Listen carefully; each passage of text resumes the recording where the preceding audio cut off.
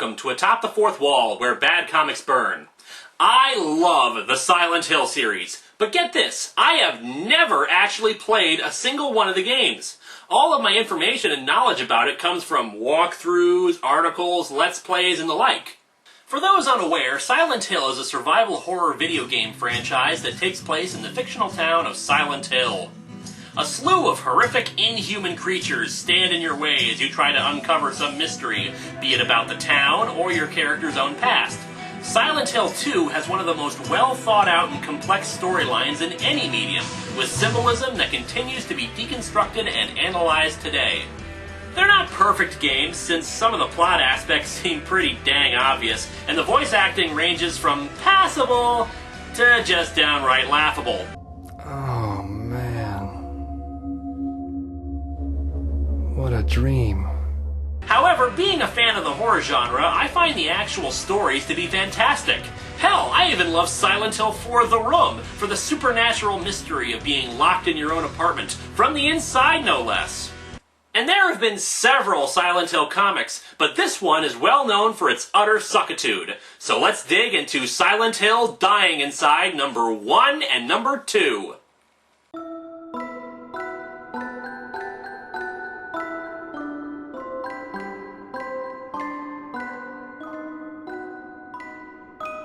Well, this cover is, different. I mean, we've got this artsy top part, and then, an incomplete sketch on the bottom. That makes sense. Actually, you know what this sketchy style reminds me of?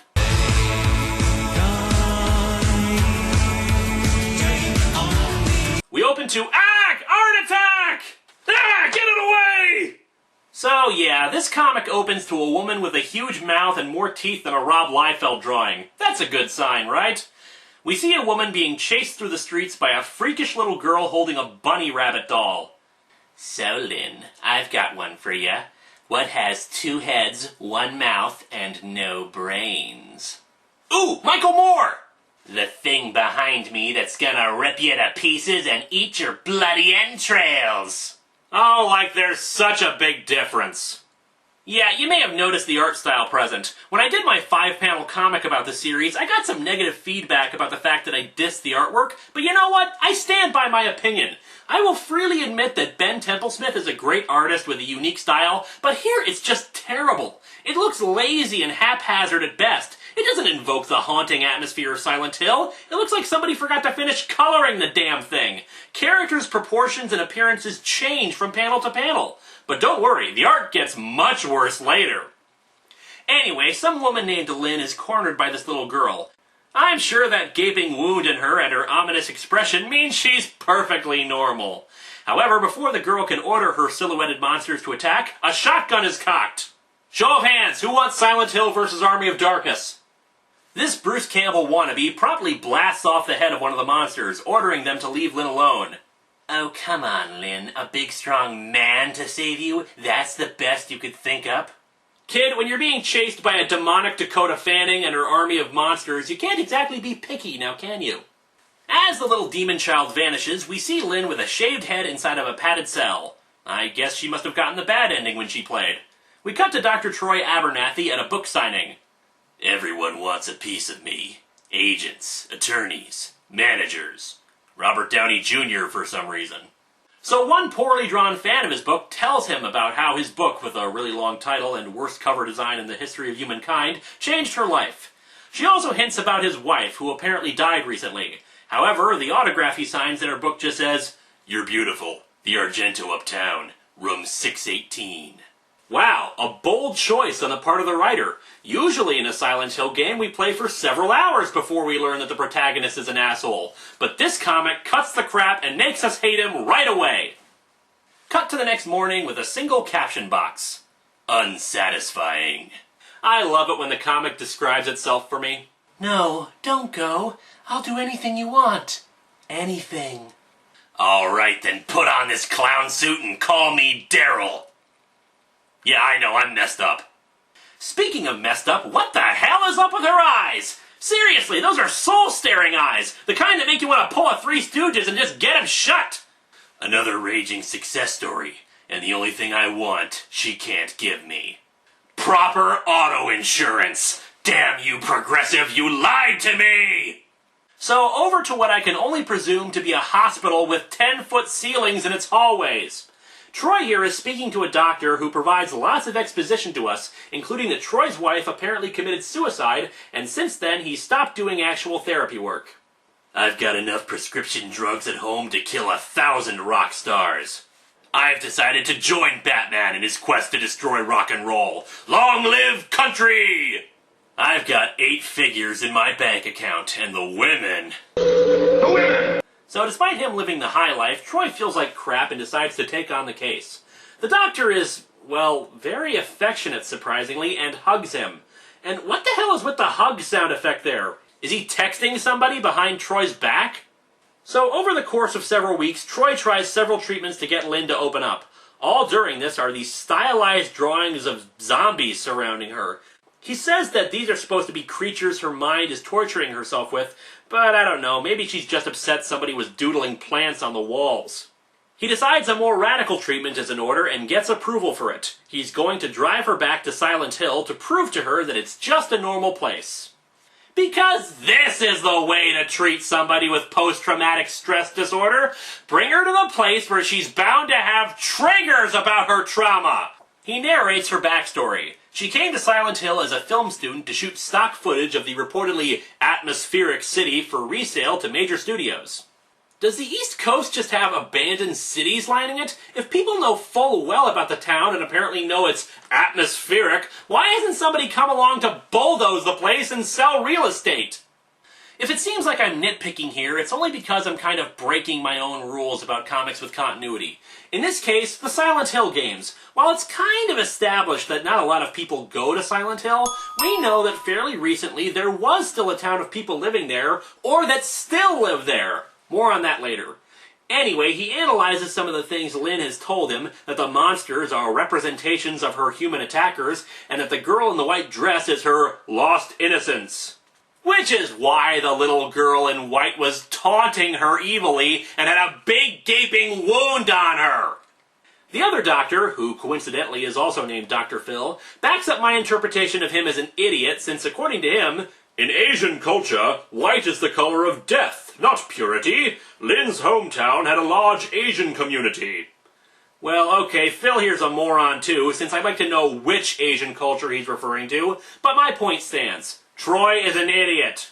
The two step out of the car, and apparently Lynn is medicated beyond belief. He's excited about all this since, to be fair, he seems to genuinely want to help her, even if it's more about curing his own demons. Speaking of, he realizes that there's a gurney with blood right in front of him, along with blood splattered on the ground. The gurney squeaks slightly as he looks up and beholds a nurse with a huge head and a scalpel cutting her neck. Needless to say, Troy doesn't take this sight well. Honey, I've got this itch right on my neck. For some reason, I just can't seem to scratch it. Hi, Troy! Welcome to Silent Hill, a.k.a. You Are Bonedville.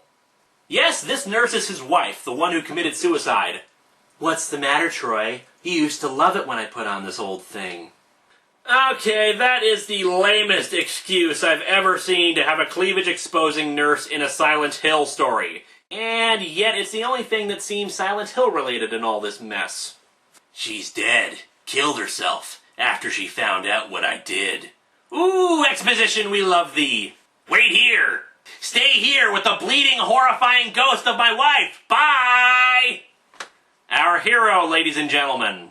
So he runs off like 10 feet away before he's confronted by monster dogs. Fortunately, Troy gets his hand on the small wooden plank weapon. That suddenly transforms into a steel pipe of increasing length in the next 2 panels. Huh. He asks Lynn if she saw what he saw, his jaw suddenly growing huge like that cut scene from Return of the King. While Troy tries to make sense of everything, Lynn spots a sentence on a wall. God is good. You are evil.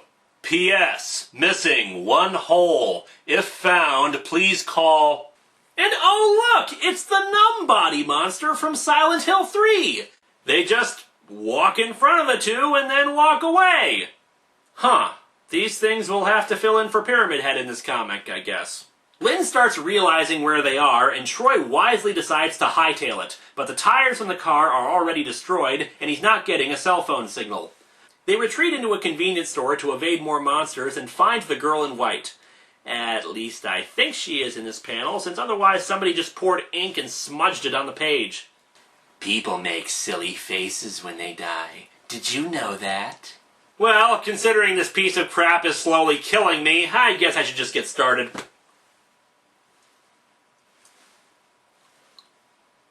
Troy thinks about how they need a weapon to defend themselves. What happened to the wooden plank?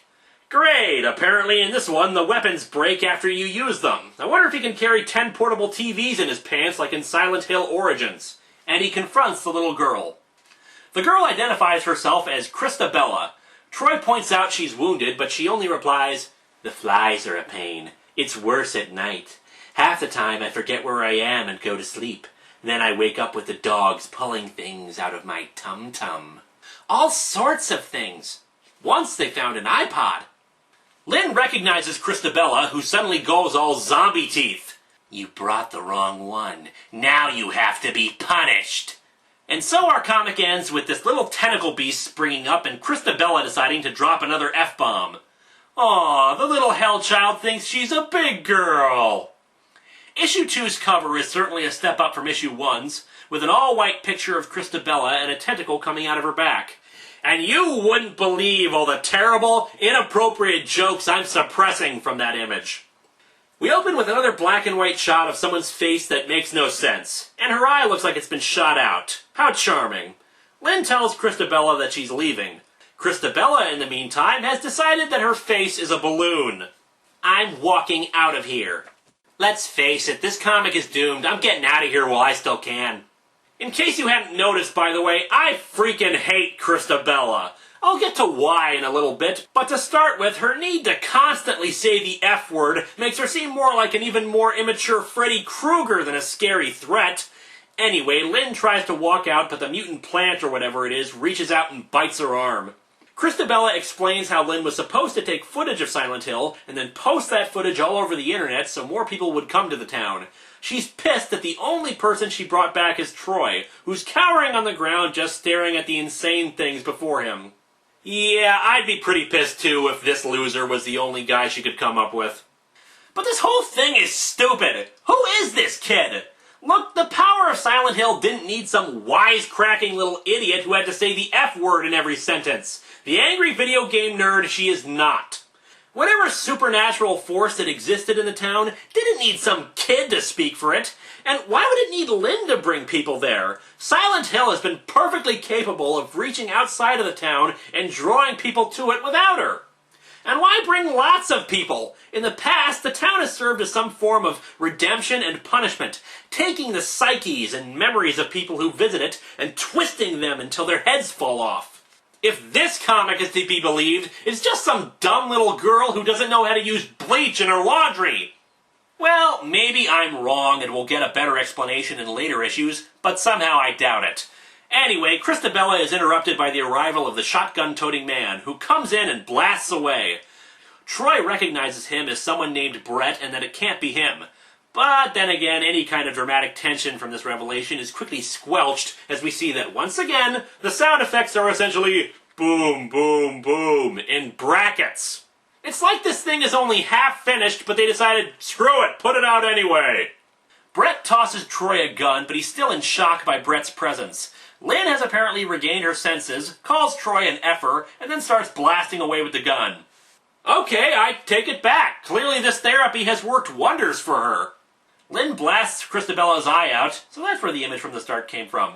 By the way, I also love how the blood splatter comes out the front of her eye as if she was shot from the back, yet we clearly see Lynn firing at her from the front. Christabella, however, takes it in stride. Oh, terrific. Now my hair's on fire. Thank you so much. Do you know how much conditioner I put in this hair? I'm gonna have split ends all week. Brett and Lynn drag out Troy, who remains incredulous about the whole thing. Wait a second, that graffiti. Why are you hiding Alessa? Alessa, as in the girl from the games?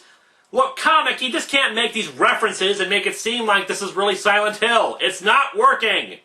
The two see that the back of Brett's head has been shot off and that the monsters are not pursuing them. Troy, wisely deciding not to trust the man missing a big chunk of his head, shoves Brett over and grabs his guns and ammo. I'm going to give the explanation here because frankly I'm confused about where the hell these two are in relation to everything else. Essentially, Troy's wife used to be married to Brett, who was abusive.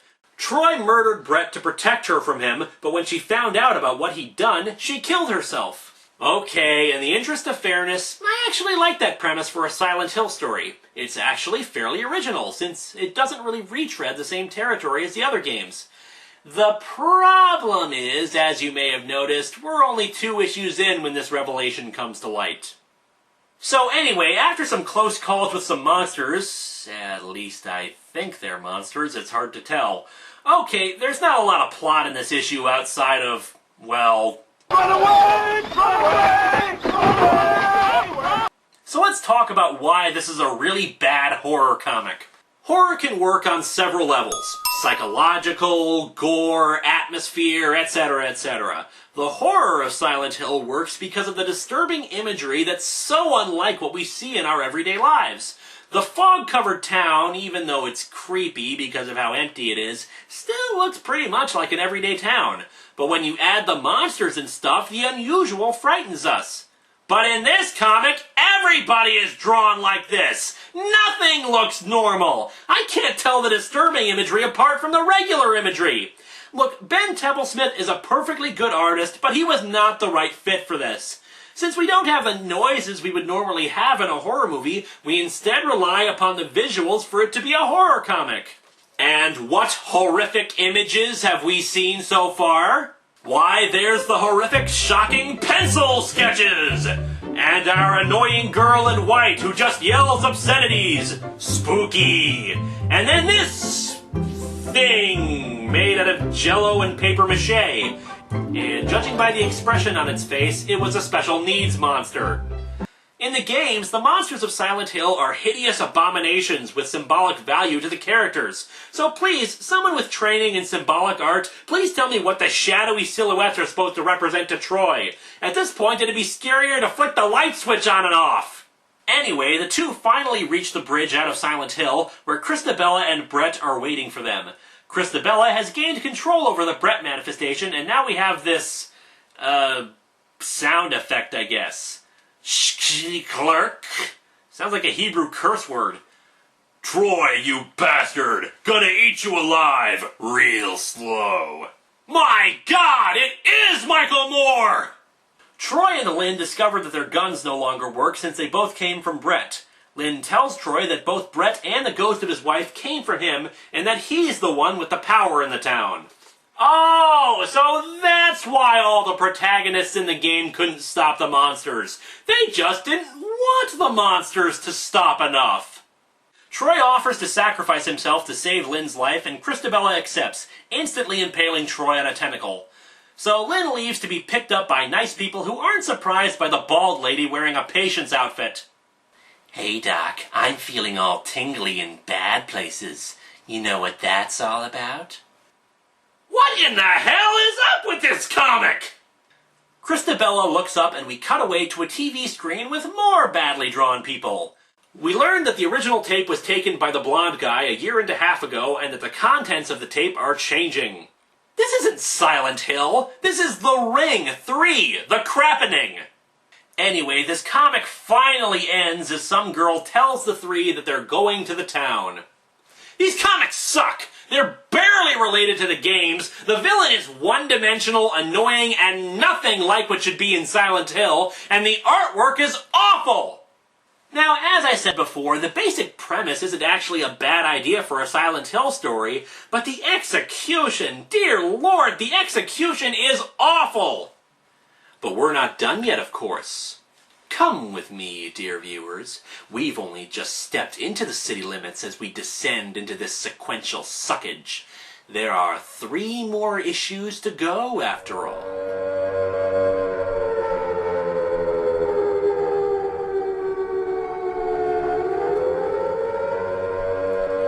Welcome, my friends, to Silent Hill.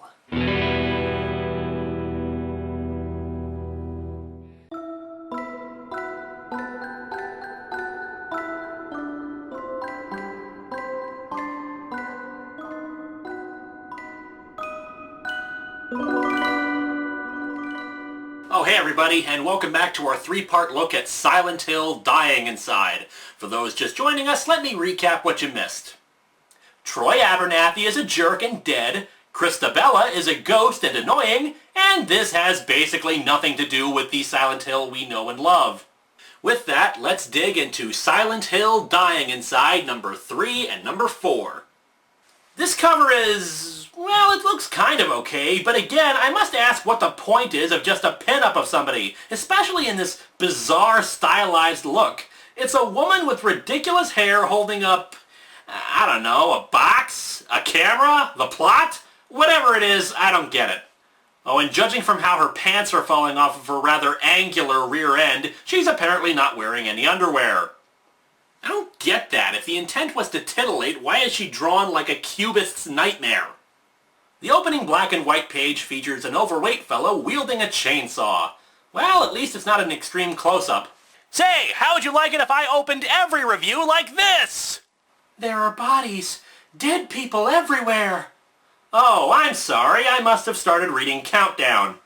No, it's actually Lynn's narration from her tape. She even points out the monsters that are devouring some corpse. After reviewing the tape to the end, we have this happy explanation from our new protagonist, Lauren. About the only thing she didn't steal from Blair Witch is jamming her camera up her nose and saying, "I'm so scared!" Well, that and the monsters eating people, I don't quite remember that from the movie. The markings, they're what's important. Welcome to hell, everyone. Time to have some fun and make an F-load of cash. Yes, because random scribbles on walls equals profit. Oh, I'm serious here, but before we get her explanation, let's get a look into the mind of this protagonist, shall we? 2 years ago, I was a cheerleader. People kept trying to save me, and they said it would help save the world. It was weird. Last year I was in math club, headed the debate team. Now I wear poseur goth clothing, and I don't believe in underpants. Lauren explains that while the monsters and stuff may not have been real, the symbols and messages on the walls were written by someone with intense knowledge of the occult. Apparently she recognizes them as symbols and crap only found in ancient books that are rare and blah blah blah. Anyway, she plans to copy as much off of the town as possible and sell it to rich idiots who think it's real. So you get that? A group of high schoolers are traveling to a haunted town with the plan of being absolute morons. In other words, we have officially abandoned all pretense that this is a Silent Hill story and have officially made it a slasher movie, complete with a spunky heroine that we're supposed to identify with or something. Okay, I know I was complaining about it before, but now the only thing that will quell my rage is wanton violence against these idiots. And by the way, the artwork has gotten 10 times worse. Ben Templesmith is off of art duties for the rest of the miniseries, and now we have Adi Salman, who I've never heard of. On a plus note, people actually look like human beings, and their proportions don't change radically from panel to panel.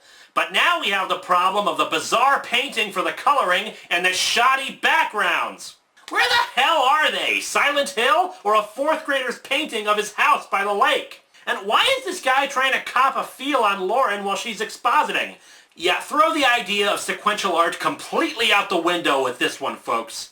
One of them falls, I think, eliciting them to laugh at him. Then a fatter guy named Hog punches him? Why? What? Why is everything red? Is this how the Kool-Aid Man sees the world? Okay, this guy decides to walk off because he doesn't think it'll work, I think. Why the hell did he go all the way out to Silent Hill with them if he didn't like the plan? I am being totally honest here when I say that this is the most confusing comic I have ever read in my entire life. It feels like panels were accidentally dropped out of it, but no one ever bothered to fill in the holes. So Lauren's dating this guy named Clown, and she feels the need to narrate to us about it. Mensa Club IQ had a brain-gasm watching Stephen King's It. Ironic, I'm having a brain aneurysm while I'm reading this. He thinks the world should be run by evil clowns. What? He thinks the world should be run by evil clowns. What? He thinks the world should be run by evil clowns. Mensa level IQ, and he wants the world to be run by evil clowns. Or it's just that Lauren's an idiot and doesn't know what she's talking about, which isn't outside the realm of possibility from what I've seen. Anyway, victim number 1, the guy who walked off, has gone into the town for some reason. I thought he was leaving, and what? He sees blue fire? He's tripped? What the hell am I looking at? So, yeah, he runs into Christabella, who happens to have some monsters with her that kill him. At least I think they kill him. We just see him make a pose like somebody just gave him a wedgie, and then splop.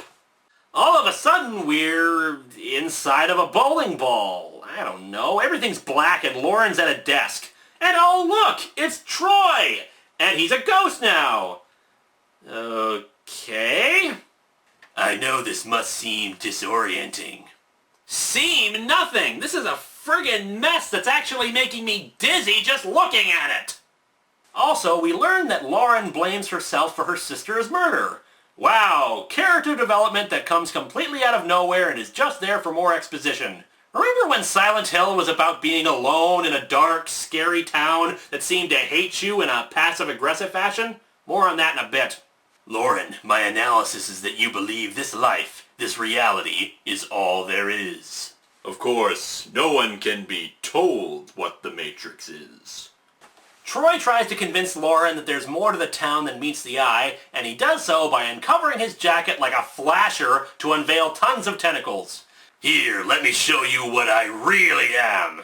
Yes, Lauren, my chest hairs have become huge sentient creatures. And then suddenly Lauren is back. Okay, what the hell was that? And then she's grabbed by another of the guys and she just kinda falls asleep? I have never known so little about what's going on in a comic. Where the hell are they? What are they doing? Why should I care? In fact, I don't care. At all. Anyway, the guy who grabbed her was Clown's brother Payne. And yeah, Payne is a nickname and not his real name, and it's spelled with a Y and an E. Because poor literacy is cool. Lauren realizes that she can barely remember even coming to the town and is starting to realize that maybe something's not quite right. Listen, when are you gonna tell him? Clown, your brother? Yeah, that's how we learn that Clown and Payne are brothers. Brilliant scripting there, writer. And what is this horrible secret that she's not telling her boyfriend? I honestly don't know. I think the implication is that they slept together, but really, I just do not know. That's gotta be a record for how many times I've said, I don't know in a review. Clown turns on some country music. A little country to help with the mood. Yeah, because nothing enhances the experience of wandering around a filthy, polluted, abandoned town than listening to Achy Breaky Heart. The group looks up. What, are they in a building? When the hell did that happen? And see a bunch of mannequin monsters descending. Good lord, something Silent Hill related at last! Of course, considering the mannequin monster was supposed to represent the sexual frustration of James from Silent Hill 2, what the hell they're doing here now is anyone's guess. Surprisingly, breaking with horror tradition, instead of running, Lauren advises the group to grab cutting weapons and prepare to be attacked. Okay, point to the comic. Good work actually being badass for a second. More monsters charge in and Lauren works to confront them her own way. The book. I know this one. Okay, Frodo and the Fellowship are confronted in the mines of Moria by orcs and cave trolls and... Crap, this isn't working! Yeah, long story here that I didn't mention. Lauren got this book off of eBay, I'm dead serious here, and was going to use it to grab the correct symbols off the walls. So she doesn't believe in the supernatural parts of Silent Hill, but still thinks a purportedly authentic magic book is going to save her. Lauren gets taken by some of the monsters, but the group finds some lighter fluid and douses the monsters in it before tossing a cigarette butt at it, burning the monsters. However, Christabella arrives and blocks them from escaping with a new contingent of monsters. Lauren's narration returns. When I dream it's me they're doing it to, not my sister. I used to think, at least it's over for her. I'm still dying inside. Ladies and gentlemen, we have a title finally!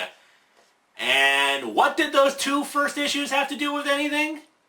Christabella says that she wants the book, something about answers and questions and games and on and on and on and oh, for the love of crap, kid, could you just shut up? Whack! Baseball bat to the head! It's Mickey Mantle! He's come to save us! Actually, it's Lynn! Holding the book. Without a bat in hand. At all. Huh. And looking at the credits, I spot editorial assistants, but no actual editor listed. What a shocker. Actually, here's a real shocker for you. Christabella is Lauren's sister! And now that I have your attention, this revelation comes too freaking late! For crying out loud, this is just stupid! What, did Christabella play with occult magic as a little kid? What the hell is she doing here? Yeah, next issue we get an explanation for how she died, but it makes no sense that she's here like this and swearing up a storm. What was the deal with Lynn? Why did she take Troy's soul? Did Lauren really get that stupid bunk off of eBay? And if she did, how did she know it would actually work against Christabella? It just raises too many questions. But hey, let's forget that idiotic plot point to talk some more about why Silent Hill is such a great horror concept. Part of the horror of it is the absolute isolation, the feeling that you're alone in a town that if it's not actively trying to screw you over, it's indifferent and heartless and basically would just as soon step on you as look at you. That is the horror of the town, the desperate, terrifying sense that you are utterly, completely, inescapably alone. So what does this comic do? Why, introduce a foul-mouthed slasher villain to not only speak for the town, but to pick off the many being the key word here, foul-mouthed idiot teenagers that the story didn't exactly make us give a damn about in the first place. I mean, yeah, screw haunting stories, complex characterization, and moody atmosphere. What Silent Hill needed was Christabella, the one-eyed, super-deformed Bratz doll, and the interchangeable personalities of Clown, who believes that evil clowns should run the world, Pain, who exists solely to create false tension and a love triangle that will never be resolved, and Hog, who is fat and runs around with a chainsaw for most of the story. Oh, and the bit players who never get names. Yeah, I want to call it quits right here, but obviously this fog around here means that ain't happening soon. So let's just dive back in, shall we? Okay, issue 4's cover is... Lauren, underwear, please! Maybe I don't know what I'm talking about, but maybe those pants would be more comfortable. Also, belts are your friends. They will keep your pants up so your naughty bits do not get ogled by your cannon fodder. I mean friends. So Lauren, at least I think it's Lauren, seriously, was there no one at IDW that day who knew how to just ink and color without splashing paint everywhere and hoping God would sort it out? Anyway, Lauren casts a spell to try to make Christabella vanish and it doesn't work. Why? I don't know. The script said so? Because the Kool-Aid Man is red? Who knows? She orders her army of minions to take her, but nondescript guy in leather steps forward to protect her. And then, somewhere, a random pencil drawing gets stabbed by another pencil drawing. Then back to nondescript guy who is thrown off a ledge. Trying to follow this comic is like being trapped inside a poorly copied M.C. Escher painting. So they run off and, I think we cut to a subway. They mention tracks and they're fighting a monster called Insane Cancer, which first appeared in Silent Hill 3 in a subway station, and oh, who the hell cares at this point? How many people did Lauren bring with her? When we first saw the group, it was like maybe 10 people, but now there are lots and lots of people in different groups all throughout the town. Oh, but don't worry, we don't need to concern ourselves with these characters either, because Troy shows up and kills them with the tentacle chest hairs, telling them that he doesn't want to kill them, but it's out of his control and he has to choose his battles. Good job, Troy! Your bold sacrifice to save Lynn has ensured that many more people will die at your hands. Dick. Oh, it turns out that nondescript guy wasn't dead, just his leg was injured. And it turns out he wasn't nondescript, it was Pain. Not that I could fricking tell with this artwork. I could draw a comic with stick figures that'd make more sense than this. Alrighty, it's at this time that Lauren gets a hellish vision that explains to us what happened to Christabella. At some gathering or whatever, maybe it was a PTA meeting, I don't know, Lauren was supposed to be watching her little sister, but she spotted a boy she wanted to talk to. Two other little boys talked to Christabella and told her lies to lead her away, and Lauren let her go. Turns out the kids were being used by child molesters to grab more kids, and they subsequently killed Christabella. And this is all sad and horrible and might have made for a good Silent Hill plot, if not for the fact that it doesn't explain how she started cursing all the time and moo-ha-hawing as if she was friggin' Dr. Doom. So a few confusing and incomprehensible fight scenes later, interspersed with Lauren's emo poetry about taking control of your life and the horror of existence, we learn that there are two more groups of friends. One at the lighthouse and one at the school, and they need to decide if they can save both of them, or only one, or even neither. But that debate is tabled after another monster attacks the car they're in. Yeah, they got a car from somewhere, which apparently had its keys in its ignition. I really don't know. But they crash the car to kill it. Clown and Payne are knocked out, and Lauren calls for Christabella to come, who arrives with her trademark silhouetted monsters. Why is everything blue and green? Did somebody spill Listerine all over the pages? Why all this? Why me? Because there are rules. It sucks, believe me. You get beyond the veil and everything is so effing anal retentive. You say one thing about St. Peter's hair looking like a toupee, and then you never live it down.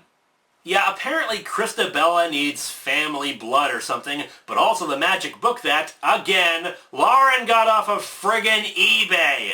Seriously, this comic is telling us that Christabella's evil plans could have been carried out simply if she had internet access in the town. And so our comic ends with a little revelation. You know the many, many friends of Lauren's who have been killed in the town? Well, they're back now. As zombies. They're mine, Christabella. I marked them all before coming here. Why do you think I brought so many? Kill any more and you're just making it easier for me.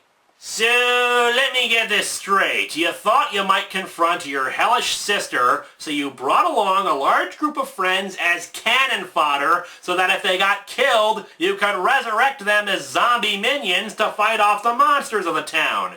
In fact, you were downright hoping they'd get killed so you'd have your army.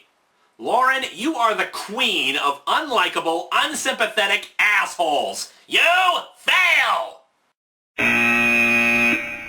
Narration, take it away. I came here to kill the thing that's been feeding on me. What, did you have a tapeworm? What are you talking about?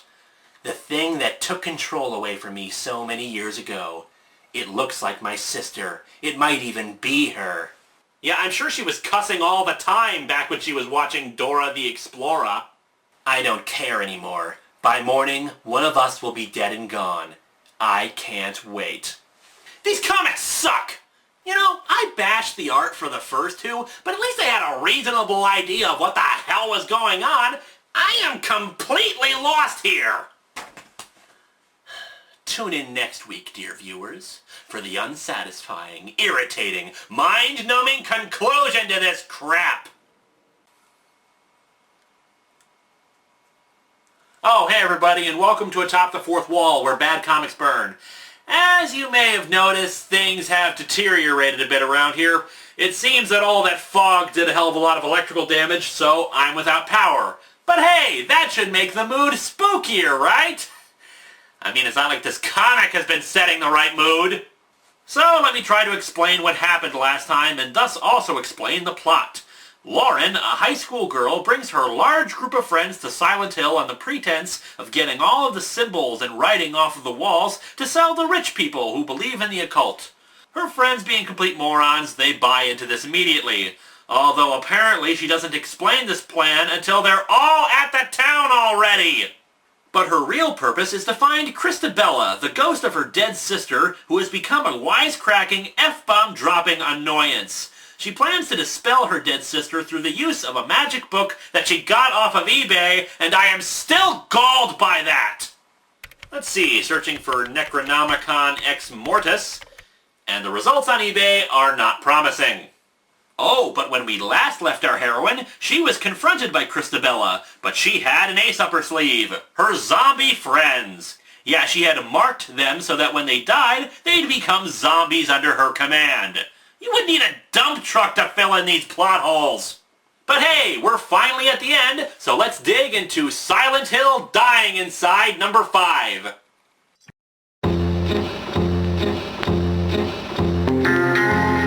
Wait,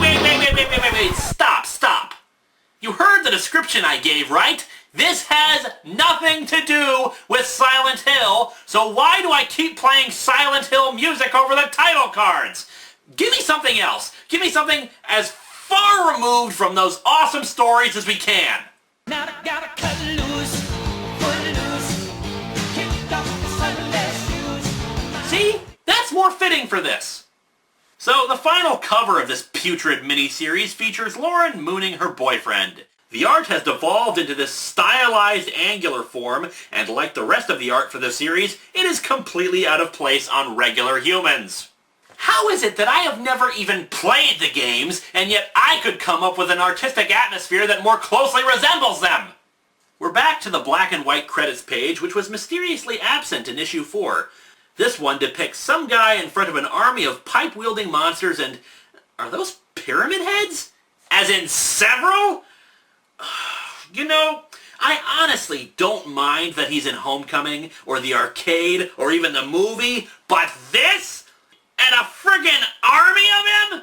I want to hurt this comic, but I can never hurt it like it's hurt me. We open to Lauren sleeping on the job. The power. The power of the dark side. The others I brought here. My will moves through them. My will be done. Fear is mine to give. I'm just saying, that was an incredibly lucky find on eBay. A book thousands of years old that grants this much power? It could easily have been Where's Waldo with a warped cover. Even Christabella seems shocked that Lauren has become this colossal sociopath that let her friends die for her little army of zombie minions. Also, the zombie minions are doing surprisingly well with just their bare hands. I guess the real trick to fighting the monstrous hordes of the town are the awesome might of fingernails. Clown and Pain are still unconscious in the car, but while they sleep, my dead fight. This must be how God feels on a good day. And lo did Lauren declare, thou shalt not cover thy nethers with thongs, briefs, panties, nor boxers. Calvin Klein is thine enemy. Clown and Pain wake up and are set upon by monsters, but Christabella claims these ones aren't hers. Christabella agrees to help protect the two as long as she hands over the book when this is all over. Lauren agrees, fearing that she's succumbing to the dark powers of the book. Lauren, from what I've seen, you were nutty before you even touched that thing. Over at the lighthouse, Hogg climbs the steps to recover his friends, but finds them all to be dead already. Troy is there too, but claims that he wasn't the one who killed them. Back with Lauren, it turns out that her zombies can talk to her and that they're hearing the voices of the people who lived and died in the town. Lauren also reveals that she was born here and that Christabella was killed in Silent Hill as well. And again, perfectly good Silent Hill story fodder is completely tossed aside. One of the zombies punches a hole in the wall and Lauren feels that that's where she's supposed to go. Wasn't Christabella with them? Where were they going and why? Anyway, Lauren goes in deeper and finds some numbers written on the wall. Whatever Christabella wants is in here, through this locked door. I can feel it, and these numbers are the key to opening it. Some kind of riddle or equation. Here's an equation for you. This comic plus fire equals happy fun times. Coincidentally, all of Lauren's zombies are standing inside of a circle, and they get fried by a magic hooditty. Then, out of the carnage comes a new evil, the one known as Whatley. How appropriate! What is the word I find myself repeating most here? Then I think Troy shows up with nurses and blotches and I think pyramid heads? What? Or rather, Whatley? You couldn't possibly have thought we'd leave our greatest treasure unguarded. You know, Silent Hill was a resort town, right? I'd love to see its brochure. Enjoy our abominations against all things good. Luau's with Pyramid Head on Thursday nights. Back over to Clown and Pain and... Huh? Where the hell are they and what are they doing? Pain confesses to Clown about sleeping with Lauren, but he says he already knew and... Ugh, stupid love triangle bullcrap. Anyway, Lauren is told that she brought a disrupting influence to the town, aka Christabella, though Lauren knows that she didn't do anything. Well, on the plus side, this seems to indicate that Christabella isn't a representation of the town, that she's an aberration, and that this whole thing isn't the truth behind the town. The problem, however, is that it's apparently this Whatley guy who represents the town, even though he has never appeared or been mentioned in the games, and I have no idea who the hell he's supposed to be. But also on the plus side, he doesn't talk as much as Christabella, thank God. They burn her magic book so she's unprotected, but she thinks she can get away if she can solve the number riddle. However, Hogg and Troy show up to... Wait, Troy? I thought the guy talking to her was Troy. They're drawn exactly alike and... Oh, whatever. Apparently this guy's name is Whatley or Waitley or however the hell it's pronounced. And as I said, he's never shown up in a Silent Hill game either, so what is even the hell? And in a bizarre case of life imitating art, the more this comic confuses me, the murkier and more utterly baffling the artwork gets. So anyway, fight scene breaks out with Hogg going Bruce Campbell on the monsters. Troy tells Lauren that beyond the door is a girl that's the source of everything that's happening in the town. He also tells her that she can summon up her zombie friends again. She's confused by this since she doesn't have the book anymore, but then suddenly they appear before her. All you've ever had to do is send some happy thoughts my way.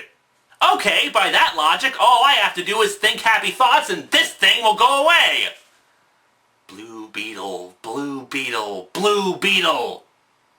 Crap, it's still here. So, how did she do that? Never explained. Apparently the number's actually called 666, the number of the beast. Ugh, that is just lazy! Whenever Silent Hill mentioned anything related to actual demons or biblical references, they at least went for the obscure. As Lauren unlocks the door, a shadow puppet appears from nowhere.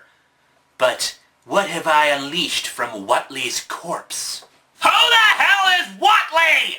Christabella appears, threatening to, do something with some sketchy images that I think are supposed to be Clown in Pain. She wants Troy to go into the room and kill the girl inside of it. All you want is power, control. Makes two of us. Lauren suddenly realizes that she has wanted power too, I guess, because she suddenly erases the 666 number and locks the door. The power's in me. I think it always has been. What power? The power to prevent forest fires? The power of heart? The power of love? Did no one actually read this thing before they released it? So Lauren accepts that what happened to Christabella wasn't her fault and all the monsters disappear. It also turns out that the images of Clown in Pain were fake. Whatever. I was born here. You died here. Something got triggered and tapped into this place's veins. A spell. Power. And it's mine. Really, just something got triggered, that's all. That's your explanation for all of this. Care to explain how that works, or how this power is yours all of a sudden? Care to explain that at all, huh? The silhouetted monsters are unable to follow Christabella's commands, and Lauren commands Troy to comfort her sister. My pleasure, Lauren. Taking care of things is what I do best. A tentacle monster and a little girl. This comic is 9 different flavors of what the hell! Suddenly, Lauren, Clown, and Pain teleport to the city limits. Lauren tells them that she's staying in the town and that Hogg refuses to leave as well, not that we ever see it. She then puts her hands on their faces and says, "You'll have a piece of me wherever you go." Wait, I saw this at the end of Star Trek II. Lauren's giving them her Katra. Next we'll see the sequel, Silent Hill 3, The Search for Plot. And so our comic ends with Lauren walking through the streets of the town.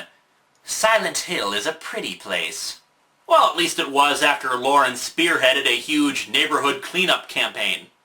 A quiet little town where time seems to have stopped. Here, people are still kind to... You know what? I can't continue this narration. What the hell is this? Seriously, what the hell am I looking at? I see a vague shape that kind of looks like Christabella, but everything else is a splotch of red, white, and blue. She says the mist is clearing and the sun is coming out, but look at this! The sky is murky, everything is dark and grimy, and I have absolutely no idea what the funkin' wagnall just happened on these last few pages! That's better! This comic sucks and every issue that made up this miniseries sucks! I am so sick and tired of this nonsense that it isn't even funny!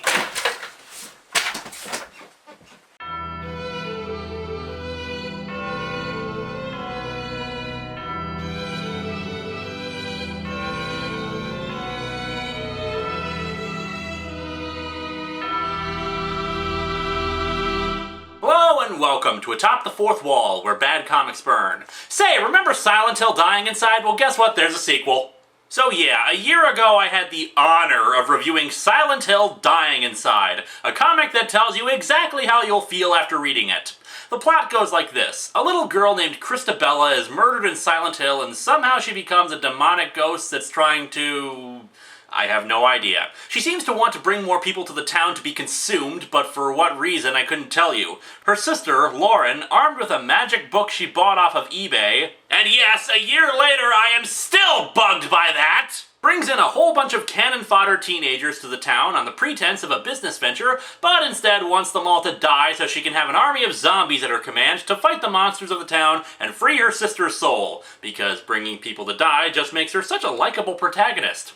To compound matters and make them all the dumber and more nonsensical, we also must contend with Dr. Troy Abernathy, a former psychiatrist who got stuck in the town and had no significant contribution to the plot, yet somehow had the first two freaking issues devoted to him.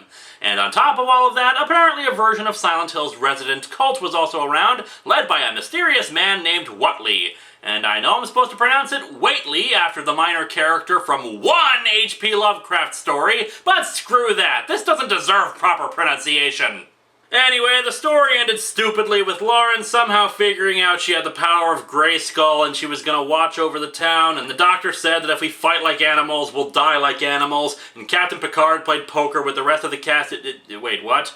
Oh, sorry, my mind kind of drifted off there to better places. I don't understand this at all. Scott C. Ensign, the writer, wrote almost all of the Silent Hill comics. The only exception I can find is Silent Hill Sinner's Reward. And guess what? That one doesn't suck! Why did they keep handing this crap to him? Sinner's Reward got cut back by an issue because no one trusted Silent Hill comics anymore to buy them. Instead, we got at least 13 friggin' stories that had nothing to do with the games outside of random references to them. So with all of that, let's dig into Salient Heel, Dead Alive, number 1 and number 2. What, it ain't Silent Hill, so why should I call it that? But what is Silent Hill? Well, just look back at last year's review and I explain it. If you're a lazy jerk, then it's an evil town that likes to stab its symbolism into you while playing with your head. And there isn't a Christabella anywhere in Silent Hill. That doesn't count!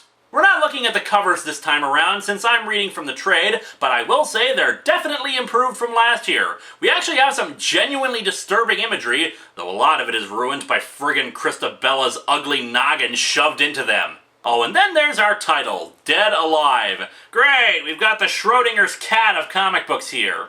Speaking of, I never understood that. The cat isn't both dead and alive, it's one or the other. We just can't see which one it is. That's like saying that because I can't remember if I turned a light on or off in another room, the light exists in a state of both on and off. Yeah, try explaining that on your electricity bill. No, you see, the light was both on and off, so you should only charge me half of this. And yes, I know this has nothing to do with the comic. I'm trying to put off talking about this thing as long as I can. We open to Christabella and some random human silhouettes standing over a bleeding guy.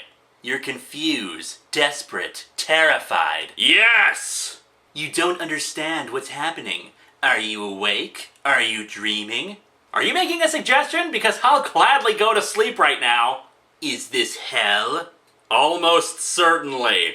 What are all these things? Why do they want to strip your skin off, chew on your guts, and hollow out your skull? They need better hobbies? Why do I think that's funny? I know. Let's play the quiet game.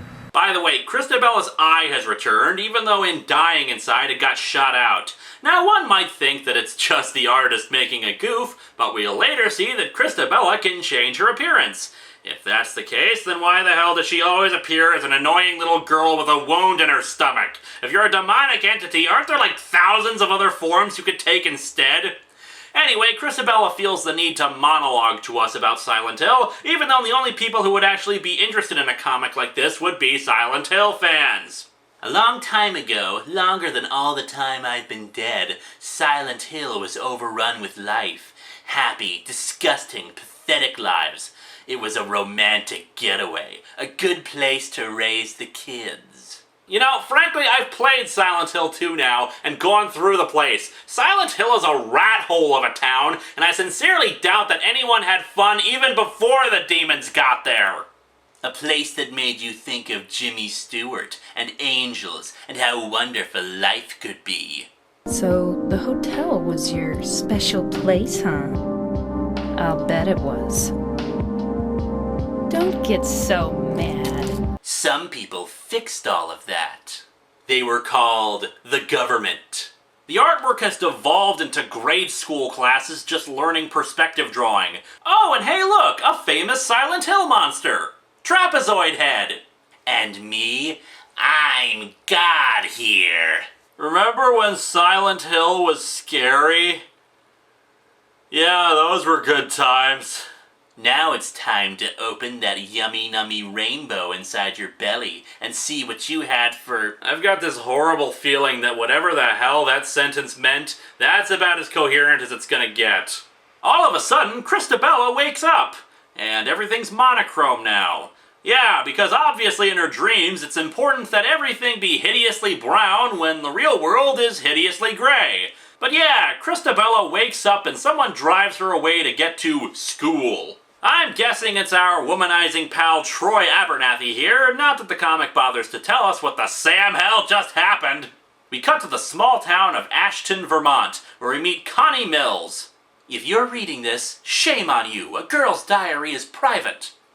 Okay, I admit, that does get a chuckle out of me, if only because ever since comic books stopped using thought balloons, I've wondered where the hell some of these first-person narrative caption boxes are supposed to be coming from.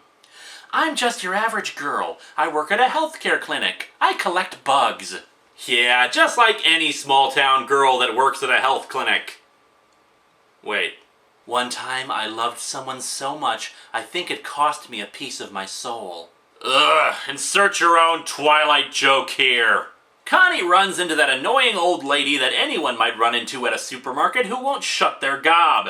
In this case, she's talking about some up-and-coming Hollywood star named Kenneth Carter who can't keep it in his pants. However, it hits Connie a little close to home since apparently she used to know Ken.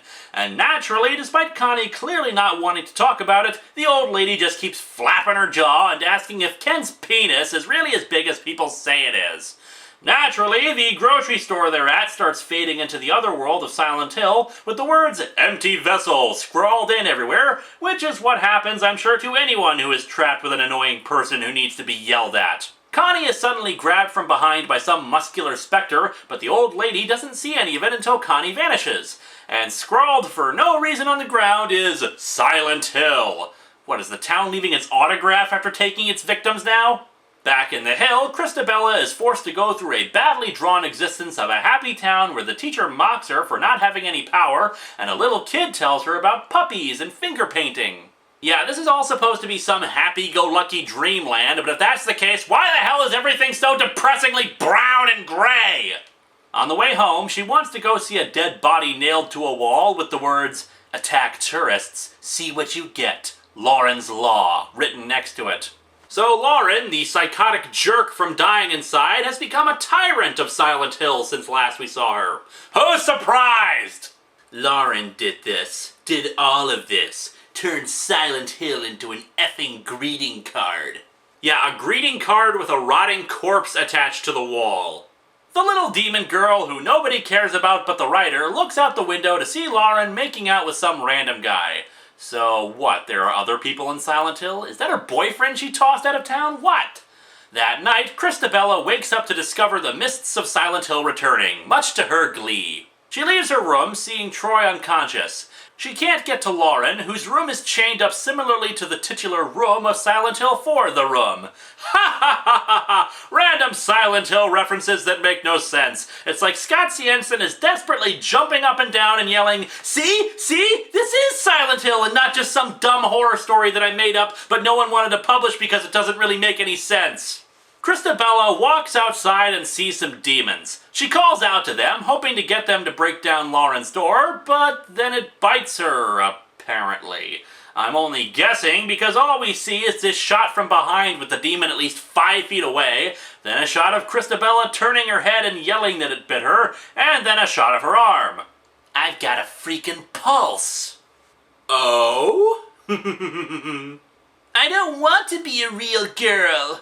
Wait a second. This is suggesting that Christabella is alive again and can be hurt? You're saying we can see Christabella in pain? Huh. I don't know what it is, but I'm suddenly enjoying this story a lot more. We cut to, 3 silhouettes with intestines hanging out and a guy in a car that's slowly being engulfed by water. Oh, wait, it's a movie, and this is that Kenneth Carter guy they mentioned earlier. Anyway, Ken here is talking to his non-supportive, drug-addled jerk of a girlfriend when his dog comes running up. What is it, Bear? How's the good puppy? Who names their dog Bear? Oh, hi, doggy. Ken also has a series of disturbing paintings, also something straight out of a Lovecraft story. Why does he have them? You never know what's real and what isn't here in Hollywood. In this town, these are like society's restraints all stripped away, but people are stripped bare. Not good, not evil, just instinct. So, our instincts are hideous demonic skulls, breasts in the shape of spirals, and half of our heads cut off. You know, maybe you've spent far too much time in Hollywood. Ken gets a phone call from a private investigator firm that he's hired to find his parents, since he doesn't know who they were. However, they've called him to let him know about Connie's disappearance. And why would this investigation firm that was hunting his parents call him about Connie?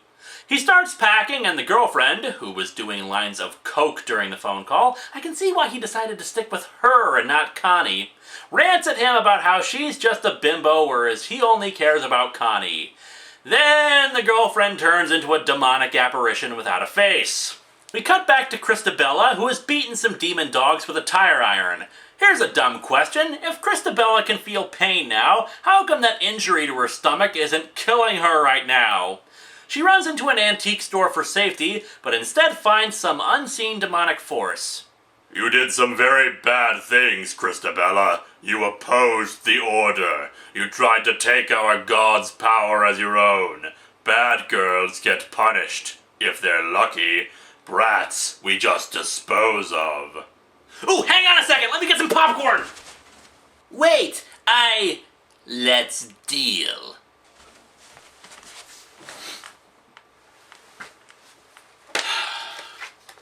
I hate this comic.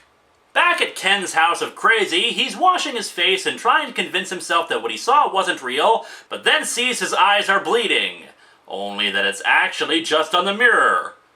The mirror's bleeding. The walls are meat. The world is meat. Hey, finally something Silent Hill-esque disturbing. Let's see how we can ruin it by not making any sense. All of a sudden, there's this thing made out of meat and tentacles that's vaguely humanoid.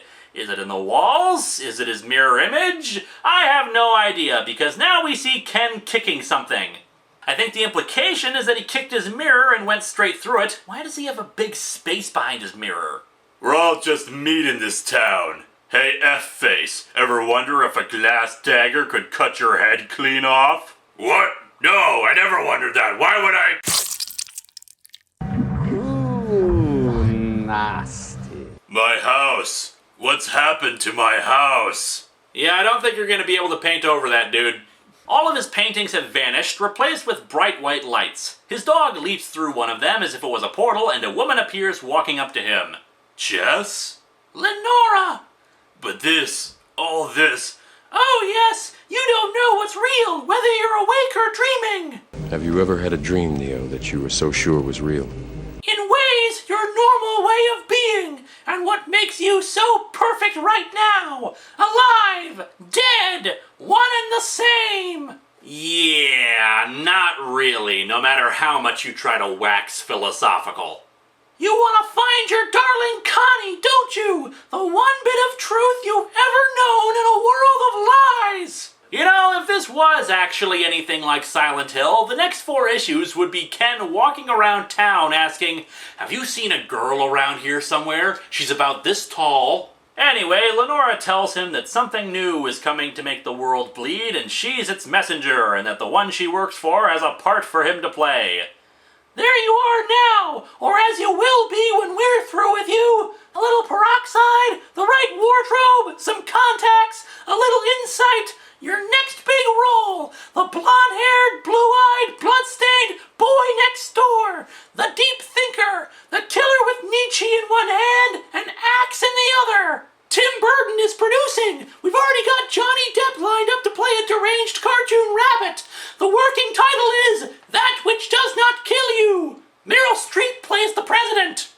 Oh looky, another random Silent Hill reference. The twin victims demon from Silent Hill 4. Moving on then, Lenora has the demons take him. One wonders how beings that walk on their only two hands pull that off, but hey, what you gonna do?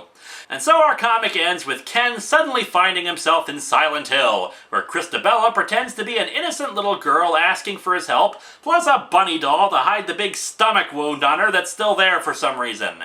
And her eye is bleeding just like Lenora's, and let's try to explain that, shall we? Issue 2 begins, at least in the individual comic, with a bullcrap narration on the cover page that explains the plot so far. Scheming to take back all the power that was once hers and more, Christabella strikes a bargain with Lenora, a witch who now molds and shapes the fate of Silent Hill in place of Christabella's big sister Lauren.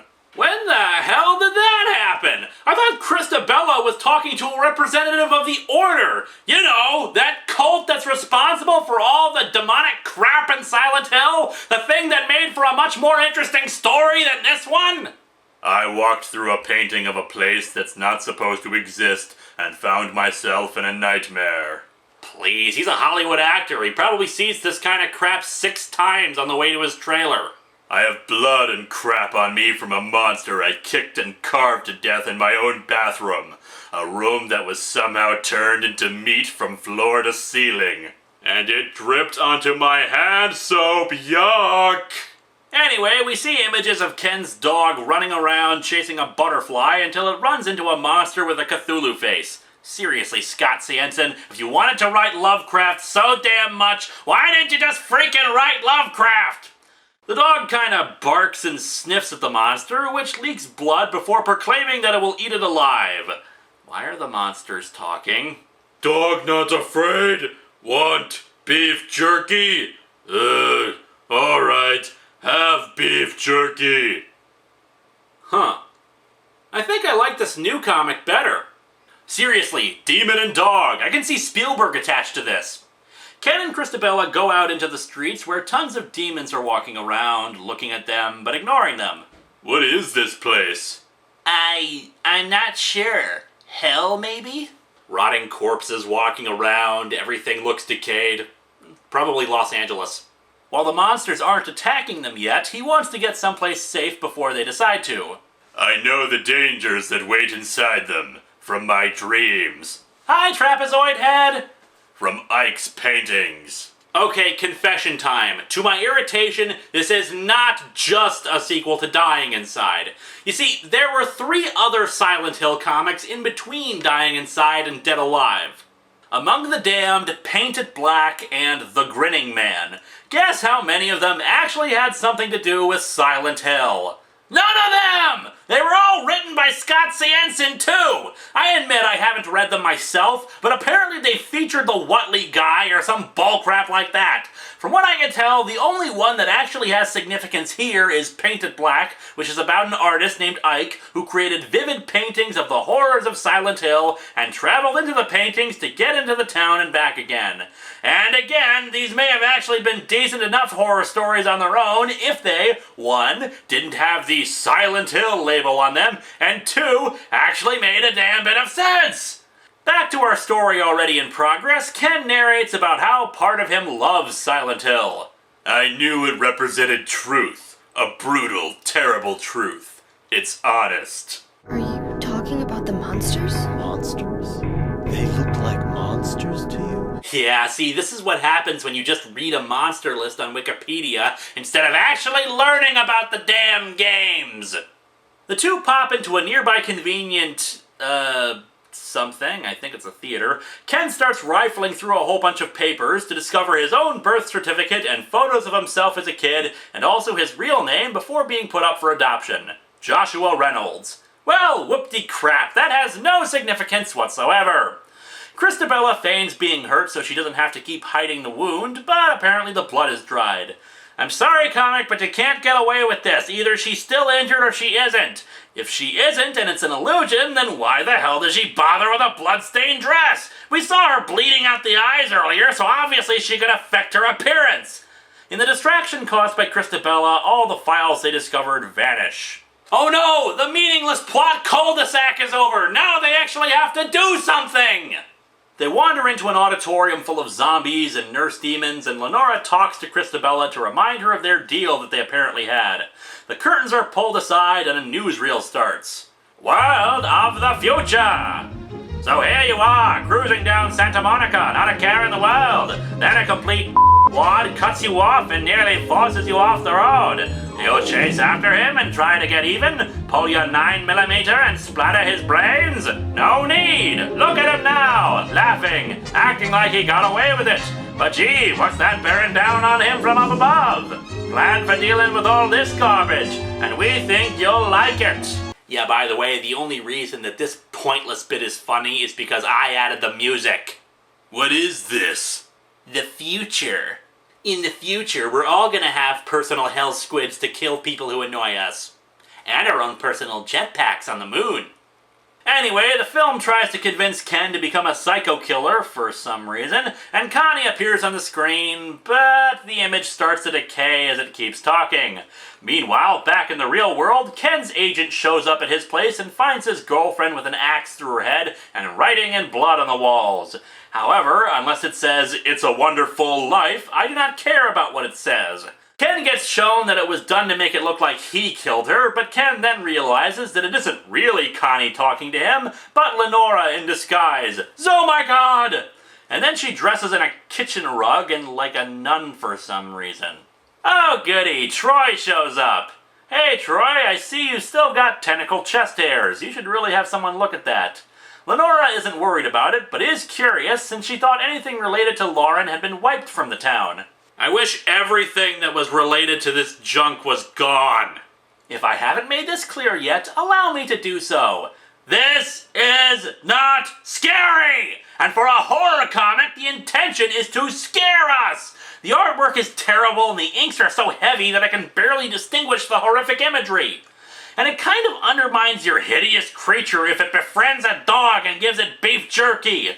This is painful and boring! No one cares about these people! Why does Lenora give a crap about some random actor in Hollywood being a killer? What the hell happened to Lauren? Why is Christabella still around, and how did she strike a deal with Lenora? What could she possibly offer to her when we see that even Lenora can change her appearance and could have just acted as Christabella, as if having her interact with Ken was in any way important to their plans?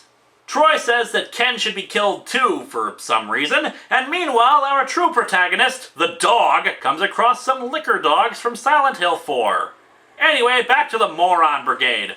Troy explains that the people in the theater are actually nothing but memories from a time before Silent Hill went to hell. Nobody was asking, Troy! All of a sudden, I guess the trapezoid heads attack Troy. I think, since we just keep randomly cutting to Lenora, the demons, and then suddenly to this panel where they're fighting and Ken is talking. Christabella, the pyramid heads, they're slowing him down. We've got to run. 1. That is not a freaking pyramid! At best, it is a wedge! I should probably be calling them doorstopper heads! 2. How do you even know to call them pyramid heads? 3. How are they slowing him down? His tentacle chest hairs seem to be moving around just fine! 4. I really, really hate this comic! Dr. Troy, you're dead. Yes, you killed me. I was a noted psychiatrist. I had a life.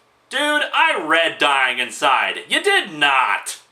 I'm feeling something deep inside, almost like a gift, or a family inheritance. I guess I had to be alive to get it. Your sister's power! No! And Christabella makes Troy explode, I guess. Oh yeah, I remember. Lauren supposedly had super duper magical powers at the end of Dying Inside to fight demons.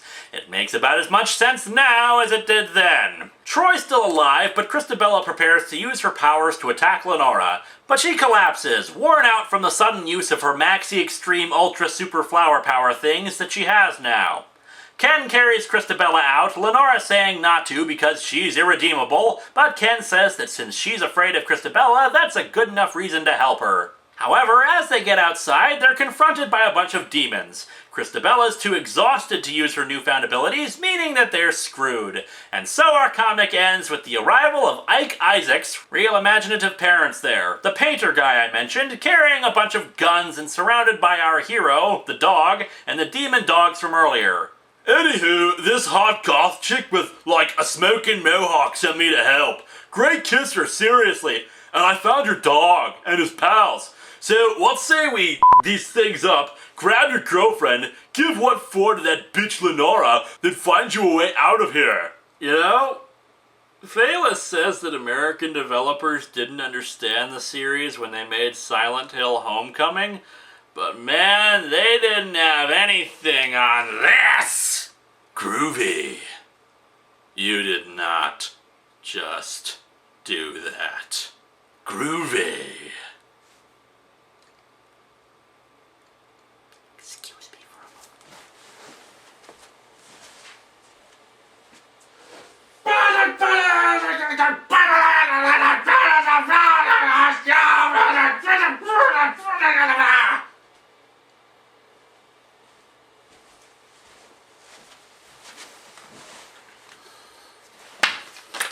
This is one of the worst comics I've ever read in my life! And that line right there shows why. Scott Sanson is an idiot who ripped off one of the greatest lines of the Evil Dead movies. No, that is not an homage to it, since such a line, in this context, in this franchise, has no place here. The artwork is terrible, with unfinished backgrounds, murky coloring, and confusing storytelling. The story itself is full of holes and makes less sense than last year's nonsense, and I can't believe that nobody, not a single person at IDW Publishing, bothered to slap this moron and hire someone who knew what they were doing! And can you believe that there are 3 more issues to go?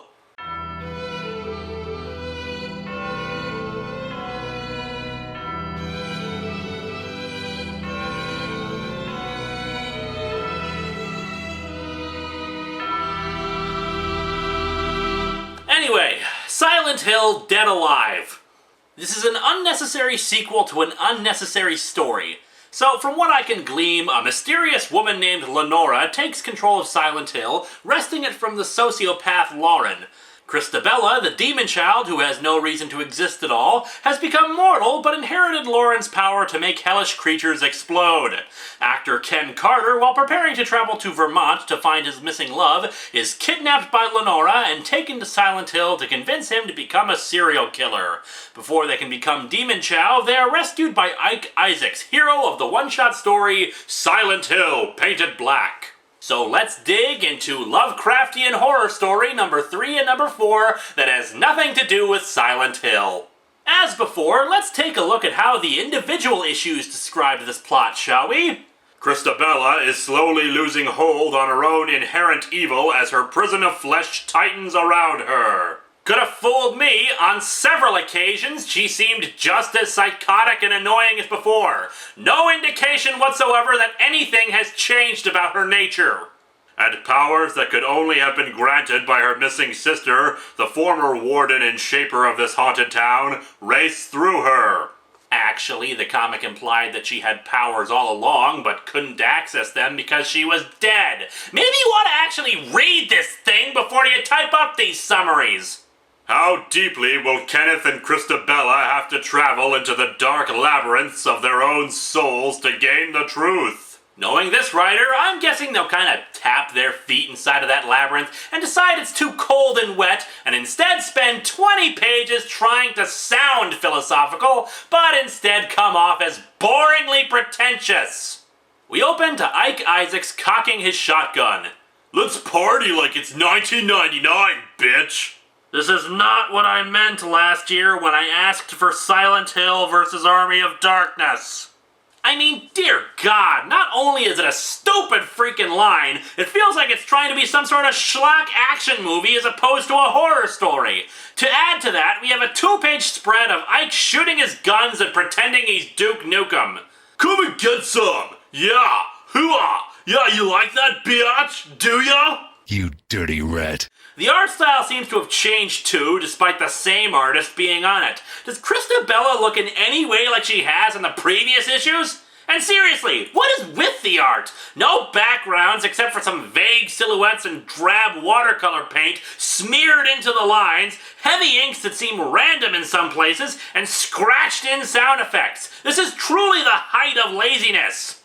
You wake up, you think, today won't be anything special. Yeah, you're not going to be able to convince me that anything we've seen here is particularly special. Then you find out the only person you really trust has been taken, brought to a place that shouldn't exist, a town where monsters live in the mist, and whatever haunts your thoughts and dreams is real, and can kill you. Your dreams are very poorly drawn. And the next thing you know, you're there too, covered in the blood, and God knows what else, of the things you've been fighting. Huh, there's blood splattered everywhere. Ew, I got gum on my shoe! And this beautiful but evil witch with blood-red tears has a little message for you. Could someone please pass the Visine?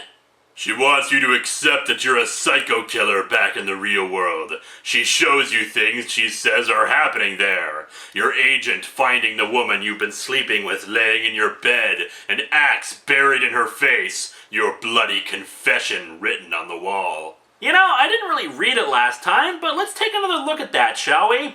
Here lies Jessica Aldrich, an annoying little whore who got what she deserves. I am coming! Kenneth with blood on his hands coming. Who's next?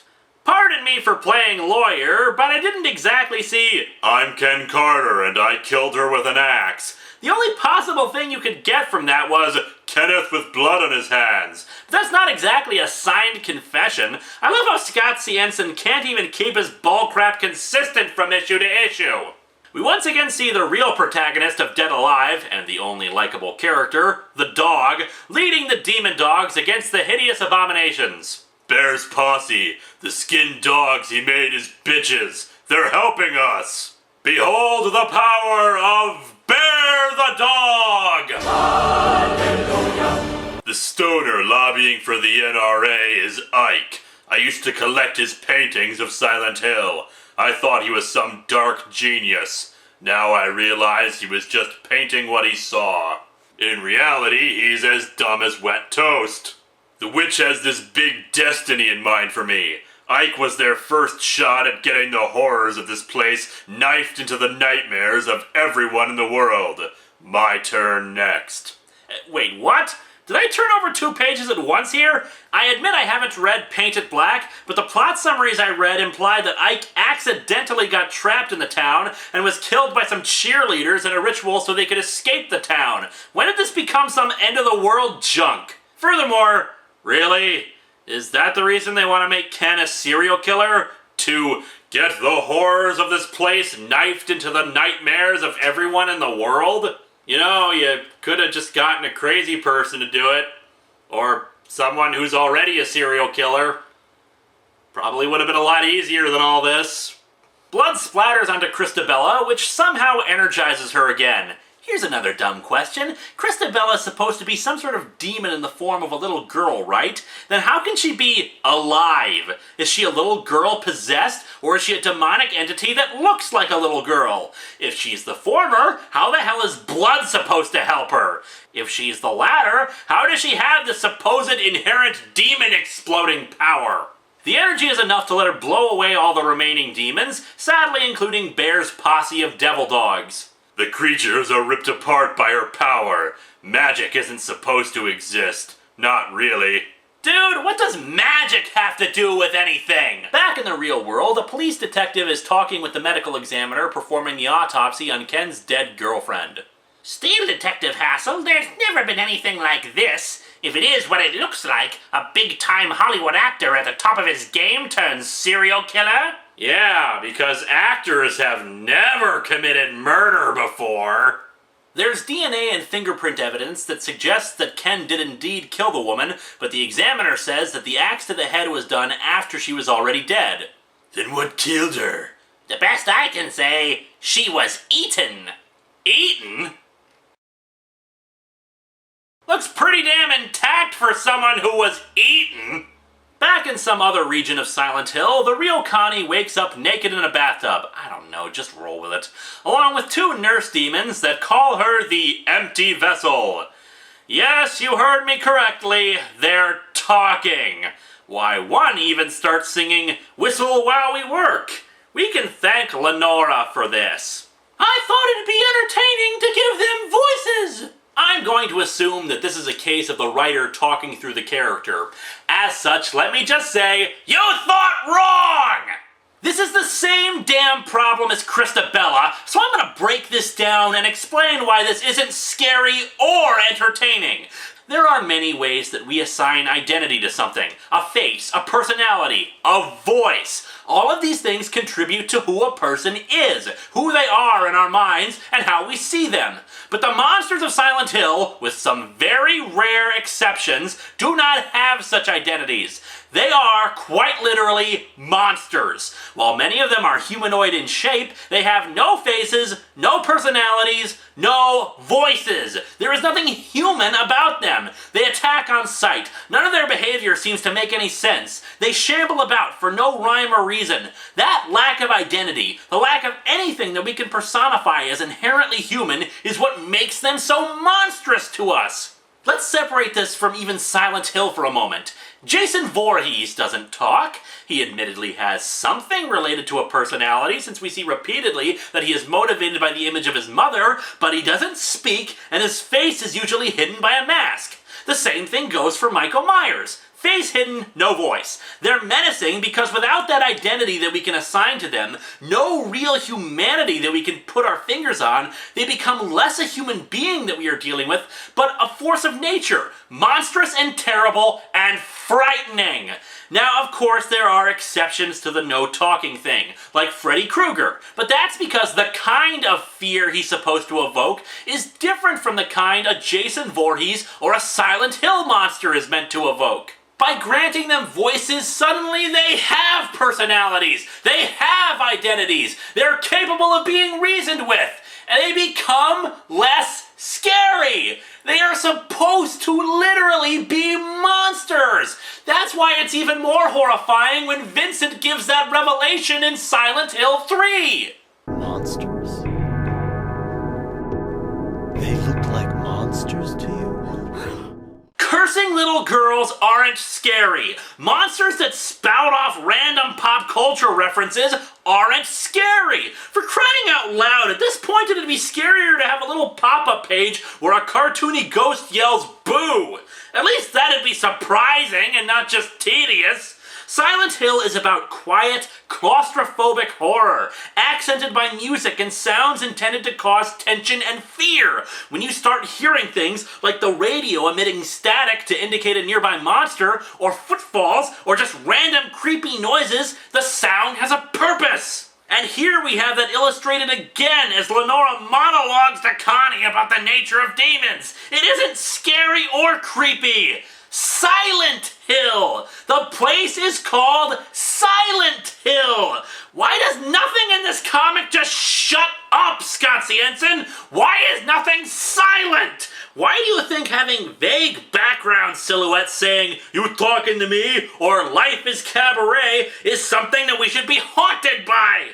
Oh wait, someone is quiet! Connie, for Lenora has taken away her voice because she says that one word from her would be all it takes to get her to leave Ken alone, but as a demon, she says it's her job to offer a person their wish and to then screw them over at the last second. Oh, and she has clothes on now. When did that happen? There is such delicious pain in the questions, such agony in the answers, in the waiting for those answers. Yes, I am in immense pain. I have never cared less about what is going on in a comic. If I stood on a tall building and just stared at the ground and didn't care about this comic, that not caring would form an ocean of apathy across the world that I could swim in. Back with the dog and the dumb humans who think the comic is about them. Christabella reveals to Ike that he's dead in the real world and is just another of Lauren's playthings, like Troy. Ike throws up over this, but enough of any character development, time for dumb people saying dumb things. I said I'd help you find her, and that we'd put that bitch Lenora, the one that's running the show around here, in her place. Goddamn poser! I'm the spirit of Hollywood! Your face, your ass, what's the difference? Every era, every face of illusion, every dream, every nightmare. You are a painter with a shotgun. Nothing more. Rather get the BJ of my life and get left blue-balled at the end of it than listen to any more of that. Wait, were you supposed to be imitating her? Hey, maybe you want to separate the dialogue with some quotation marks or something so it doesn't sound like you're a total idiot, Ikey Poo. Ken suggests using one of Ike's paintings to escape. Dear God, the inker uses so much black spots here, you'd think their faces were being eaten off by their own shadows. But Ike says he tried and it doesn't work. They hear a rumbling. There's a fire in the distance. Pretty colors. It's brown. Every color in this comic is brown. Christabella suggests they go back to Lauren's room and grab her magic eBay book that should be of use to them. On the way, Ike explains about Lauren taking the town. She made it into whatever she wanted it to be. She was the law. I am the law! He also says she saw something coming and started preparing for it. Heading back into town, they find the undead and demons in a festival to celebrate Lenora's coming, and of course everyone's talking and saying something stupid. So the best picture they could find to hang up of Lenora is the one in her bra. The lady needs a better publicist. Just to remove any suspense or mystery, Christabella monologues about how she's influencing Ike with her superpowers, and that the dog knows what she's planning. Once again proving that the dog is the best and smartest out of everyone assembled. When Ike realizes what Christabella's doing, she makes him cut himself with a Karis knife. Apparently it's a soul-stealing knife. They are seriously making this crap up as they go along. That attracts the demons, and Ken picks up Ike's Uzi to shoot them away. As a result of this, his hair starts turning white like the vision Lenora showed him. Why? Why do bullets make your hair turn white? Hello? Has anyone seen the plot? I think it's gotten away from us. Lenora suddenly appears and rambles some more. Quit wasting my time. She talks about Ken's parents somehow being involved with Silent Hill, and it's why he loved Ike's paintings. Oh dear God, is there a point to this? Back in the real world, an apparition of Ken with the axe kills the medical examiner and the cop. Aw, and they were such memorable characters too. Back in Silent Hill, Lenora shows him Connie and claims that her soul is elsewhere. Is this that empty vessel bullcrap? Was she actually serious when she said that she loved someone so much that she lost part of her soul? Because that would be so dumb that it might break me. Lenora says that she wants him to bring about a nightmare to all people living. Why? And that he has to kill someone in order for them to do that. Why? And as such, he must kill one of the three with him. The dog, Christabella, or Lenora.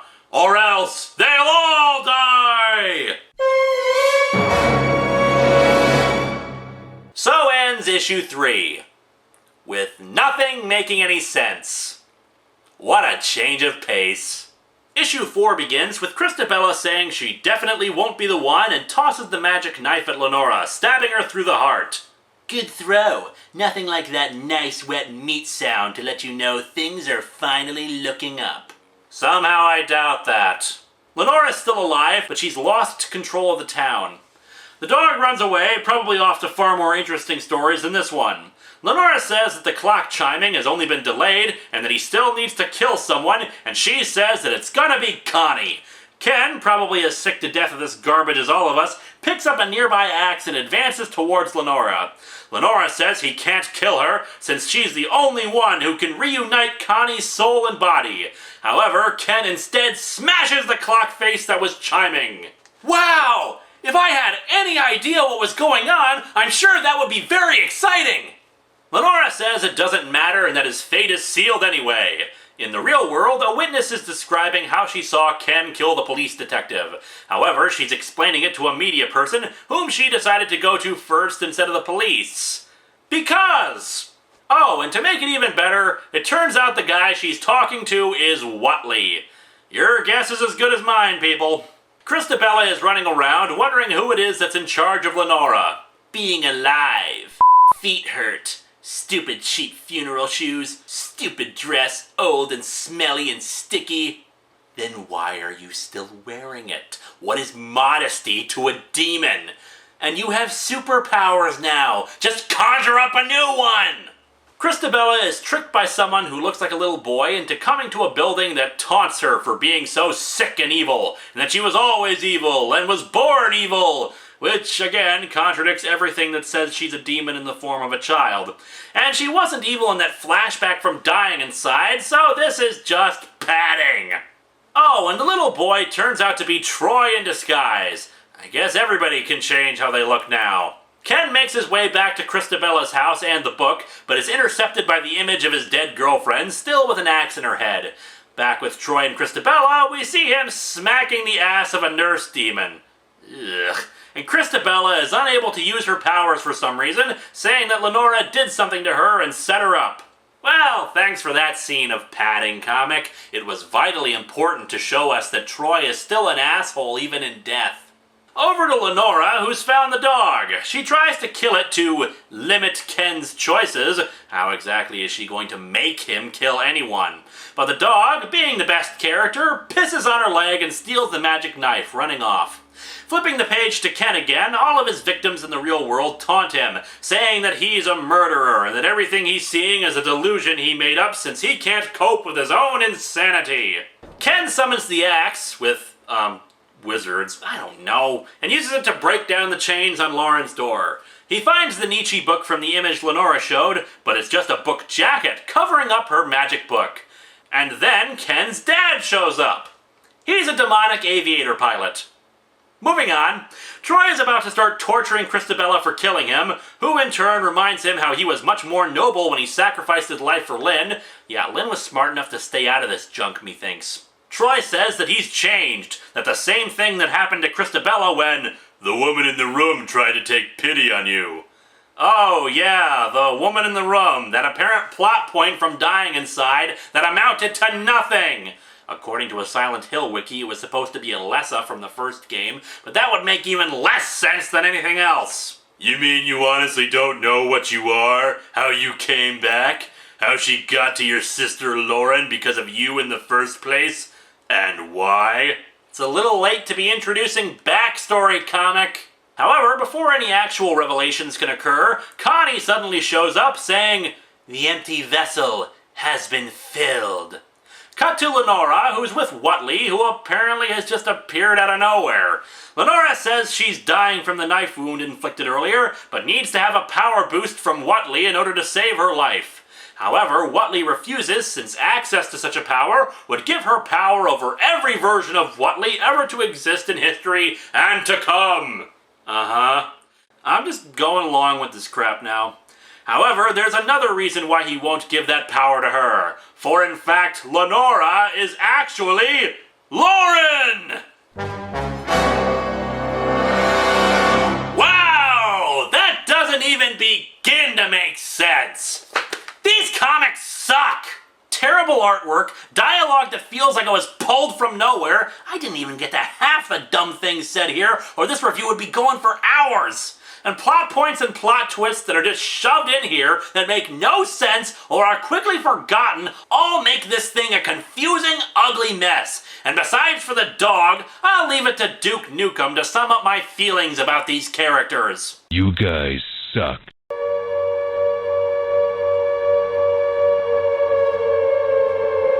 Oh, no you don't! Oh, no you don't!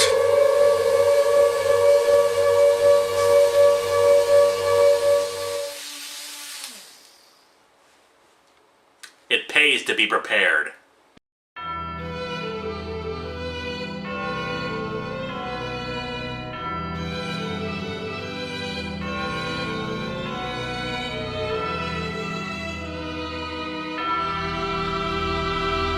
Hello and welcome to Atop the Fourth Wall, where... Oh, not again.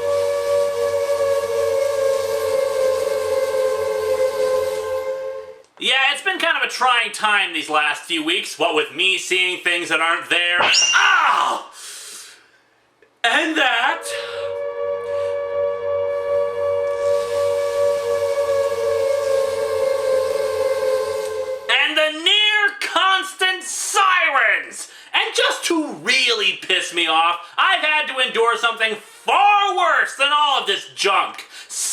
Hill dead alive!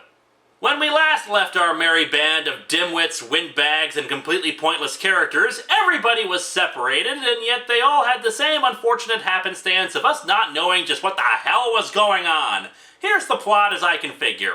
A witch named Lenora has taken control of Silent Hill from last year's protagonist Lauren in preparation for the arrival of some great being. Christabella, the demon girl who needs to wash her mouth out with soap, has become mortal but inherited Lauren's power to make demons explode. Hollywood actor Ken Carter has been kidnapped by Lenora so that he can become a psychotic killer and bring the nightmare of Silent Hill into the minds of everybody in the world! Woo! Which, as far as evil plans go, ranks up there with I'll take over the world by making everybody stupid by convincing kids not to go to college. I'll explain why it's so absolutely idiotic in a minute. Lenora takes Ken to Silent Hill to convince him to become a murderer by also kidnapping his ex-girlfriend Connie. Through a series of convoluted events, Connie has now been possessed by something, Ken has located Lauren's magic book but is now encountering his undead father, and Lenora now stands revealed to have been Lauren the whole time, a plot twist that comes so far out of left field to have come from an entirely different field altogether. Oh yes, and there's Whatley, who despite these comics continually trying to convince us is someone important, has done all of 2 things so far. Jack and shit. And Jack left town. So why is this evil plan so moronic? Well, it should be pretty damn obvious, but if it wasn't obvious to Scott Siensen, then there are probably those out there that don't get it. Having an actor kill people is not going to strike all that much fear into people, partially because actors and celebrities have killed before. At best in pop culture, it's something that ends up with the murderers being ridiculed and the subject of jokes. Remember O.J. Simpson? Sure, he was more known for sports, but he did do a little bit of acting in his life. And remember during all of the original trial how it made us all insane with fear and nightmarish visions of a hellish town and a guy with a doorstop for a face? No! Of course you don't! Even if some people were frightened by the knowledge that an actor had killed someone, what are you going to do about areas of the planet where American films are less watched? What about people who may know his name casually, but have never actually seen his face? What about little kids who have never seen his movies or... God, you get the point. This plan doesn't make any sense, and I don't understand why they even want to do it in the first place. And of course, everything about this is now questionable because Lenora is Lauren. So now all that's left is to see how the real main character, the dog that Ken brought with him, will overcome these obstacles of idiots put before him. As before, let's take a look at the summary of the plot at the beginning of the individual issue. Faking her own disappearance, Lauren takes on the identity of the Mad Lenora and plants herself deep behind the enemy lines of the Whatleys, a group that has had a hand in the evil plaguing Silent Hill for countless generations. No, it hasn't. The Order was a cult that worshipped some unknown god that some have speculated to be a demon called Samael. Their attempts to bring their god into the world resulted in their entire town getting screwed over. You're a dumbass, Scott Siensen! Her goal has been to deal them an unexpected and fatal blow from within. If you've been wondering why I've been reading these little summaries, that sentence should tell you why. Plot points and character motivations are given here instead of the comic itself! You know, I thought Amazon's Attack was bad when its collected edition had those summaries of tie-in books that featured important plot stuff instead of putting the tie-in books with the collection, but dear lord, this thing just took the cake with laziness. At least those tie-in books actually exist. Some sad idiot who actually likes Amazon's Attack could hunt down those issues if they so desired, but there's no tie-ins to Dead Alive. This is it. We need a summary at the beginning to tell us what the hell actually happened in the book because the writer couldn't be bothered to put it into the actual story. And you want to know the real kick in the nuts? Those summaries are not in the trade paperback! Even if someone could stomach all of this Christabella, Whatley, and other not Silent Hill nonsense, they'd be utterly lost if they picked up the trade paperback from a bookstore. Lauren's dead-alive younger sister, Christabella. She isn't both, comic. It was made very clear early in the series that she was alive now. Finds herself face-to-face with the elder thing the Whatleys have summoned to this reality. 1. When the hell did they do that? 2. When did we get more than one Whatley? 3. What does this have to do with the video games? Nothing! Absolutely nothing! Housed in the flesh of Connie, the longtime love of Hollywood actor Kenneth Carter, and Lauren's Book of Spells has also found its way into Kenneth's hands even as a ghost claiming to be his natural father appears, ready to lend a bony hand. Let the fight begin! Round 1, fight! We open to Christabella confronted by the possessed Connie. She looks like a goddess. I hate that. Nobody cares what you think, Christabella. Okay, like last time, there's a lot of stupid in this comic. Almost everything they say or do gives me something to mock, but the problem with this is we'll be here for hours if I make fun of everything, so let me just try to explain what's happening. Whatever's possessing Connie sucks out Troy's marshmallow filling, or maybe Troy was filled with bed sheets. Yeah, tip for artists, energy or clouds or something should not have black outlines, or else they look, well, like this. Speaking of the artist, I can just imagine them spilling their whiteout onto the page for all these random dots and just deciding to leave it there for artistic effect. Still, at least we have more colors than brown, but they're still watered down and dreary. The goddess thing turns its attentions towards Christabella, who starts flapping her jaw to try to distract it. So you're, what, Samael? One of the other elder gods the Nimrods around here have been trying to summon up? The fact that Scott Siensen knows what Samael is suggests a terrible, terrible idea. That he does know about the games. He just doesn't give a crap. Christabella at first doesn't believe she has her demon exploding powers anymore, but then suddenly uses them to blast back Connie. Dang it, if you're not gonna kill Christabella, then stop teasing us with it, comic! Christabella isn't sure how she still has her powers, but uses it to teleport away in a column of fire. She cycles through 3 locations, showing the 3 main stars of each of the Silent Hill one-shots I mentioned in the first part of this nonsense. You know, Ike was at least a character here, but what the hell's the point of the cameos by the other 2?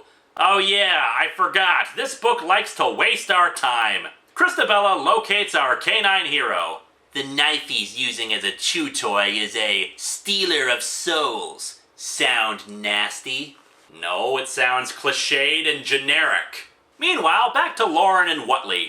Christabella's narrating the entire issue, by the way. It turned out she'd been pretending to be someone else all along. This bitch Lenora, putting us all through the paces because of another one of her games. Seriously, this plot twist of Lauren as Lenora makes no sense. I get trying to undo the Whatleys because this series keeps pretending that they're the big bads despite their lack of presence in the actual comics, but then why the crap with Ken? Her entire plan was to get injured so that the Whatleys would let her have access to their power and then corrupt them from within. Except Whatley wasn't exactly a threat to her in dying inside. In fact, when she got her magical chocolatey super-duper powers, she swept them away without a second thought. Jesus wept, Whatley. You gonna talk me to death? Why not? No one else in this comic seems to believe that silence is golden. Whatley tortures Lauren by sticking his glowing fingers into her chest. My God, Whatley is a true threat. He has finger beams!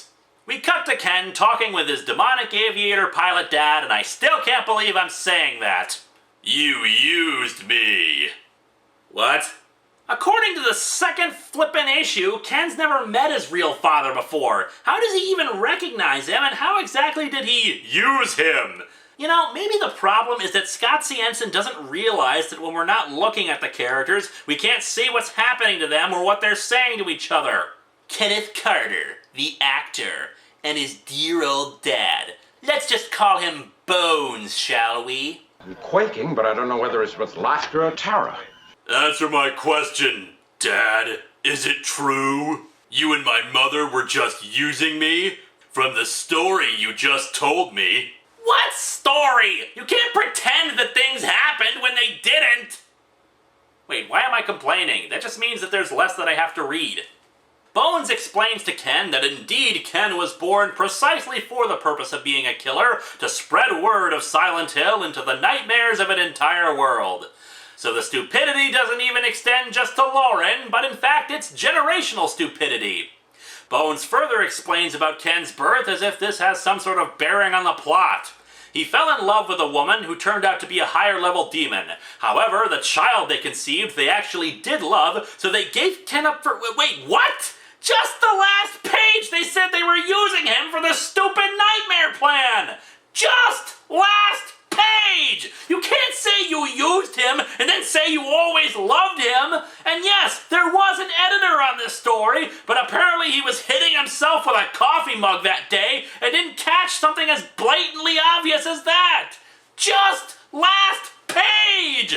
Bones starts looking more and more human for some reason, and tells Ken that he has to decide for himself if he's who he wants to be or who they want him to be. And that's why Bones is dressed as an aviator pilot. Oh, and despite the fact that on one page Christabella said that she was narrating this stuff after the fact, I found this all out later, on the last day I would ever see her again. We now have a page where the goddess thing possessing Connie is narrating in her caption boxes. What, is Christabella narrating from the goddess's point of view? And all she says is that she's hunting after Christabella. Scott, I couldn't help but notice that this page didn't need to exist. Look, just shut up and draw your scribbles, art monkey! Great. This is what I need, dog. More people trying to convince me that I should want to be alive. When has anyone expressed that to you? Please, point the page out to me. And what, the dog is trying to convince you to be happy to be alive too? Is the dog psychic? Is he communicating with you in your mind so that we can't see it? The goddess appears in front of the two as we switch over to Lauren, who uses the power of bleach to make two demons appear and transform into tentacles to hold back Whatley, but he teleports behind her. Then Lauren kisses him. Ew. Oh, but this was actually a spell to make cockroaches appear inside of his mouth. And by the way, this is supposed to be some sort of epic fight between the two, the culmination of all of Scott Siensen's Silent Hill work. I'm sure in his own head Ghost Love Score was playing, but considering how incredibly dumb this whole thing is, I have my own soundtrack in mind. Back to Christabella, who says that she knows the knife, despite its magical powers, isn't going to do squat, but she throws it anyway, and why not? More pointlessness. Amusing. Entertainment should be rewarded. A gift, then. Here, have a bag of money. And now we see what that reward is. A page of Christabella being shown a goddess's cosmic awareness and how she could be like that too. It is entirely pointless. Say, you know what we could have had on this page instead of this scene? Anything! Back to the Battle of the Sillies, Whatley says they knew right away that Lenora was her. Lenora was an actress, always assuming other roles. She put on a kitchen rug and looked like Connie once. That was it. I can't help but feel that there's supposed to be some sort of message or undercurrent about Hollywood that Scott Siensen is desperately trying to get across, but it's so botched and shoved into this that I can't see what his point is supposed to be other than dry pseudo-philosophical ramblings. Whatley says that he summoned the creature that's now inhabiting Connie, but then Ken appears out of nowhere and smacks Whatley right in the face with the magic book. Ken wins. Literacy. Lauren says it's because the skin of the book is made of a material completely anathema to his kind, whatever the hell that is. Really, this is just another case of the writer doing what he does best with this series, pulling stuff out of his ass. And one more time, Lauren got this incredibly powerful and useful book off of eBay! It's not even that she got it off of eBay, as much as that she got something so flippin' specific to her needs for all of this, without even a perilous journey to recover it from someplace dangerous. Someone just put this up on eBay, and it was exactly what she needed! Christabella arrives with the goddess and, oh dear lord, even the artist must be getting bored with all of this. This picture of Christabella is from issue 3, just flipped around.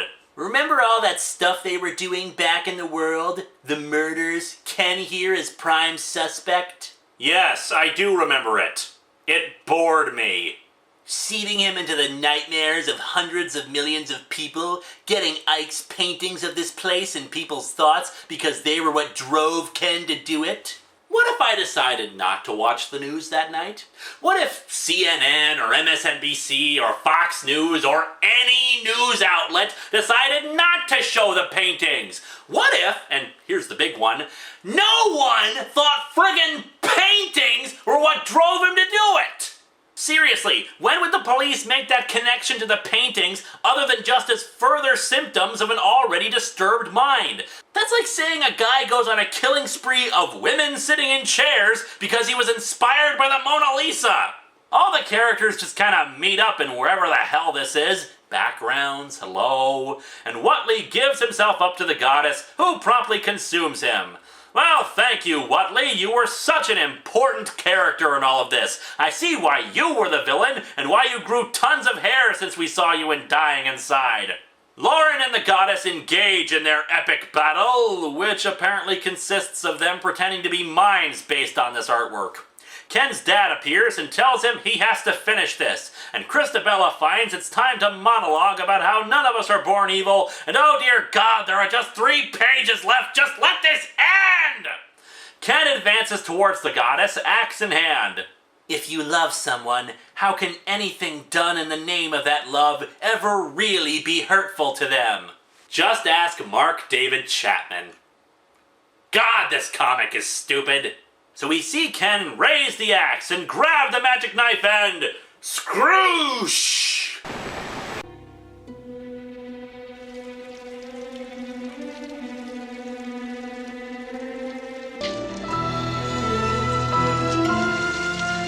Good morning. No! I'm serious! We cut to Ken waking up in bed with Connie. Ken is a farmer, his parents are alive, and now they're in an alternate reality. Same for Lauren, who's now living with Ike in France. And Christabella, she's in charge of Silent Hill again. That's how this comic ends. What the Sam flippin' hell just happened? I'm Christabella. This is my town. This is Silent Hill. No, it isn't, you prepubescent sack of crap! This is Silent Hill! This piece of crap sucks!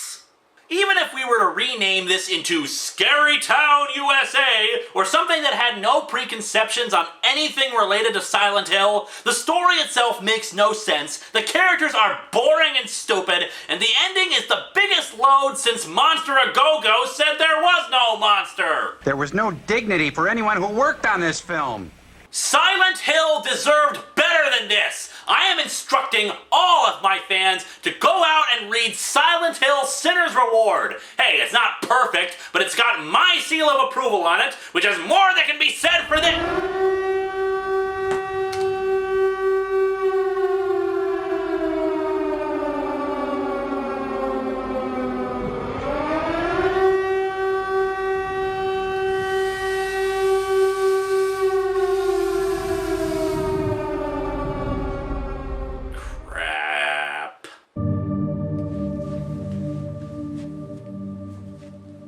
Okay, people, this has to stop. I can't spend every October complaining about crappy Silent Hill comics. I think it gets a little boring after a while, since it keeps boiling down to the same problem again and again. Scott C. Ensign doesn't know jack about Silent Hill. Let's review, shall we? 2 years ago, we examined Silent Hill Dying Inside. 2 issues of that were devoted to introducing the character of Troy Abernathy, who died and became a servant of the town. His overall purpose to the story was, in the end, completely meaningless. The other 3 issues of the miniseries looked at Lauren, a jackass who got her friends killed so she could have zombie minions to face off against her deceased sister Christabella, who had become a demon or something, and there was this guy named Whatley, who was apparently important and one of the original town founders or something like that, and it ended with Lauren somehow gaining control over Silent Hill. Its direct sequel we looked at last year, Silent Hill Dead Alive, about how Whatley is apparently trying to spread the evil of Silent Hill to the entire world by screwing around with an actor and trying to make him into a serial killer. Christabella was supposed to be turning good or something, Lauren executed a bizarre gambit that made no sense, and the whole thing ended by summoning a goddess or something that shifted everybody into parallel dimensions. That's actually a good alternate title for these stories. Or Something, the comics. They're sure as hell not Silent Hill stories, and what's more, they're not very good horror stories. They had terrible pacing, nonsensical plot points, and a backstory confusingly weaved into it that is never explicitly explained or detailed enough for us to get into it. The artwork is atrocious, and often I found myself needing to read expository sections at the beginnings of each individual comic to try to untangle what was going on. However, in between Dying Inside and Dead Alive, Scott Ciensin wrote 3 Silent Hill one-shots, and this month we're going to take a look at all 3 and see if maybe, just maybe, he can pull something interesting out of all this. So let's start things off with Silent Hill Paint It Black.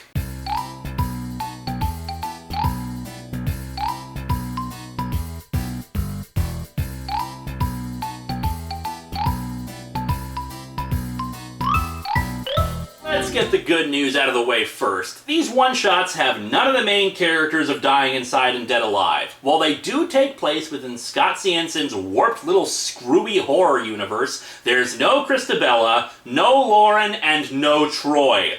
Whatley is apparently a factor in 1 or 2 of these, but hey, maybe we'll actually learn why the hell he's supposed to be important in these proceedings when the most he ever did was have a kinda sorta battle with Lauren in Dead Alive.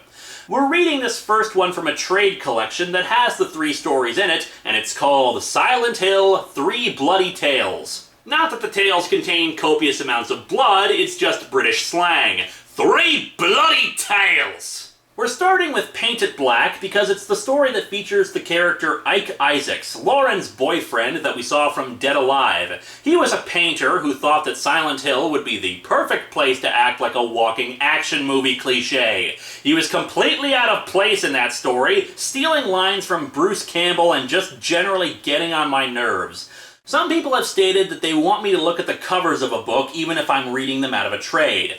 As I've explained, the reason why I generally don't when I'm reviewing from a trade is because the cover of a comic is meant to entice a reader to pick it up from a rack of other comics, which isn't a factor for a trade paperback. If you're not actively seeking out the trade, then you usually will only see a trade when it's on a bookshelf and only the spine is facing out. Thus, the cover for a trade is usually fairly worthless in terms of enticing readers, like a single issue's cover is. Well, I do try to give the people what they want, so let's take a look at Paint It Black's cover, shall we? There, behold the cover to Paint It Black. The same grimy art style as most of these comics, and Ike Isaacs is just standing there in front of a painting of a guy being crucified upside down and missing his legs. Maybe he's being eaten alive. I can't tell because it's so poorly drawn. Oh, and let's not forget the diverse amount of colors on this cover, like brown! Yep, it was certainly a good use of my time to look at this cover. We open to a painting of a naked woman aiming her arm up into the sky and shooting a blast of energy out from it. Or maybe it's the Eye of Sauron, I can't tell. It's crap. Hey, let's not be too hasty here. This painting might actually be the first thing in any of these comics that I'm slightly interested in. It turns out the person who's calling it crap is Ike himself. I mean, it's alright, it's okay. There's a big difference between it's okay and it's crap. Be consistent! I'm just not feeling it, like something's missing and I just... Asshole! Hey, someone who didn't like Dead Alive either. Is there a problem, Joe? Jesus, Ike, all you ever think about is yourself. I let you crash here because I figured you didn't have anywhere else to go. You just needed some time to get your shit together. And for months you've just been sitting around, eating my food, not trying to get a job. Now I find out you've done this with everyone. Ike, you're a f***ing leech. Wow, so far this is my favorite of Scott Ciensin's Silent Hill comics. There was a legitimately interesting painting, and we've got a likable character in the form of Joe here. What do you want me to do? Get a job! Way harsh, yo. You're a waste of space, yo. So Joe kicks him out, becoming the first person in any of these comics to do something that makes sense. And naturally, we never see him again. Farewell, Joe, you were loved. After Ike fails to get anyone else to take his worthless ass in, though he at least offers to cook and do laundry for the other person, but knowing him so far, he'd probably screw that up royally. He wanders the streets with all his possessions and swearing a whole bunch. He goes into a subway station next to a guy who has candles and tattoos and asks about the guy's tattoo for Wraith Slayer. Best band ever. Never heard of them? Music today is crap. Don't know where it's at. I bring up this dialogue not to make a joke, but rather to point out that the next panel has the guy screaming, "Ah, no, please, all over me, they're everywhere!" Poor guy, he's imagining Justin Bieber fangirls attacking. So what's up with that? Did he fall asleep between panels or something? Ike asks if it was a bad dream, and the guy says he was actually there in Silent Hill. Shadows. Shadows are alive in Silent Hill. Ah, foreshadowing for the inevitable Silent Hill and Babylon 5 crossover. No one lives there anymore.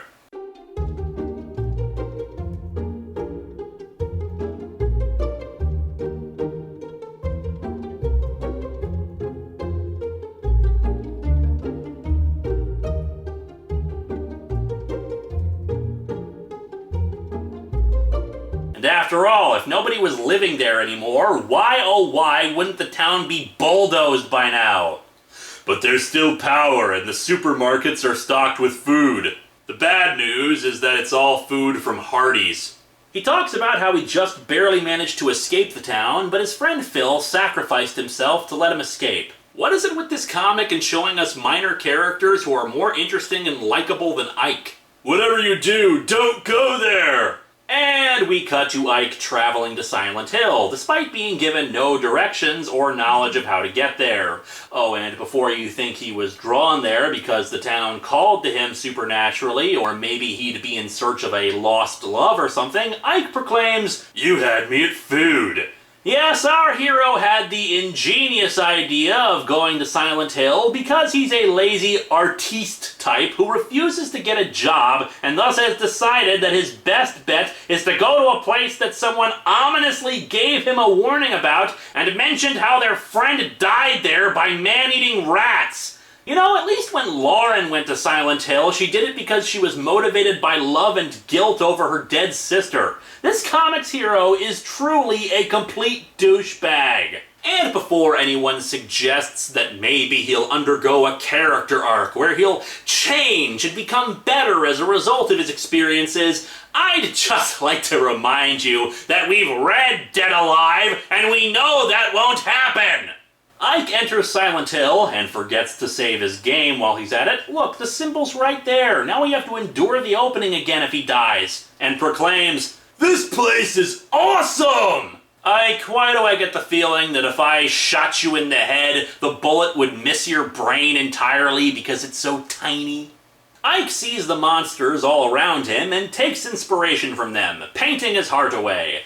According to his dialogue, he stays there for at least 2 weeks and is virtually ignored by the monsters. In fact, the monsters start actively assisting him, handing him his brush and posing in various manners to give him inspiration. Later, he spots a group of people, all wearing yellow raincoats, running around the streets and screaming in horror. He tries to tell them not to run, since the monsters aren't bad, just different, and the people are all slaughtered by the monsters. They're seriously PMSing. Fantastic! Ike is a sociopath on top of everything else. No wonder he ended up getting together with Lauren. Well, okay, I'm being a little harsh. When the monsters want him to paint the dead bodies, he realizes something's up. However, it's not out of empathy for the poor people who were just killed, but rather because he doesn't want to die. The selfishness does piss me off a bit, but he could just be in shock. Oh, and it turns out he's there for 6 months. Time transitions? What are those? Durr! He gets magazines in his mail. Who the hell's delivering the mail? That say that he's considered an all-out genius for his artwork and that he's famous for the paintings. Well, there's no accounting for taste, but this is what finally inspires him to leave. He rambles to himself about how he'll be rich and living the high life. Oh, goody, we have character consistency. He's so into his artwork that he can't get a regular friggin' job, but once he has fame, screw the art. Live in the best hotels, order room service all the time, gourmet pizza with fresh veggies, go to the Bahamas, man, be chillin' with the honeys down there. Live the dream, Ike. However, his attempts to leave are thwarted when, as he attempts to leave the town, he finds himself right back in the center of it. Repeated attempts just cause the same thing, and none of the cars in the town will turn on. And thus we cut to another 6 months later. No narrative captions telling us that, it's Ike saying that he's been there for a year now. However, as he's talking to himself, a woman suddenly shows up and asks him if he's in charge. In addition, there's like 36 more people who are also there and are all clones. Some of the red-headed variety, some of the white-haired, I assume supposed to be blonde variety, and all of them really pale and white. I'm Cheryl. Daddy, where are you? Cheryl! No, not that Cheryl. Remember, these have nothing to do with the games other than the name of the series and a monster list. But hey, maybe we'll have a likable hero finally. I'm Cheryl, Bengals team captain. Our bus ran over something outside of town and broke an axle. Weird looking thing, but it's sandwich meat now, whatever it was. Or she could be vapid, uninteresting, and unempathetic. I miss Joe. Ike, knowing what'll happen when there are people around, panics and runs back into his building. He locks the door and tells himself he hasn't seen anything and takes a nap. You know, I wouldn't mind this as much if he was only starting to be like this now, after a year alone with no one to talk to but monsters who want him to paint horrific imagery, but he's been a dick like this the entire time, so I don't even care. Oh, and just to really ramp up the stupid, the girls, who are all cheerleaders, start practicing. We have a state championship in front of us, and just because we've hit a little bump in the road does not mean we stop practicing. Yes, it does! You're stranded without any means of contact in what appears to be an abandoned city. You don't seem to have any supervision, making me wonder what happened to the bus driver, and the only person you've encountered is someone who screams and runs when he sees you. This means stop practicing! Also, I'm starting to think Scott Cienson doesn't know anything about cheerleading either. Asses and elbows, ladies. Move it. Work it. Now,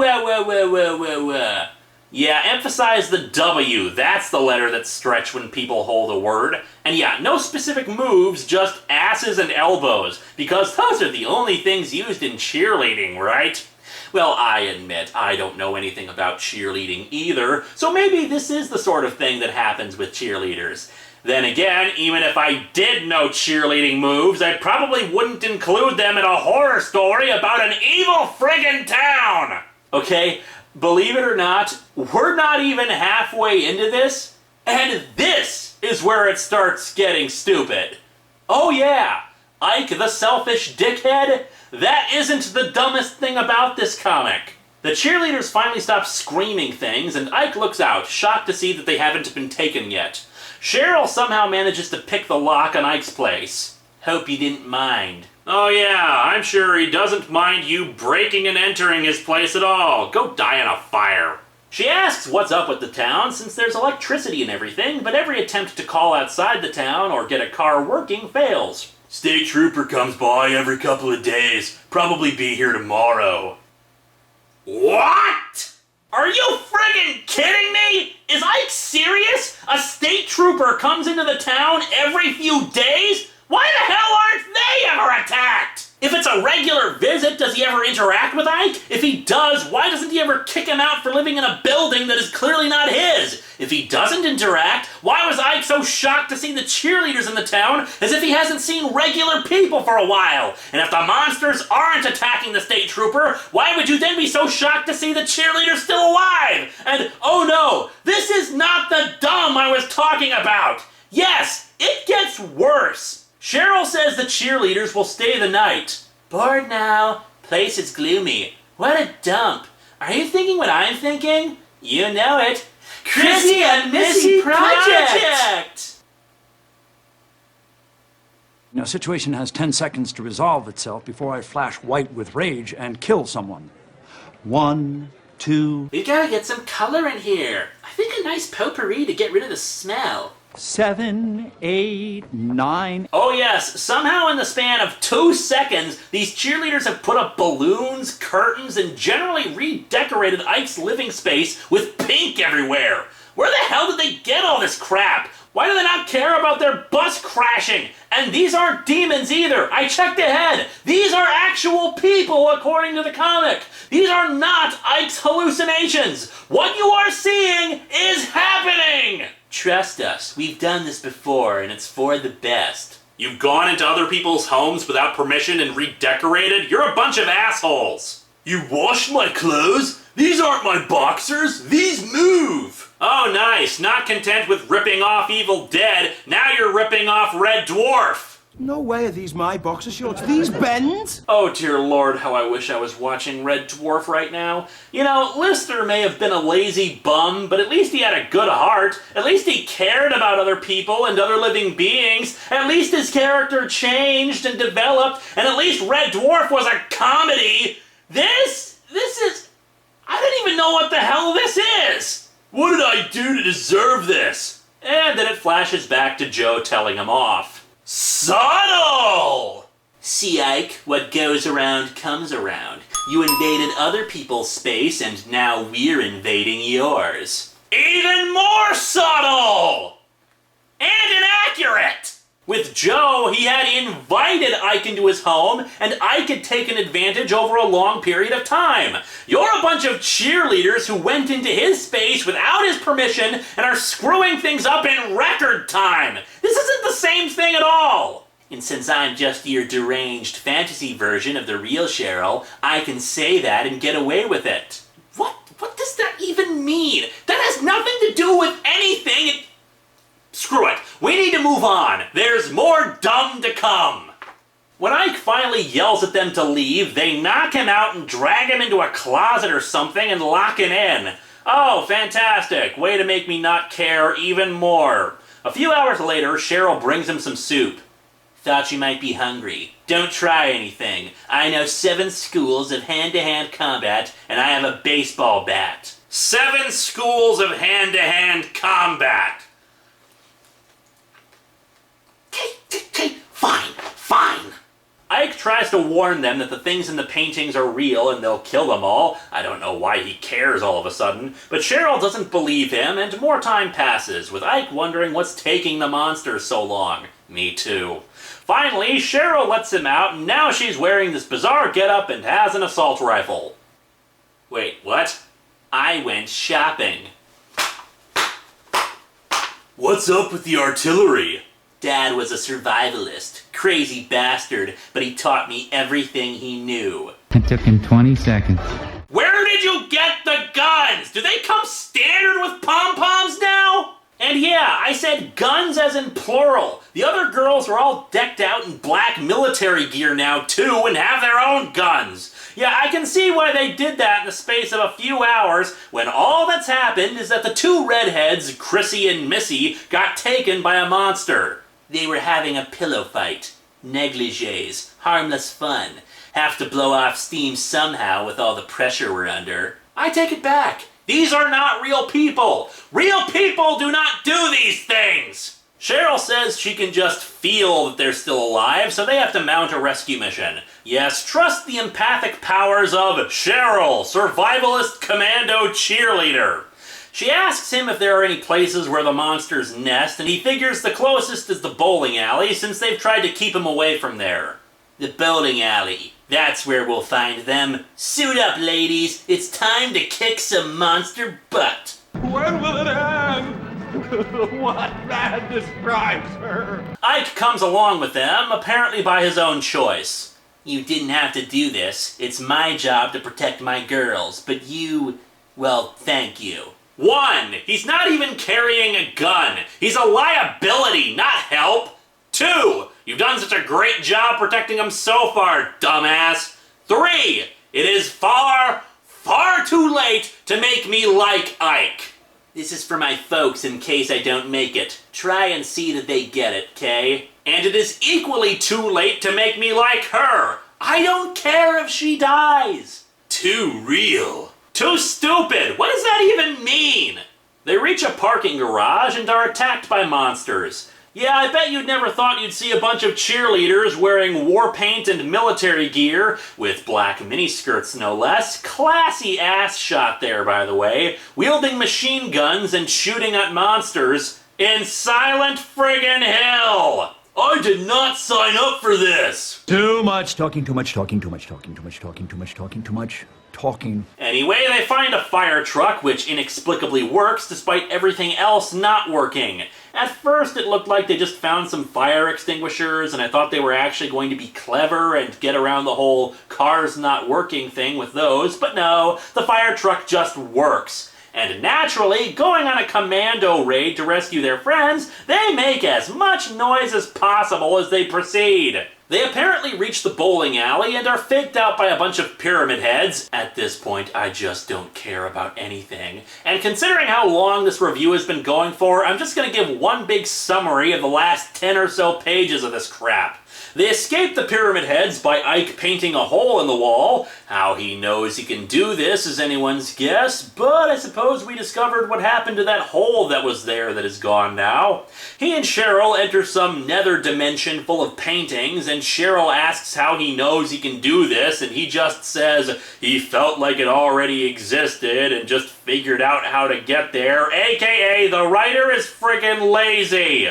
Apparently Ike's paintings have been causing real people to die or something like that. Again, these Silent Hill comics are horrible at sequential storytelling, having to spell stuff out for us, and even then it doesn't make any sense. Ike tells her to torch the paintings, and that somehow kills the monsters, and they escape into some kind of demonic medical school where demon doctors are dissecting things or something, and they find the redheads. We actually get the first original monster to ever appear in these comics. Some kind of demonic cyberpunk doctor that, I hate to admit, I actually kind of like. No, seriously, this guy looks like something from Silent Hill. He talks, but he isn't annoying like Christabella, and he's got a unique visual look to him that doesn't make him seem like a Pyramid Head ripoff like the Butcher was. And of course, he's completely wasted here. Before he starts dissecting Christy and Missy, Ike goes in to try to stop them.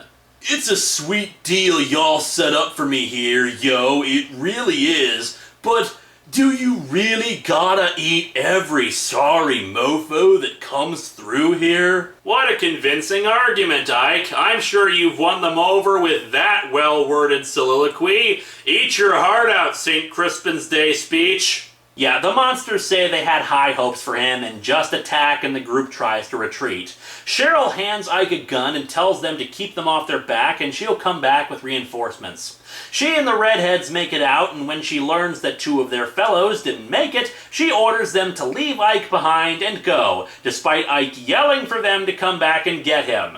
I'm the captain of this cheerleading team. Leaders have to make tough choices. I'd go into a rant about how leading a cheerleading squad has nothing to do with being in the military, and you're just a jerk since you have guns and could easily go back 10 feet and get him, but I don't care.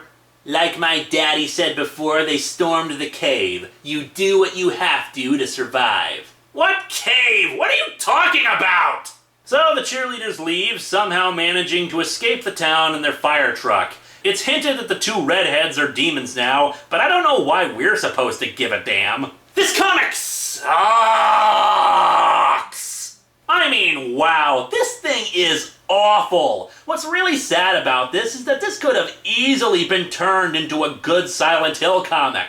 The games have used paintings before to great effect, in particular the original painting of Pyramid Head. Artwork, paintings, drawings, art galleries, they have such potential for horror, from disturbing imagery to just screwing with your head, but the painting aspect barely has anything to do with this story. We know why the monsters wanted him to paint this stuff. It was to set up Dead Alive. Once again, even if we ignore that it has nothing to do with Silent Hill, it's not scary. The characters all are dreadful, unlikable, truly ugly people. No one acts like a human being, except for Joe, who was in all of 2 pages. There's no moral redemption for anyone. The cheerleaders don't even care that members of their squad have died. They pull stuff out of their asses, and nothing is accomplished. The only saving grace is a single, original monster that I want to know more about, and naturally is never seen or brought up in any of the other Silent Hill comics. This is, in fact, worse than Dead Alive. At least Dead Alive tried to be horror, tried to have believable characters, and Ike was just a leftover from this nonsense. It failed, yes, but it tried to be something. This was 48 pages of nothing! And there are still 2 more of these to go, people. Can Scott Siensen do even worse? Or could he actually pull something interesting out of his ass? Well, tune in next week to find out.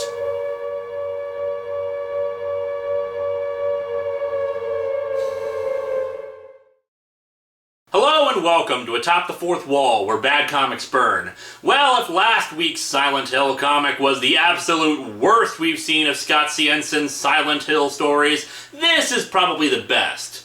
Oh, don't get me wrong, it's still awful, but I hate it the least. I think what helps save this comic is that this is the first of all these stories that actually gives us a likable protagonist. Troy Abernathy comes close, but then when he became a servant of the town, he showed no regret or sorrow for what he had become. Lauren, as we've covered, sacrificed other people so she could have zombie minions. Kenneth Carter was just boring and barely did anything, and even then he decided to shack up with some random cocaine-snorting woman instead of the girl he actually loved because... And then there was Painted Black, which we looked at last week, featuring a full cast of unlikable pricks. So what is it about this week's hero that actually works? Well, let's dig into Silent Hill Among the Damned and find out.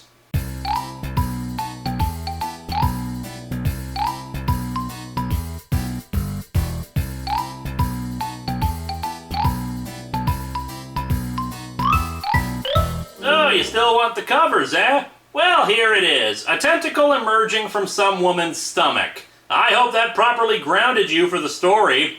We open on a guy in sunglasses standing on a mountain and watching the sunrise. This is what I dream about. This perfect time. This perfect place. Should have brought a warmer jacket, though. Perfection is chilly.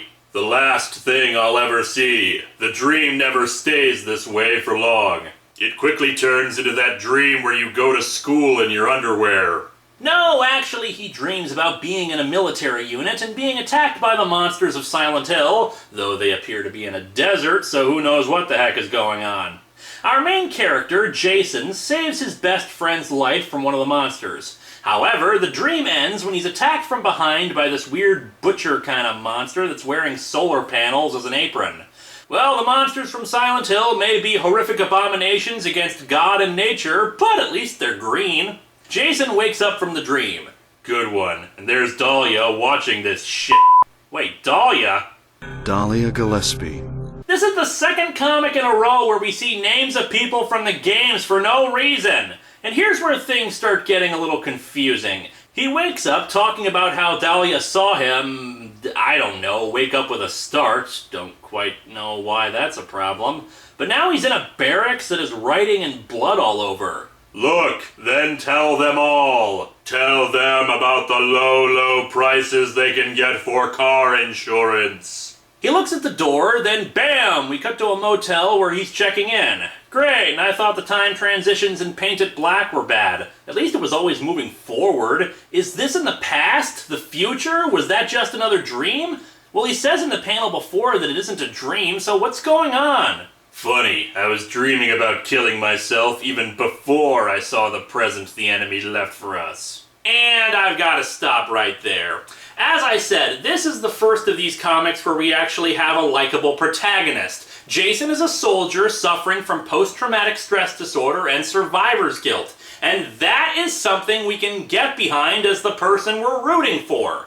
Let's face it, previously our heroes have been a womanizer, a sociopath, a lazy sociopath, and Ken Carter, who's only the best out of the rest of them for being so damn bland. Having a character with a troubled past like this actually makes for an interesting story, and can also create some interesting visuals for the town to take advantage of. Kind of like what Homecoming was supposed to be like, instead of just a rehashed Silent Hill 2. That doesn't really happen here, but hey, it's a good idea.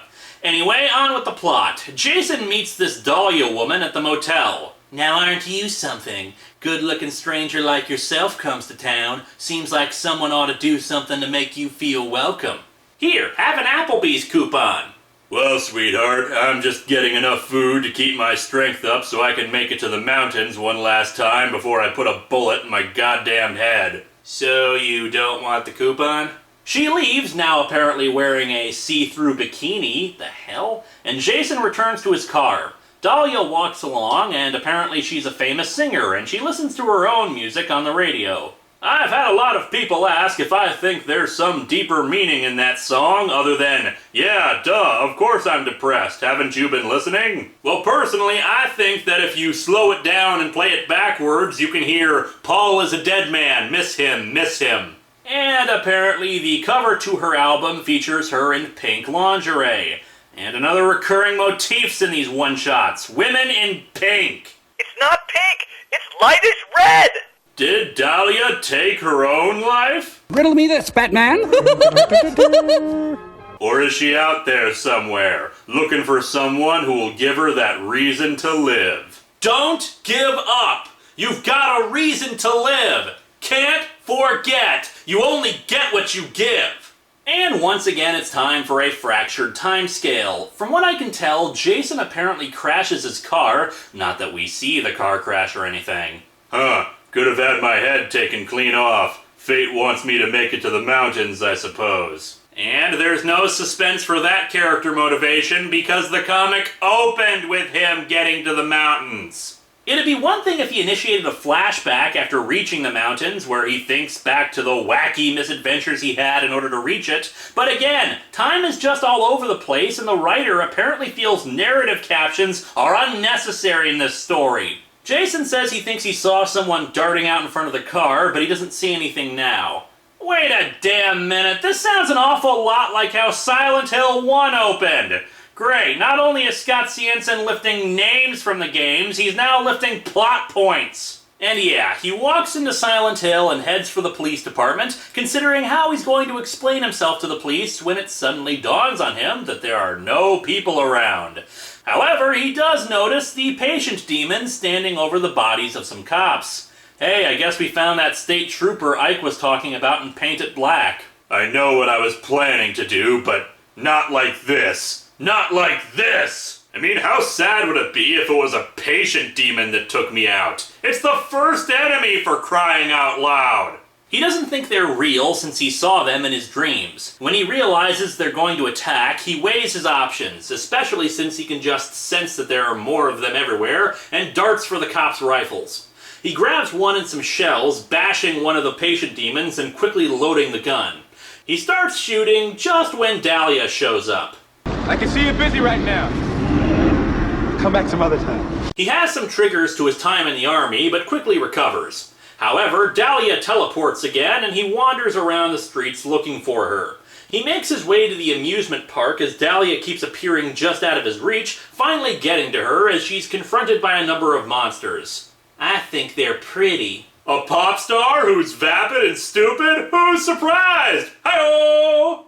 It doesn't go well for Dahlia, who gets stabbed while Jason yells at her to get away from them. Enraged, Jason shoots the monsters and drags Dahlia away. Somehow they manage to stay out of reach of the monsters while looking for a defensible position.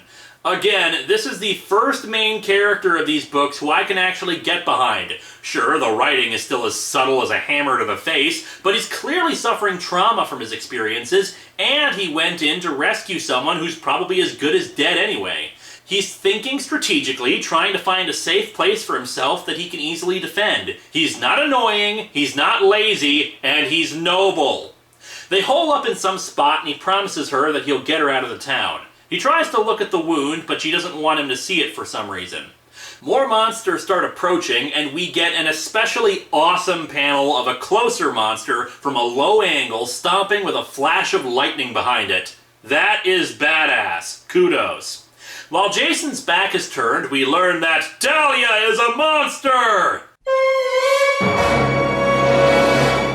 A pop star who's actually a demonic creature? Who's surprised? Kidding, kidding.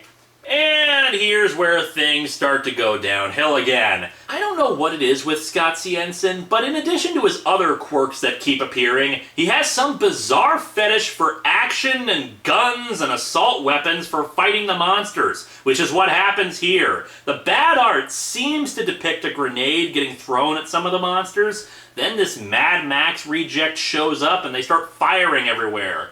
He distracts the monsters and allows the two to make their escape.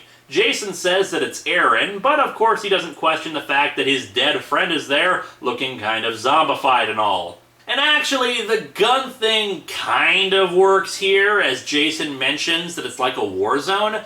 Mind you, this is still incredibly stupid for a Silent Hill story, but at least the gunplay actually has a purpose, as opposed to commando cheerleaders or Ike inexplicably pretending he's Duke Nukem. Anyway, the two run off and somehow get to a place with other people in it who lead them inside. He asks why they aren't trying to barricade the doors or anything, but then realizes that the monsters aren't coming in. Holy f***! You're her! Yes, it's me. You're Avril Lavigne! Yes, Wait, who? Oh man, I loved Complicated! Though I admit your newer stuff is kind of leaving me cold. Bow down, warship. Yes, I am indeed a pop diva. You may now shower me with praise about my auto-tuned voice. Jason asks what's keeping the monsters out. Mystical signs etched in blood. So long as we can bleed, we're pretty much okay.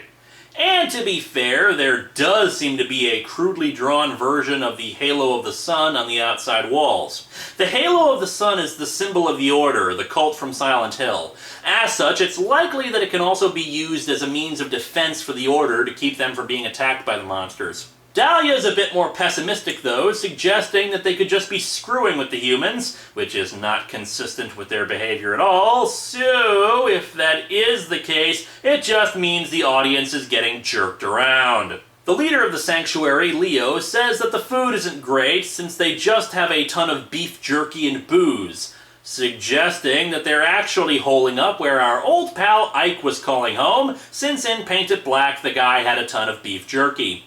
Before Jason can ask any more questions, Dahlia collapses and they bring her to the infirmary. When they leave, she gets up and, drowns herself? The hell is this panel supposed to be? Bow down, scum! Worship me! Worship me! Worship me! Worship me! You know, lady, you haven't done anything particularly godlike so far. All that's happened to you is you've been stabbed. Maybe if you did a miracle, set some bushes on fire, you do have to work for these things, you know. She starts singing and mutating, and now she's in her underwear, and yeah, this comic got stupid in the second half. Jason, I think, goes to check on her, and Dahlia comes out saying she's never had anyone rescue her before, and doesn't know if she likes it. Even if I am turned on. Oh yes, this stomach wound makes me so horny. You're hurt. Coat got most of it. Oh yeah, clearly the coat got most of it, what with the knife sticking out the other end of you and all. She just keeps saying she wants him, and Jason doesn't see anything strange about the wounded lady he ran into in a demonic town suddenly wanting to screw him. But then again, stressful situation, emotionally draining and all that. The next morning, the monsters appear to have gone, and Dahlia asks Jason about Aaron. He explains to her about how they were best friends and would go anywhere together and how he was killed. The two decide to leave, and Jason offers Dahlia a gun, once again showing why he's actually a pretty nice guy, but she refuses. Jason tells Leo they'll send help if they can make it out, and they depart. Jason speculates about what the monsters want, but Dahlia ominously says they want to open you up. They want to see. You'd think with all the people the monsters have killed by now that they'd have gotten a pretty good idea of what we look like on the inside. In the distance, Aaron and the rest of Jason's squad, in zombified form, arrive and tell him it's time.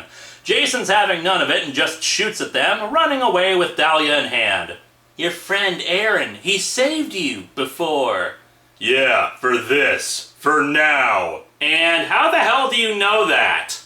The two head into a nearby church. I don't think we've got much time. There's so much I want to tell you. So much I want you to know. I want to tell you how Garfield is my favorite comic strip. I want to tell you about how I'm allergic to shellfish. I want to tell you about the time I worked at Arby's. The two embrace lovingly, and it's a pretty romantic image, if not for the fact that they just met each other less than a day ago. Monsters swarm the church, and Jason does his best to fight them off, but it's Dahlia, assuming her demonic form, that gets them to halt their attack. Bow down, worship me. I am Goofia, queen of the head twigs. I'm just not sure what to make of this. We have a humanoid woman in a pink dress with tentacles coming out of her stomach, spiky things in her elbows, and the aforementioned head twigs. I guess it's kinda creepy looking, but I think the pink dress kinda ruins the effect. Dahlia gives Jason something. It'll keep you safe from these things anyway. She gives him a piece of wet toast? The hell is that?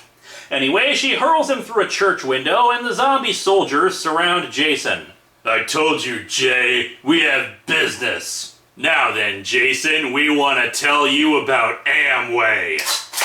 Cut back to Demon Dahlia, who's screaming, "You said I wouldn't feel anything! That was the deal!" Wait a second, I just thought of something.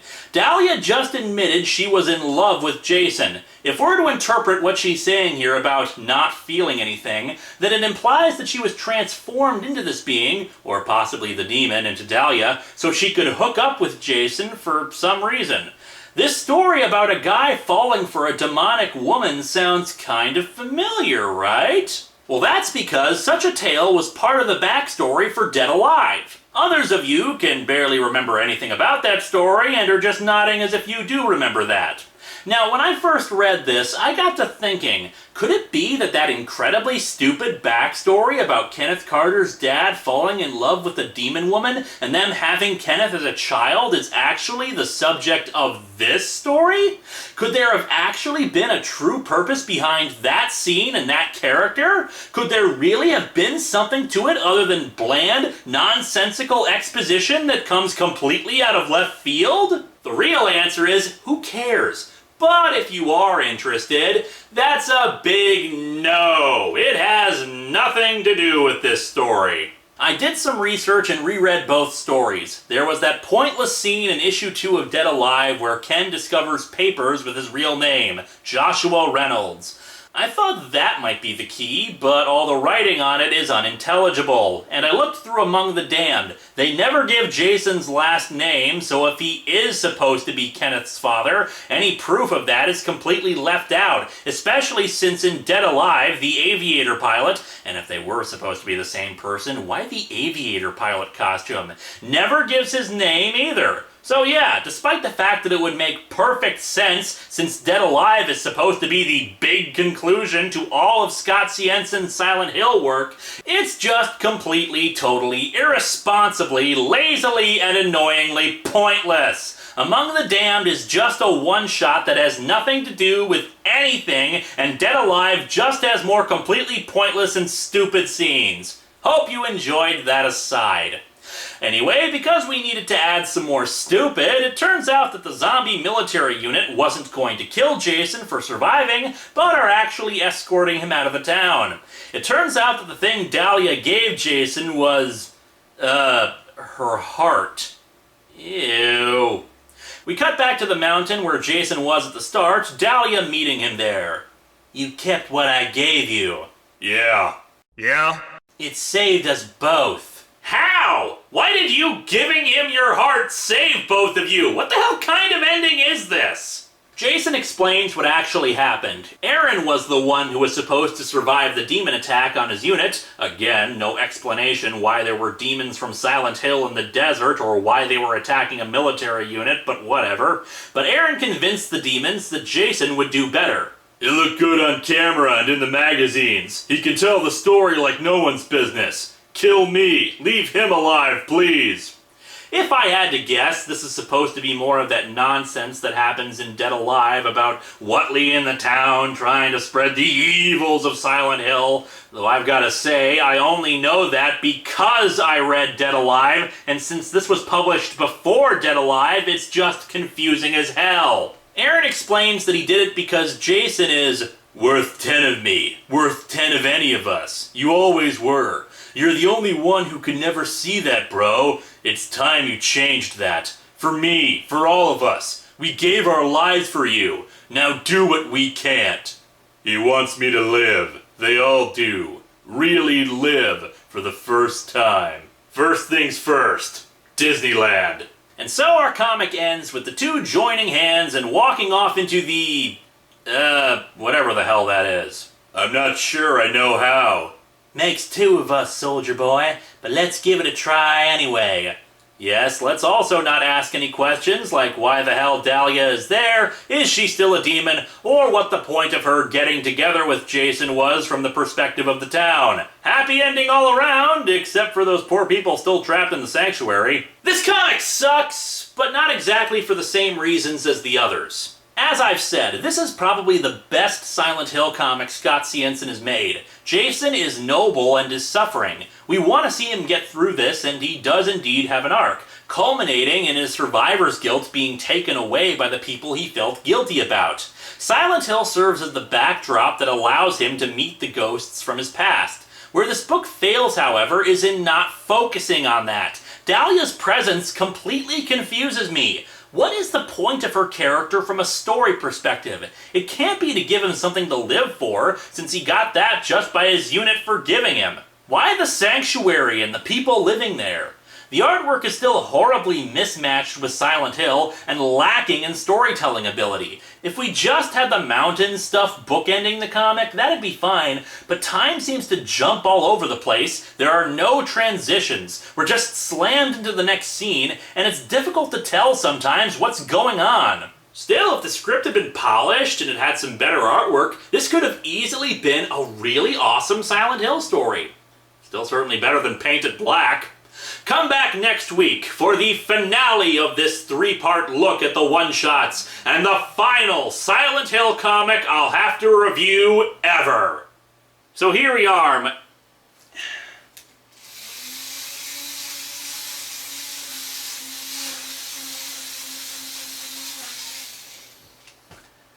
So here we are, my friends.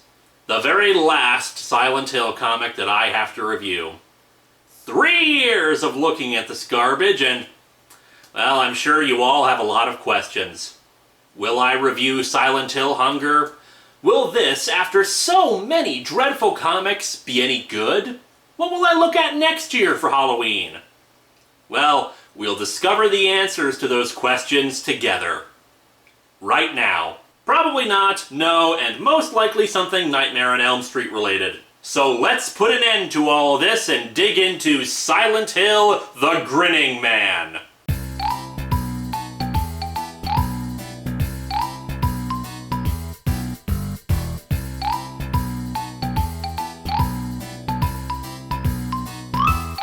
This one I'm not reading from the trade, since I actually do own a copy of The Grinning Man. Yay, I feel so proud. And hey, I suppose there's truth in the title of this one. The cover features a man that's grinning. Mind you, he's also got some kind of neo-cowboy thing going for him, and a bare chest for no reason, so there are other descriptive factors to him other than just grinning, but hey, it could be worse. This comic could have been called The Man Who Shapes His Hair Like Jesse from Pokemon. We open on some guy attempting to perform a magic ritual. Azazoth, protect your servant! Damn it all, Scott Siensen, are you not actually at fault here? Did you submit a script for a Call of Cthulhu comic and IDW just slapped the Silent Hill logo on it? Mind you, the spelling is off, but Azathoth is the name of a deity from the Cthulhu mythos and, assuming this picture is correct, was probably the inspiration for the giant spaghetti monster, and considering Scott Siensen's use of names and themes from Lovecraftian horror, I have a hard time believing that it's a coincidence. Lovecraft and Silent Hill are not the same thing. Obviously, some of the monster designs take inspiration from Lovecraft, and you could probably make some other connections, but the common Lovecraft mythos are about ancient alien godlike beings of immense power, whereas Silent Hill is more commonly about psychological traumas given manifest form. Both are good, both are scary, but still are not the same thing! Ugh, anyway, the guy starts his ritual. Give him strength to strike down your enemy. Bring your emissaries to me! This is Azazoth. Your call is very important to us. However, there is no one currently available to take your request. But if you'd like to leave a short message, please do so after the beep. Unfortunately for our nameless friend here, the Grinning Man arrives. Shit! You're one ornery mofo now, ain't ya? That's okay. Kinda puts a smile on my face. And puts tattoos on your torso. I'll not tell you anything else. No need. You've already told me plenty, hoss. And really, I did not need to know about all that stuff you do with the goats. A bunch of monsters show up behind the ritual guy, and the Grinning Man tosses away his cigarette near some crates conveniently labeled explosives. I see you got your weapon out, boy. Me too.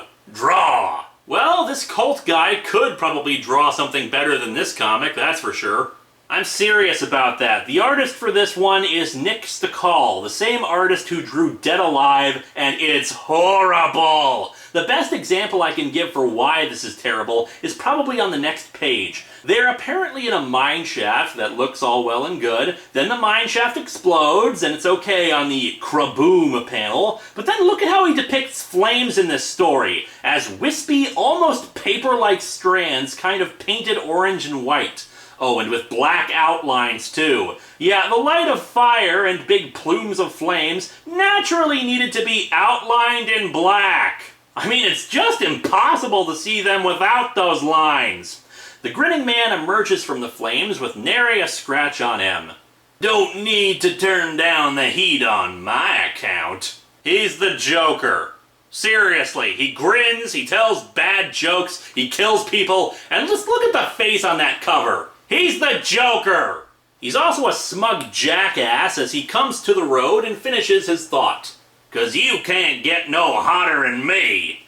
I should also point out that he apparently decided to finish his lame joke hours later, because now it's daytime and he has to be pretty far away from the mine shaft, otherwise the two women who stopped to give him a lift would notice it. Sequential storytelling, reasonable time transitions, pfft, we don't have time for stuff like that. We need to show off the Grinning Man's magical powers as he casts a spell to make himself look more like Fabio or something to attract the attention of the two women. Naturally, they find nothing strange about random guy in the middle of the desert, maybe they thought he ran away from the production crew filming Jerry, requiring a lift to Silent Hill. And really, a lift to Silent Hill from the desert? Maybe the flashbacks in Among the Damned didn't take place in Iraq or any country with lots of desert, but rather right outside the town, since apparently in the comics' version of the place, Silent Hill isn't a New England tourist town, but rather somewhere out near Reno. Anyway, we cut to a guy getting out of bed. What is it, tough guy? Not sleep well? No, not that. It's just the way I'm drawn is all. I look like I'm made out of Play-Doh.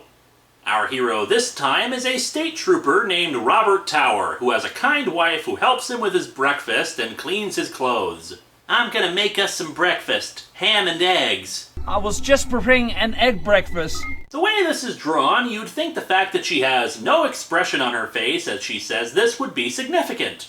See, that's the thing about sequential art. Basically, we have snapshots that tell a story. Every panel needs to be significant and have a purpose. But this blank look on her face? Completely meaningless. We never see her again. What's done better is the bottom panel, where he has a card congratulating him on his upcoming retirement. We cut to his office, where he's talking with a woman whose son has gone missing. It's that town, Silent Hill. Jesus, I never would have let my Jimmy go there if I'd have known people believe there's demon and shit like this there. His damn friends, they got him into it. Poor Jimmy.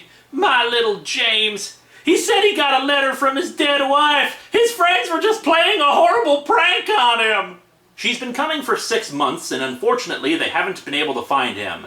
Abandoned towns can be dangerous places. Drug dealers take over buildings and we run them out. Squatters and psychotics. Oh, for crying out in the bean. Are they really saying the entire town is abandoned? It's not like Silent Hill was some podunk tiny little village with like 3 stores in it that'd be easy for it to become completely abandoned. There were apartment complexes, a motel, a hotel, an amusement park, its own police station, an historical society, a lighthouse, an orphanage, a theater, a prison, 2 hospitals, and various homes. How the hell is a town that damn big, but it can become so completely abandoned that there's no law and order whatsoever? It made more sense in the games because there seemed to be an actual town full of people that just none of the protagonists could see. And it's not like this is taking a cue from the movie where the town was abandoned for legitimate reasons. This came out a full year before the movie.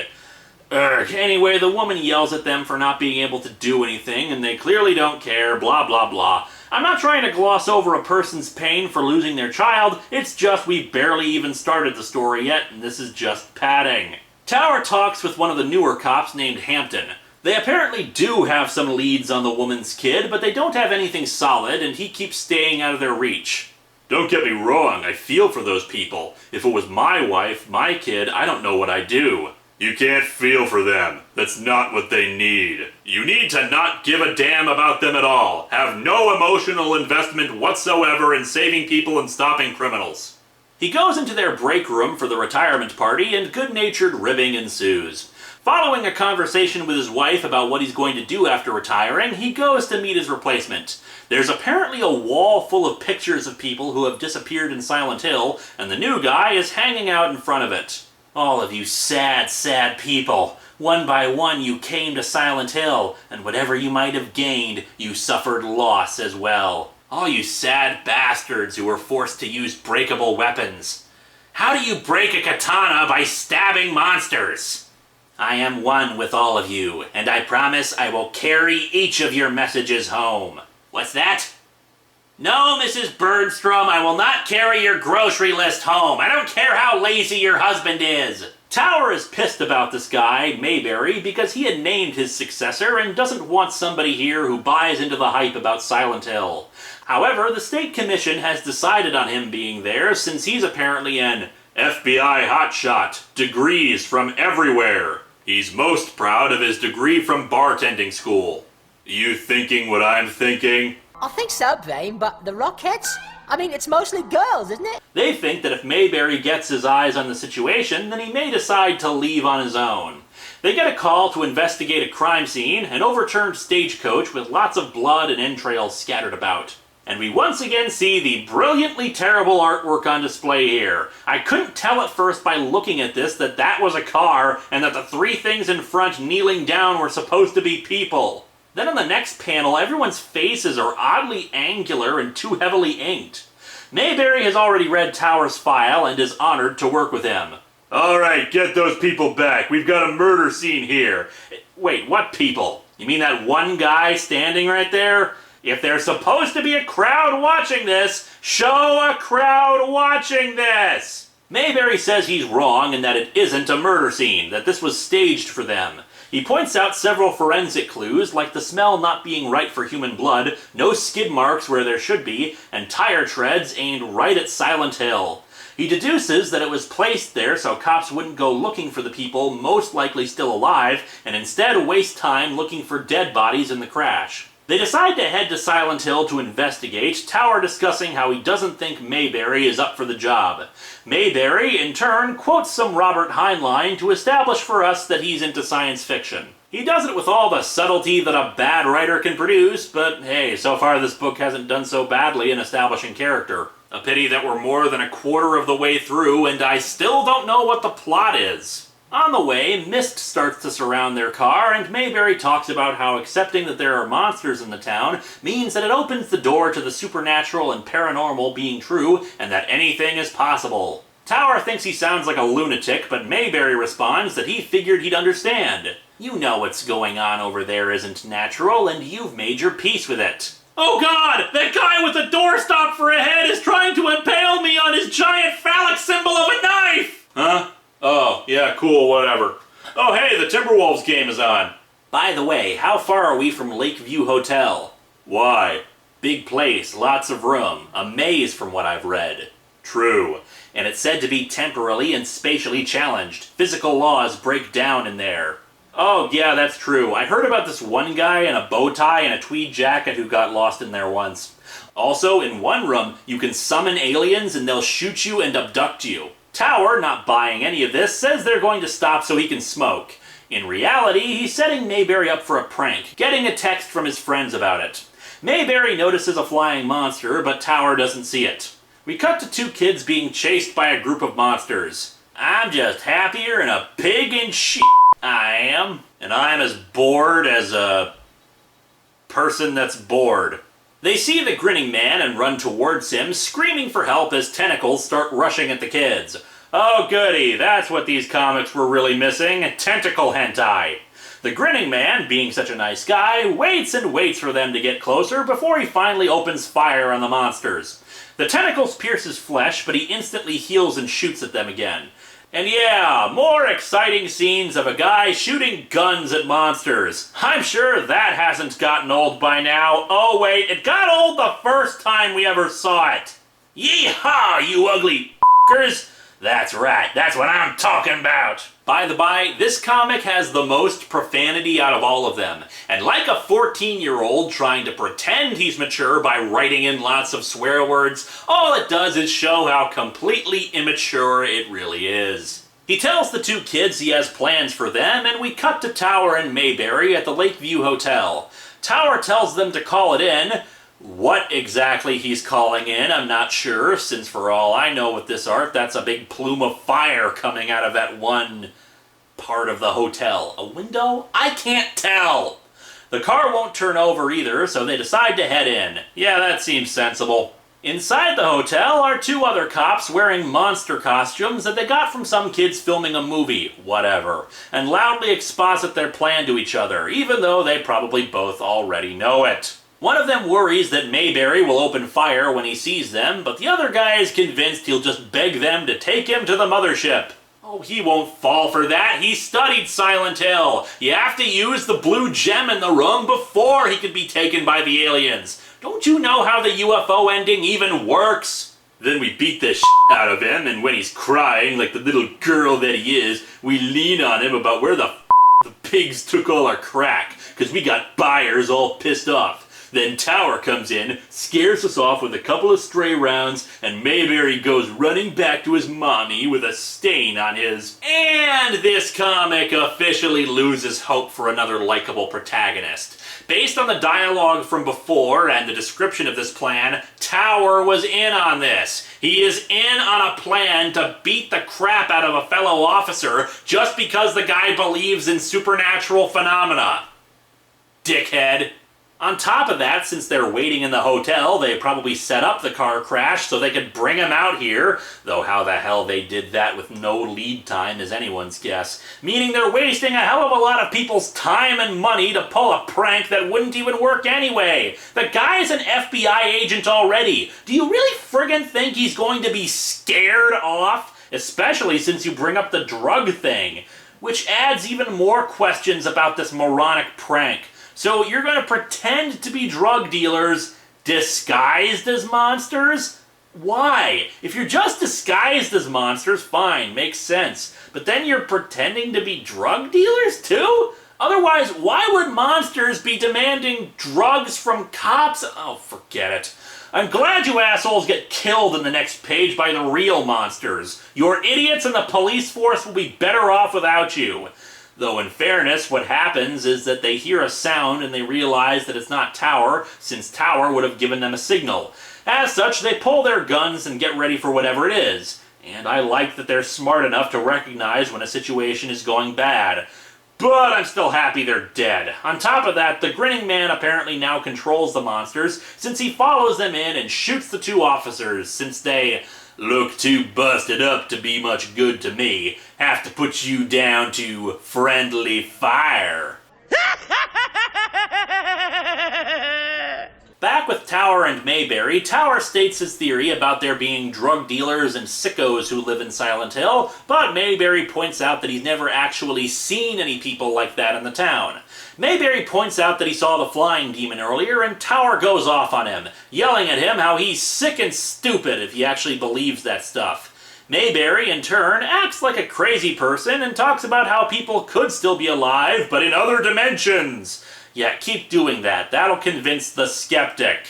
Aren't you at all curious what they want, how they got here, what their coming means for all of us? Well, Dead Alive answered that for us. They want to spread evil because they're evil and have no other actual motivation.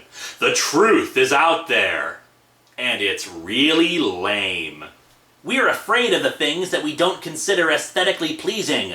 Fear is the mind killer. Fear is the little death that brings total oblivion, and this comic sure as hell is not worthy enough to quote Dune. I also find it twistedly ironic that a story that does nothing but rot your brain with stupid is talking about what the mind killer is. And allow me to emphasize that further. We're now past the halfway point, barely any plot, and Whatley shows up. Or rather, 3 of him. They could be floating down the stairs, or just be badly drawn, or suspended by tentacles, I don't know. But yes, we finally get Whatley in one of these stories. Tower tries to arrest the 3 floating triplets with blank eyes, but Mayberry just says to shoot them. Though he says so in a panic, so maybe the other officers were right about him wetting himself at the sight of the monsters.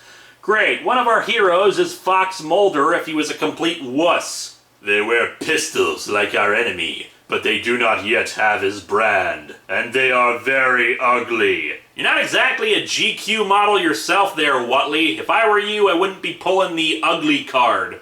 Kill them, consume their flesh, and their souls. So commands this incarnation of Whatley.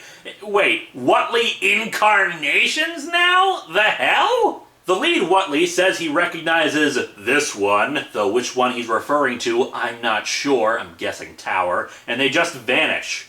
What just happened? That's what I'd like to know!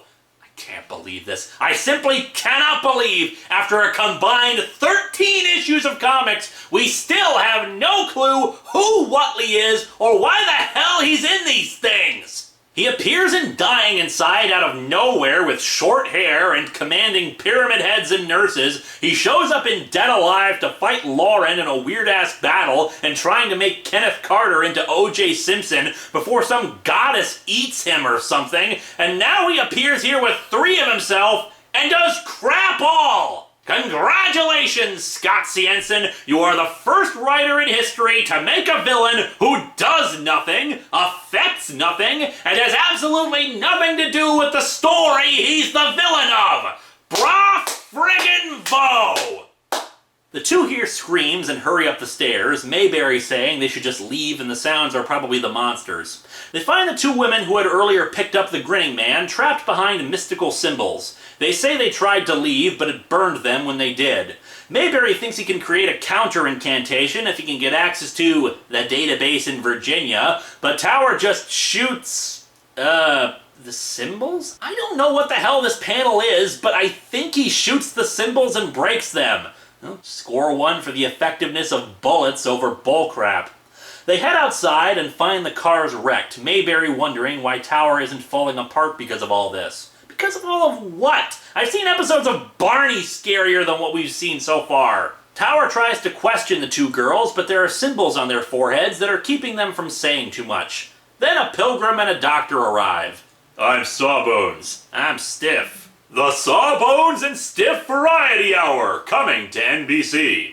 Actually, there are 2 other guys who have the Grinning Man symbol on their foreheads who are here simply to exposit that the Grinning Man is taking over Silent Hill and changing this place so it suits him. They ask Tower to put them out of their misery, which our brave hero does without a second thought. Okay, so we've got some crazed magic man with a Wild West fetish shooting the out of this place. How the fricking hell do you know that? You haven't seen the Grinning Man. No one has described the Grinning Man to you. All you know is that someone is taking over the town. How the fricking hell did you get the Wild West theme for the Grinning Man? And for a guy who didn't believe any of the supernatural stuff until it was right in front of him, he's taking this all in stride. I can just imagine what the police department is going to be like if he stays on. We think we're dealing with a supernatural being, most likely a mummy. He says the real reason why he's able to cope with this is, either I'm crazy now, or I was wrong before. I'm going with door number 2.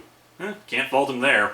They go off to try to find his friends who were going to pretend to be monster drug dealers. Oh, so they weren't in the hotel? And they discover their dead bodies. Mayberry is indeed having trouble dealing with all of this, thinking it's all a dream, but figures there must be a reason why all these years Tower never saw the monsters. If this was a good Silent Hill story, it'd be because the town wasn't interested in him. Since this is a bad one, there is no good reason. Speaking of no good reason, they finally run into the Grinning Man. So what's your deal? A hunt. That's it? Isn't it enough? No! No, it's not! For crying out loud, you're the damn title character, and the best villain motivation you have is, I hunt? You have mystical healing symbols and magic and crap that turns you into Fabio, and the best reason you have is, I hunt? Wow, Scott Cianson put you in this story to make Watley look like Lex Luthor by comparison. Oh, and Grinning Man, put on a damn shirt. You look ridiculous, you stupid, stupid character. Mayberry finally grows a pair and shoots the Grinning Man, but he quickly regenerates and chases after them, evidently shooting his guns at nothing in particular. At least I think he is. Incomprehensible art, you're soaking in it. Tower tells Mayberry to get the two women to safety, but he has to go back. There are others here, the ones you robbed from the stagecoach. I'm not leaving until I find them. Wait, so Tower's pals didn't set up the stagecoach thing to make them go to Silent Hill? When did they have time to plan their prank and coordinate with Tower and then subsequently give them away for them to be in Silent Hill waiting for them? Ugh, we need to get through this. Last 10 pages really quick. He finds the other people the Grinning Man took. The symbols allow the Grinning Man to draw power from the people he branded so he can be healed, and the symbols also protect them from the monsters. Tower frees a family contained behind some more mystical symbols and leads everyone out. There's a pointless action scene of Tower killing monsters who have gone berserk without the ability to eat anybody, and then we find that the Grinning Man has taken Mayberry off panel. The Grinning Man wants him to give up the people he's draining the life from, but Tower just shoots him. However, Tower's bullets actually hurt the Grinning Man. Why? No reason! Ever wake up, know something was wrong, but you couldn't put your finger on what it was? I can! None of this makes any sense! All these years, these things, demons or whatever the they are, didn't touch me, didn't even let me know they were here. Maybe it's because I was helping them keep the lie going about this place being normal. And since the Whatleys are here to confirm that this is related to Dead Alive, that's idiotic! They want to make the nightmares of the town affect the entire world. Keeping it a secret is just stupid! I hope not. I thought it was true. My best guess is that they can't get to me, and you can't either, because so long as I can remember, nothing gets in with me. Not unless I want it to. Let me get this straight. The only reason you can fight the Grinning Man is because you're too mellow? Fantastic. Cost me my marriage. Mayberry mentioned earlier that Tower had been divorced once, but I figured he got remarried or was at least with someone new. After all, if he hasn't, who was that woman at the beginning, and who was he talking to on the phone earlier? So the Grinning Man is dead, and Tower calls him a pussy. Our hero, everybody. And so our comic ends with the remaining monsters apparently all converging on him, and Tower trying to pretend that he's badass by aiming his gun and saying, "Draw." Wait, was this supposed to be a Western? Screw it. This comic sucks! The artwork is atrocious, even worse than Dead Alive at times. The villain has no character. He laughs, he grins, he has no real name, and does what he does for stupid reasons. There's barely barely a plot. It only gets started halfway into the thing and then rushes towards a ludicrous finale. The two main characters are annoying as hell. One mistaking a lack of emotion for being a badass. It isn't the same thing, and he's really a jerk. The other, a whiny geek who wets himself at the first opportunity. And I'm sure you're all wondering which of these one-shots I think is the worst. Or in fact, what's the worst out of all of the Silent Hill comics I've read for this show? Who friggin' cares? They all suck! Read Silent Hill Sinner's Reward. I haven't read anything of Silent Hill Past Life except the first issue, but it's gotta be better than this! Thank God I never have to do any more of these stupid Silent Hill comics anymore!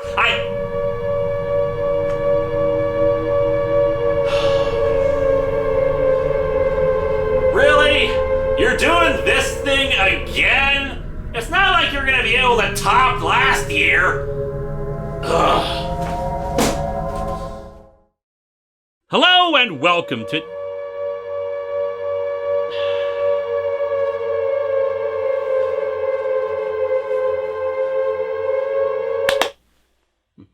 Hello and welcome to Atop the Fourth Wall, where bad comics burn. It's been a long year, but we've finally reached the time of ghosts and goblins, tricks and treats, and horror and Halloween.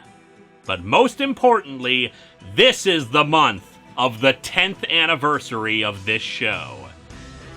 Oh, and I guess Moarte's doing his thing. Yay. Throughout 2018, we have been celebrating this milestone by revisiting past reviews, and October is going to be no different. The tradition around here has been to look at a horror franchise I love for 3 years before moving on to another one. But before we can go forward, let's take one last look back. From 2009 to 2011, I reviewed comics tied into the video game franchise Silent Hill. Every single one of them was terrible, with maybe one of them sort of reaching okay. But let's face it, they were all really, really bad. For those of you new to the table, especially since Konami has done such a fantastic job screwing over this franchise, Silent Hill is about, well, Silent Hill, a New England town where there was once a cult that wanted to birth their god into existence by tormenting a little girl to the point of setting her on fire. As you may have figured, the immolation method of pregnancy didn't really go as they expected. While the cult, known as the Order, is a big part of some of the games, it's clear that the town itself is sitting on something big and dark and terrible, especially since it has a pretty massive track record for murder and abusive families. And the Order likely woke it up, leading to some other games in the franchise, namely Silent Hill 2, where people come to the town and get to confront all their sins, sometimes finding redemption, while at other times getting dead. The games are dark, moody, full of symbolism and deeper meaning, and it can be a truly melancholic experience while exploring rich characterization and just a ton of creeping horror. Also, sometimes aliens show up. And now that I've explained a little of Silent Hill and the utterly fascinating and wonderful parts of this survival horror series, you could throw most of that out because the comics I reviewed were absolute garbage that barely had anything to do with the series.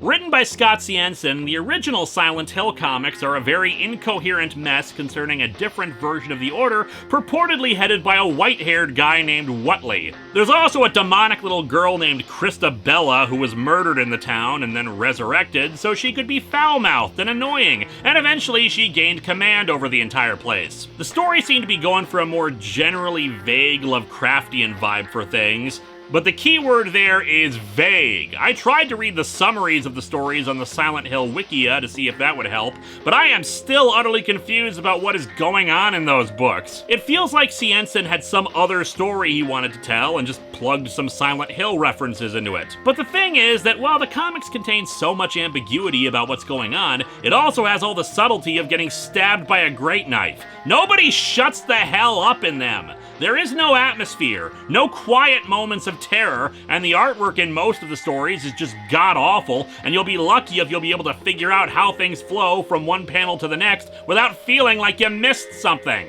Scott Siensen tragically passed away in 2014. While I despise these comics, I meant no particular ill will towards him as a person, and I am saddened by his death.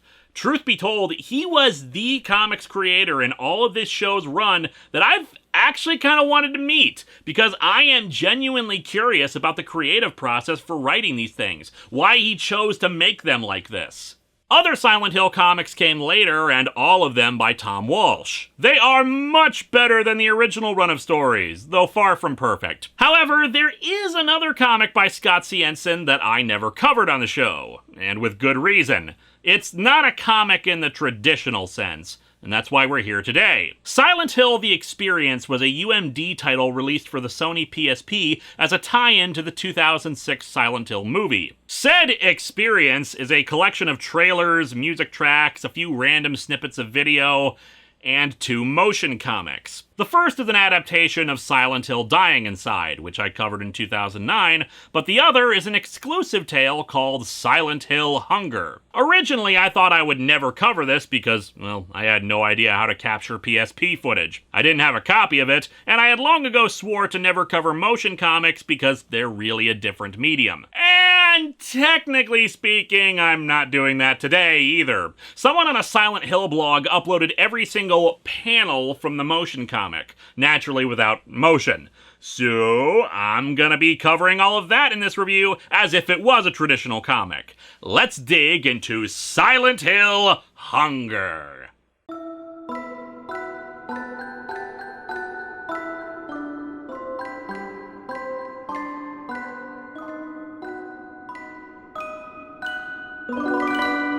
Naturally, this has no cover and drops us into the action right away. A word of warning about this episode, there obviously won't be any variations in the panel layout and way I usually pan over the book. By virtue of how I'm covering the story of this thing, everything is just a single rectangular frame at a time, and I can't mimic the actual experience of how this reads if you were watching the motion comic. Anyway, we open on a Force ghost traveling awkwardly along a street. Picture, if you will, Silent Hill Gazette star reporter Douglas Payne Brenneman wanders his beat, lost in what must be a dream. After all, he usually glows purple, not blue. The area starts glowing a brighter blue. A nightmare. Did I ever tell you my favorite color was blue? Half of Silent Hill has burned. Familiar storefronts are shattered. Vandalized. Not the Silent Hill Pizza Hut! They made the slices look like little pyramid heads! The blue glow is actually supposed to be mist. It consumes the entire town, like something desperate, alive, hungry. Well, again, this wouldn't be a problem if we still had the Silent Hill Pizza Hut! Silent Hill has been abandoned. But hey, at least it doesn't have a freeloading artist and a bunch of commando cheerleaders. Out of the mist emerge monsters from the game. A frequent problem with any of the comics is the liberal use of Silent Hill monsters, especially Pyramid Head, despite the fact that each game tailors the monsters specifically to the game's characters. They're deliberate reflections of the psyches of those inhabiting the town. Admittedly, sometimes it's very abstract, but it is a thing. Say what you will about the lack of imagination in Silent Hill Downpour's monsters, but at least they were still following that theme. In any case, this is revealed to be a daydream that reporter Doug is telling his girlfriend Rosie about. Huh, freaky looking monster thingies. That would look good in a headline, wouldn't it? Freaky looking monster thingies attack. What? That'd never be a headline. Now, you won't believe these 10 freaky looking monster things. That's a title that'll grab people. Rosie says, good lord, look at how tiny her hand is there. Who's got one thumb that's poorly drawn? This lady right here. In the last panel featuring it, they actually try to cover it up. Anyway, she says not to worry about the dream. It's a gorgeous day. This is our home. Silent Hill is just fine. Maybe 20 years behind the times in ways. I'm still not sure why they're premiering Transformers the movie now, but whatever makes them happy. You know what I think this is? You're afraid of getting used to things here. You're afraid of falling in love with this town, just like everyone else who lives here. I mean, just look at that couple we met at the hotel. James and Mary, they were just visiting, but I'm sure they'll be coming back soon. Doug delivers some awkward exposition about how he got fired from his previous job, supposedly because of his ego. So what if I was onto that Pulitzer with my take on those gangsters, the oil company's Homeland Sec? And of course, my headline idea. My hot take on those gangsters, oil companies, and Homeland Security thingamabobs. Rosie wants him to just come enjoy himself with her, mostly with lots of sex, but he's obsessed with finding a story in the town that'll allow them to leave Silent Hill behind them. Okay, I see this kind of thing a lot in fiction. Is it a regular thing for a reporter to discover some story and then suddenly dozens of job offers come flowing in? We cut to a few hours later at the annual flower show. Oh, Silent Hill has the best flower shows! This one woman named Lisa is putting together a lovely array of petunias and tulips and... Oops, never mind, it's been canceled. Doug is miserable covering it, not helped by a woman who rambles on to him about his old career. I went on that whole interweb business, or whatever it's called, at the library and looked up those amazing stories you used to write. 15 photos of Kardashians eating food? I've never seen such brilliant journalism! I'm not too far off with that joke. Apparently he made a juicy one about a singer who'd been hiding her illegitimate child. So apparently Doug is a tabloid writer seeking bigger and better things. He's soon regretting his decision to not spend the day with his wife, but then, guy out of nowhere pointing at Doug and a sound effect? What the hell is going on? Is he using a sonic screwdriver on him? It's only after the sound effect disappears that we see that it's being made by an ambulance behind the sound effect. I've got to imagine this played out better in the motion comic version, which probably had an actual sound effect behind it. Although in actual motion, I wonder how awful this really plays out. Because when I put these panels together in motion, it means the ambulance is moving at a snail's pace and somehow distorting space so that it blurs the plants in the greenhouse. Space is warped and time is bendable. Anyway, the guy pointing is actually his editor, who's attending the flower show for some reason, and ordering him to chase the ambulance because they may be looking at the crime of the century. Oh, don't worry, that cop already found the culprit of the stolen book at Bible camp.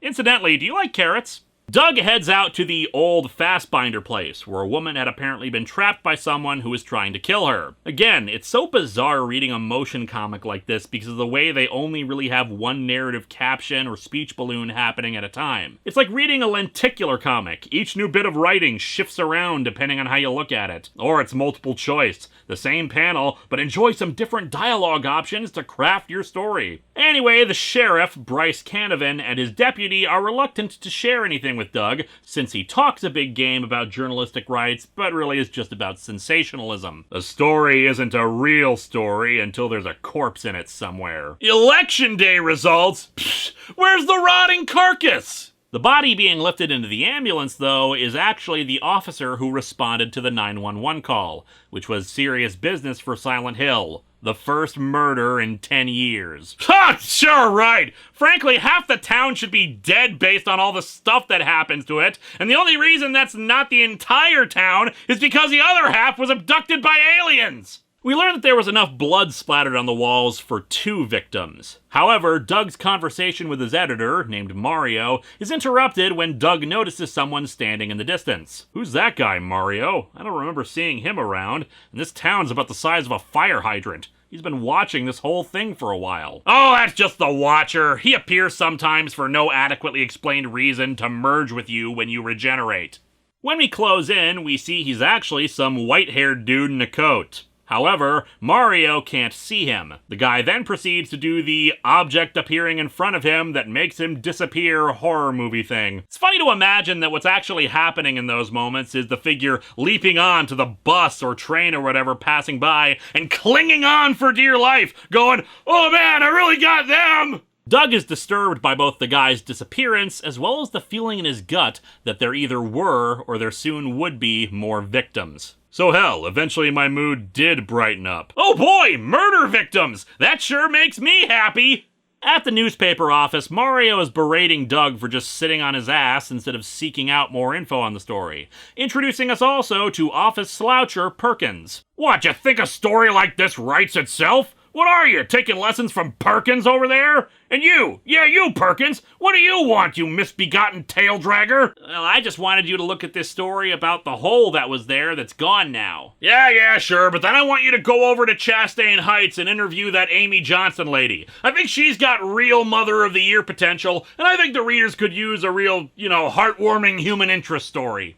Doug narrates to himself about how Silent Hill really could be thought of as heaven. Got the family barber, the five and dime with an old-fashioned soda jerk, a movie theater with just one giant screen. Unfortunately, the only movie they ever play is It's Pat. Civic pride still means something here, because decent people and decent values and plain old decency still exist in Silent Hill. Why, just over there is the town doctor, Michael Kaufman, just an upstanding citizen all around. Oh, get this, they actually add a little lens flare to this photo to make this dude's teeth sparkle. And of course, the effect is absolutely awful thanks to this low-res, heavily filtered photo they used for this panel, so it's absolutely disjointed from the rest of the image and just looks terrible. I kind of love how bad it is, and almost feel like that's the point. He also mentions Silent Hill as a resort town, and I'm almost dead certain that this image is supposed to be James and Mary from Silent Hill 2. Hunger was the final Silent Hill project of Scott Sienson's that was released. Did someone finally hand him a copy of the games to play? Anyway, with his little monologue finished, Doug narrates about what he was actually doing at the office, namely making dozens of calls to private detectives, wire services, the FBI, etc. Just anybody who could give him some information about the story. Perkins delivers a journal, saying it was delivered for him.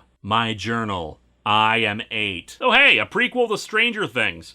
Inspecting the journal, he sees child drawings a little girl made featuring slug creatures with sharp teeth, a nurse's cap, a severed hand, and 2 doctors dragging the girl away, also mentioning that she's so hungry, been here so long, which would be incredibly creepy and be a good tie-in to why this story is named that.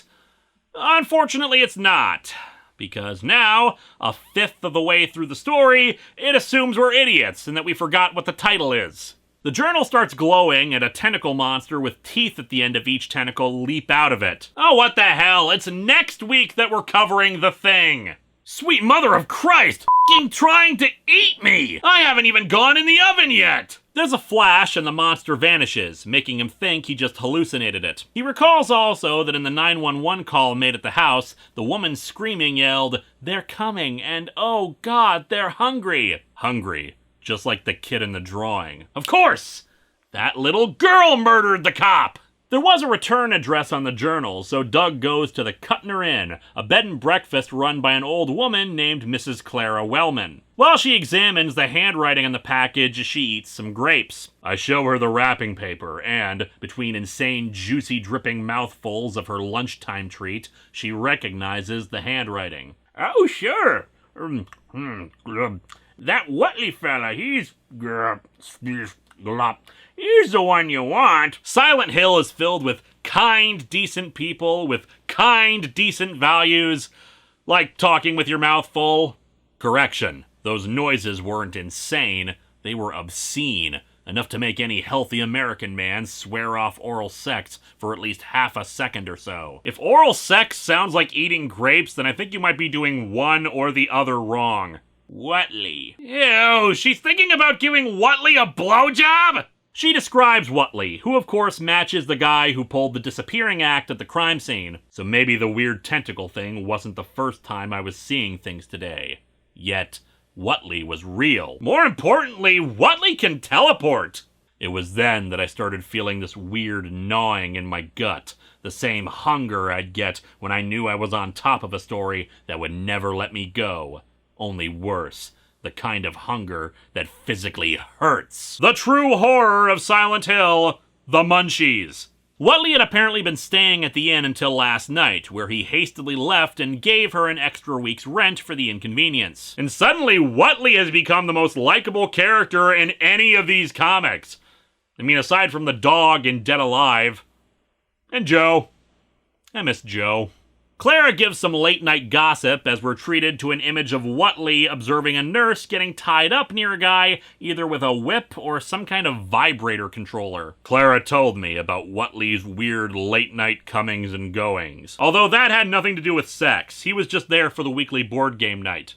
Also, I would say that this was way more than I ever wanted to know about Whatley, but considering how friggin' little the comics have said anything about him, the fact that he's into watching kinky sex is one of the first bits of real, actual information about him we've ever seen. As Doug continues to listen to Clara, he notices something about her shadow. Only it wasn't her shadow. Not unless she had a head shaped like a pyramid. Oh my god! Clara's Darth Vader! Like, what is the implication here? That Pyramid Head was really this old lady who really noisily eats grapes? Pyramid Head isn't a symbol of judgment or repression or punishment or any of the other theories out there about the guy and why he shows up in other works beyond Silent Hill 2. No. Pyramid Head's really been the lady who runs a bed and breakfast this whole time. Anyway, Clara has no idea where Whatley went, but she had a description of the doctor and nurse. I guess the sex dude was a doctor, and that she thought they worked at Brookhaven Hospital. On the way there, Doug walks through the park and it's unusually green glow. Well, suddenly I have a refreshing mint flavor. What the hell's even going on in this park with the glow? Is Mr. Burns dumping his toxic waste here? I think it's full, sir. That's ridiculous. The last tree held 9 drums. And you know that an area glowing this much can only mean one thing for Doug. Now I'm radioactive! That can't be good! He spots a couple on a park bench, and the woman is ripping out part of the guy's neck. At first, I thought it was just another young couple necking. Well, technically that's what they're doing. Christ, she was eating him alive.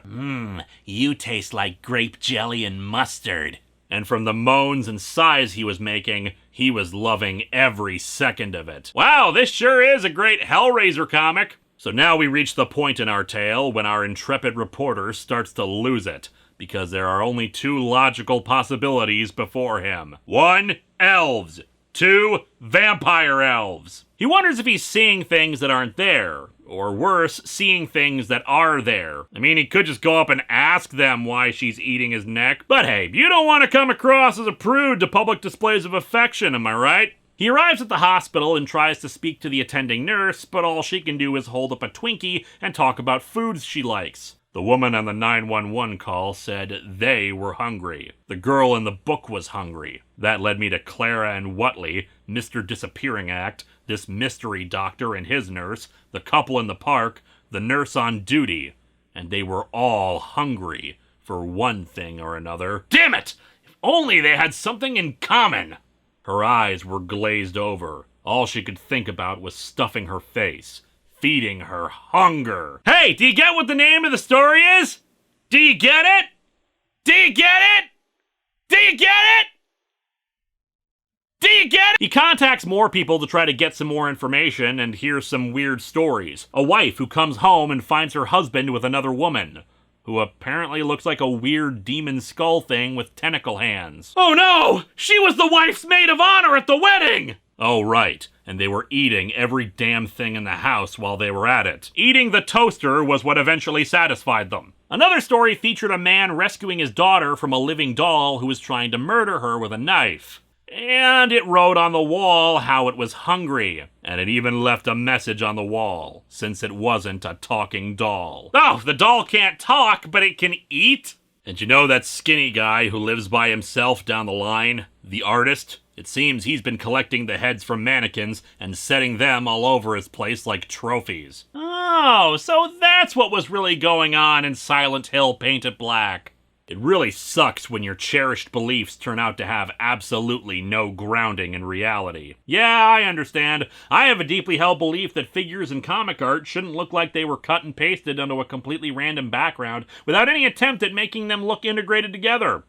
And yet here we are. There were only a couple of rational explanations that might cover what I was experiencing. Evil living doll vampire elves! He wonders if he was exposed to some kind of hallucinogen that everyone in town had been. He also realizes he hadn't talked to Rosie since that morning and, in hindsight, realizes he should have contacted her earlier, especially after he spots her in a vision before she vanishes. No, instead he finds someone else. Hey, Alan Moore, what are you doing here? Doug grabs a wooden board to defend himself, thinking he was dealing with some crazed homeless person. And indeed, the guy attacks him. I have seen the coming! I know his will! The order summons! The order commands! Samael of the Dark Eyes is come! His minions, they bite! They bite! And so do I! Ugh, you also don't brush from the looks of things.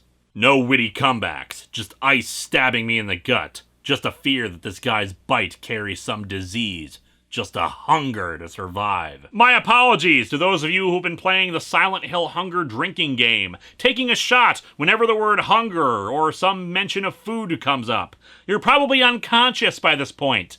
He's rescued by Whatley, who grabs the homeless man and effortlessly tosses him into a wall, killing him from the force of the impact. Something I didn't notice before is that the guy doesn't have any arms, or at least it's almost like a straitjacket in his first appearance, a fact that Whatley comments on, his clothes becoming a part of his flesh. And I think the implication with this is that the homeless guy was transforming into the lying figure monster, again from Silent Hill 2. It's a creepy idea and supports the theory that the monsters in the game are actually people, either transformed into monsters or just looking like monsters to the protagonists. Although, considering the repeated references to Silent Hill 2, this is just making me think that that's the only one of the games that Scott C. Ensign has ever played, and for some reason decided that this thing needed to be an origin story for the monsters. Whatley walks off. Good to see you again, Douglas. And speaking of becoming, that is your task in this little drama too. What?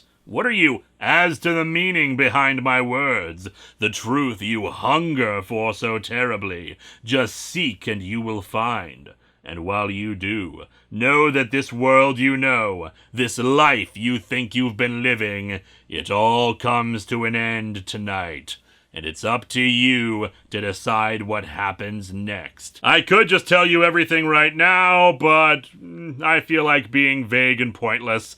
Business as usual for Whatley. Then I feel it. The hunger. It's rising up from somewhere deep inside me. Must find Arby's! He starts hallucinating again, this time of Mario chewing him out over how he doesn't really care about the truth or journalism, before that gets replaced by Rosie naked in a bathtub filled with rose petals, saying she knows he's a good guy and is trying to hold back his hunger and his ambition. He finally gets out of his stupor. I come out of the haze, and I can feel the hunger clawing at me like a rat in my guts, trying to eat its way out. I'm beginning to suspect that Scott C. Ensign just wrote this whole story while waiting really long for a pizza to be delivered. Doug goes back to his office, but the sky has turned gray and fog is rolling into the town.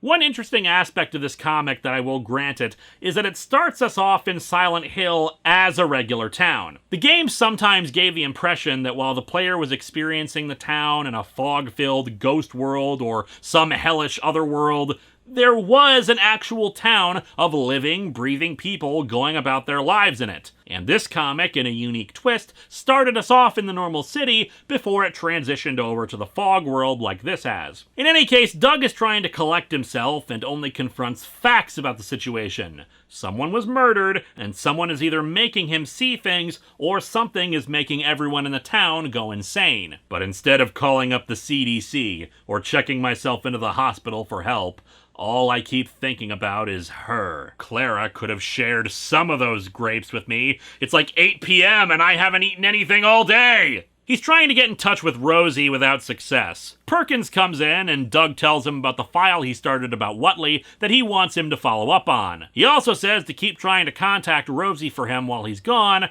but then he sees Perkins kind of transform into a monster. Some kind of heavyset creature with a massive mouth and hanging tongues. The lights also go out. Oh, Jesus. The monsters all start as people, and this one, it's Perkins! Call for you! Oh, good. Then Perkins can still follow up on the whole Whatley thing for you. Yeah?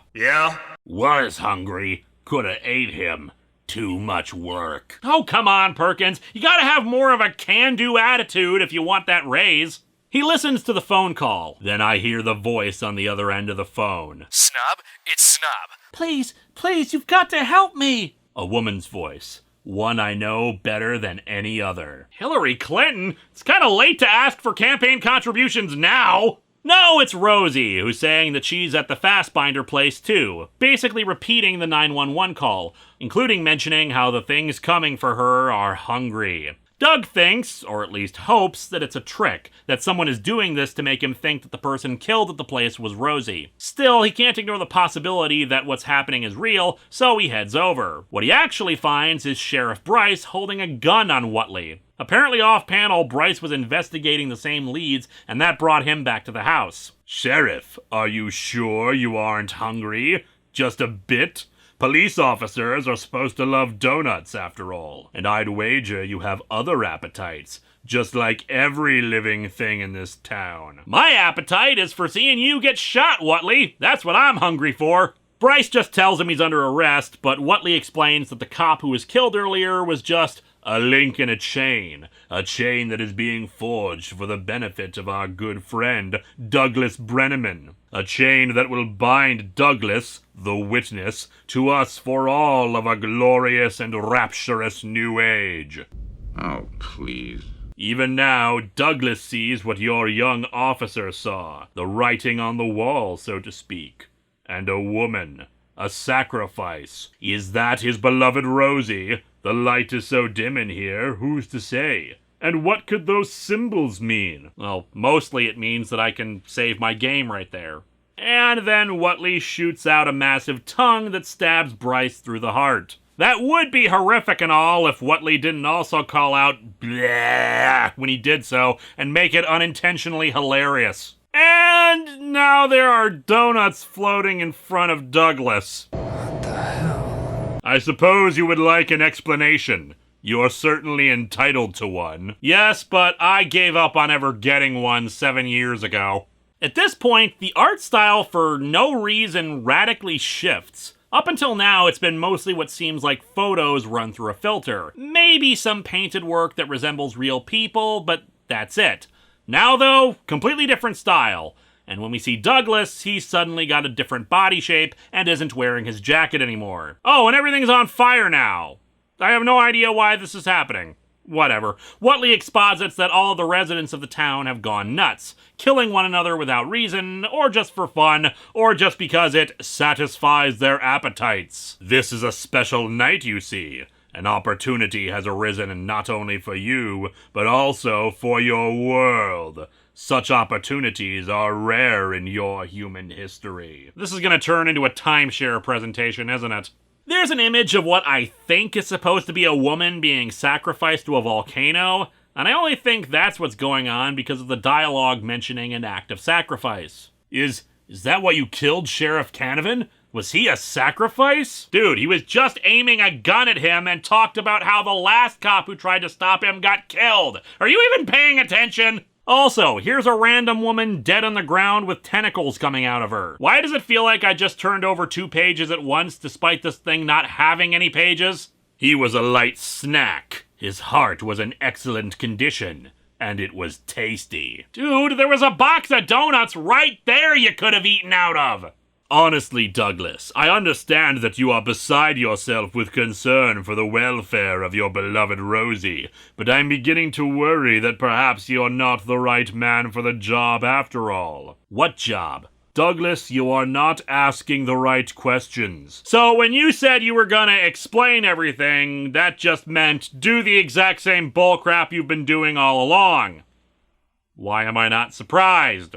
Whatley says that all of this day was there explicitly to reorient Douglas's view of the world, expose him to a greater understanding of reality than he had before, opening doors to worlds that he had never known existed, but he's pissed that Douglas's only concern is for Rosie. Look high. Look all about you. The flames that rise in the night sky come from the cleansing fire that has just begun to consume this town and may spread to your entire world. So we are yet again with the plan to take over and destroy the world with Silent Hill, which was basically the plot of Dead Alive, but at least this one just seems like some kind of weird demonic ritual, whereas that one was celebrity kills someone, world destroyed somehow. To be perfectly honest, I was actually kind of into this thing up until this moment, not knowing what was or wasn't reality, a murder investigation that spirals into something bigger and darker, a growing insanity in everything.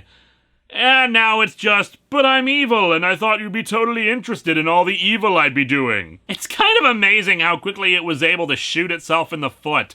Bravo, Hunger. I was actually ready to praise you, and you just ended up being more garbage that has nothing actually to do with Silent Hill. And I think that's what really pisses me off about this. Being put on the Silent Hill experience as if any of this bullcrap is part of that experience. As if any of this relates to the game other than name-dropping some stuff from them. I was gonna joke that it's as if they just read the Wikipedia page on Silent Hill and started referencing stuff for lip service. But I got into this franchise because of reading the Wikipedia page on it, and I understand the series better than this crap. The sheriff's death was supposed to have served a purpose. It was meant to communicate to you visually the way you monkeys best learn, that nothing your kind has to offer or might devise can possibly protect you. You have a chance at a story that is far more than the story of the century. It is the story of all eternity, a story that will have a happy ending for only a chosen few. You can be one of those few. Privileged, satiating any and every hunger, so long as you fulfill your role in things. What sort of meaningless double talk is this? Why are you offering him this chance? To write this story? What does it matter? You're gonna kill everybody or turn them into monsters or whatever. What's so special about him? He's just some asshole writer. You can find one of those anywhere. Or hell, are none of your demons capable of writing? I mean, just get that living doll to do it. It can write pretty legibly. He thinks humans are so inferior, and I guess he's not human,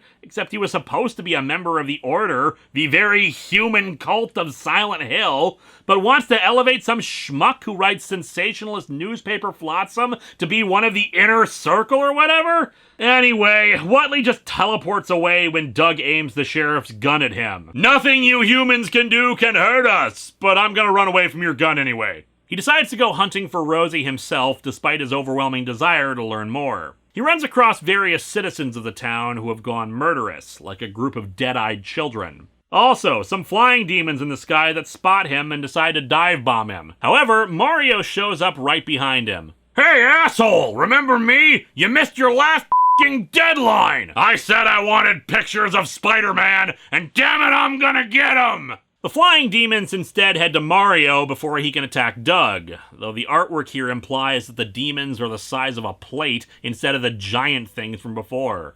And if that's not supposed to be the demon, then what the hell is that dark space? See ya, Mario. I hope you didn't really feel anything. You were a good egg. Do-do-do-do-do-do-do-do-do-do-do. He goes to the local barbershop, whose owner he compares to Milton Berle, or Uncle Milty. Very few people alive today probably have any idea who Uncle Milty was, unless they collect old TV shows like I used to. Hell, it's what drew me to Silent Hill. I'm learning so much about Silent Hill in this book. Annual flower festivals, old TV show collections. He finds the barber tied up and being menaced by what he calls maggot heads, using the gun to kill them and free him. Unfortunately, while Doug thinks he's in his right mind, the barber slashes at him with a razor. When he threatens to not only kill Doug, but Rosie too, Doug shoots him. Realizing how insane and dangerous everything is if the sweet old man has been turned, Doug decides to not try to help people and just focus on finding Rosie. He catches glances of her, but each time she's enveloped by fog until he reaches the library. He seems to find her, but she has no memory of him,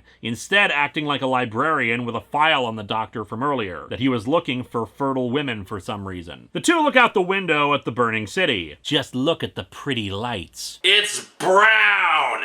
Every color in this comic is brown! Well, I take that clip of another Silent Hill review back. This one actually does know that other colors exist. Instead, it's more like, Boom! Like happy festival fireworks, yeah? Realizing that it's not really Rosie, he demands to know who she is. And suddenly he turns into Christopher Eccleston? Hell, Rosie even kind of looks like Billy Piper. Oh, Rosie, what did they do to you? Wait, Rosie? Was that deliberate homage? Just why? Why the random Doctor Who reference? I mean, that's like finding out that something in Silent Hill 2 was a reference to friggin' Con Air and... Wait, what? Anyway, she suddenly recognizes Doug. Doug, I remember now. We're getting married, aren't we? And she starts transforming, growing wings out of her back as her legs become tentacles. Holy crap, Mothra was behind this whole thing! You're not my Rosie, you're not her, just another of Whatley's lies! That's another thing that's so annoying. This sequence, it's very Silent Hill. The fake out that turns into a boss monster kind of thing. But it's not even Silent Hill that's doing this. It's Whatley. They've taken the terrifying, unknowable force and made it be about some jackass who bleached his hair. And I know, there's some apocalyptic stuff in the other games related to the Order too, but there's something so impersonal about this. Harry Mason was connected to the events of the first game through Cheryl and used as a pawn by Dahlia. Heather was Cheryl, so of course she drives plot events related to the Order in the third game. Henry Townsend was occupying the apartment that Walter Sullivan thought was his mother, which is probably a very confusing statement for those not familiar with this franchise. But trust me, it is even for those of us who are familiar with it. And Alex and his family were tied in directly to the events related to the cult in Homecoming. Doug is just some dude that Whatley has arbitrarily chosen to be his witness. The villains having their own agendas in those games made sense, and were clearly the signs of very evil or damaged individuals. And even the evil ones thought they were morally correct for religious reasons. Whatley is all, "Mwahaha! Darkness and monsters and the end of your puny human world." It's so unworthy of this series. Anyway, the monster knocks Douglas back and he lands right next to a book.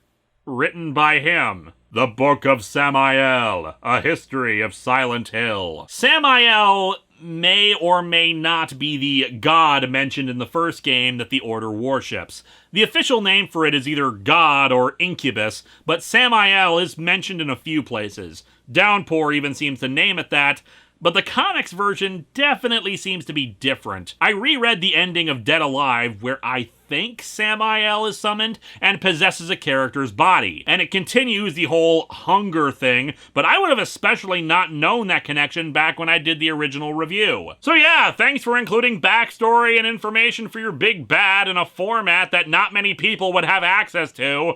Or hell, I don't know. So far, there's nothing in here that really counts as that much backstory for Dead Alive, so maybe it didn't really matter at all. Doug makes his way to the hospital, desperate to figure out the truth of all this so he can understand what happened to Rosie. Patients in wheelchairs lined the corridors, their eyes surgically removed. They wheel around aimlessly. I had a vision of wheelchairs doing the same thing, all by themselves. I had visions of them attacking a really boring guy normally trapped in his apartment. Doug enters the doctor's office and finds removed eyes all staring at him. I didn't need a degree in psychology to understand what he hungered for. Attention.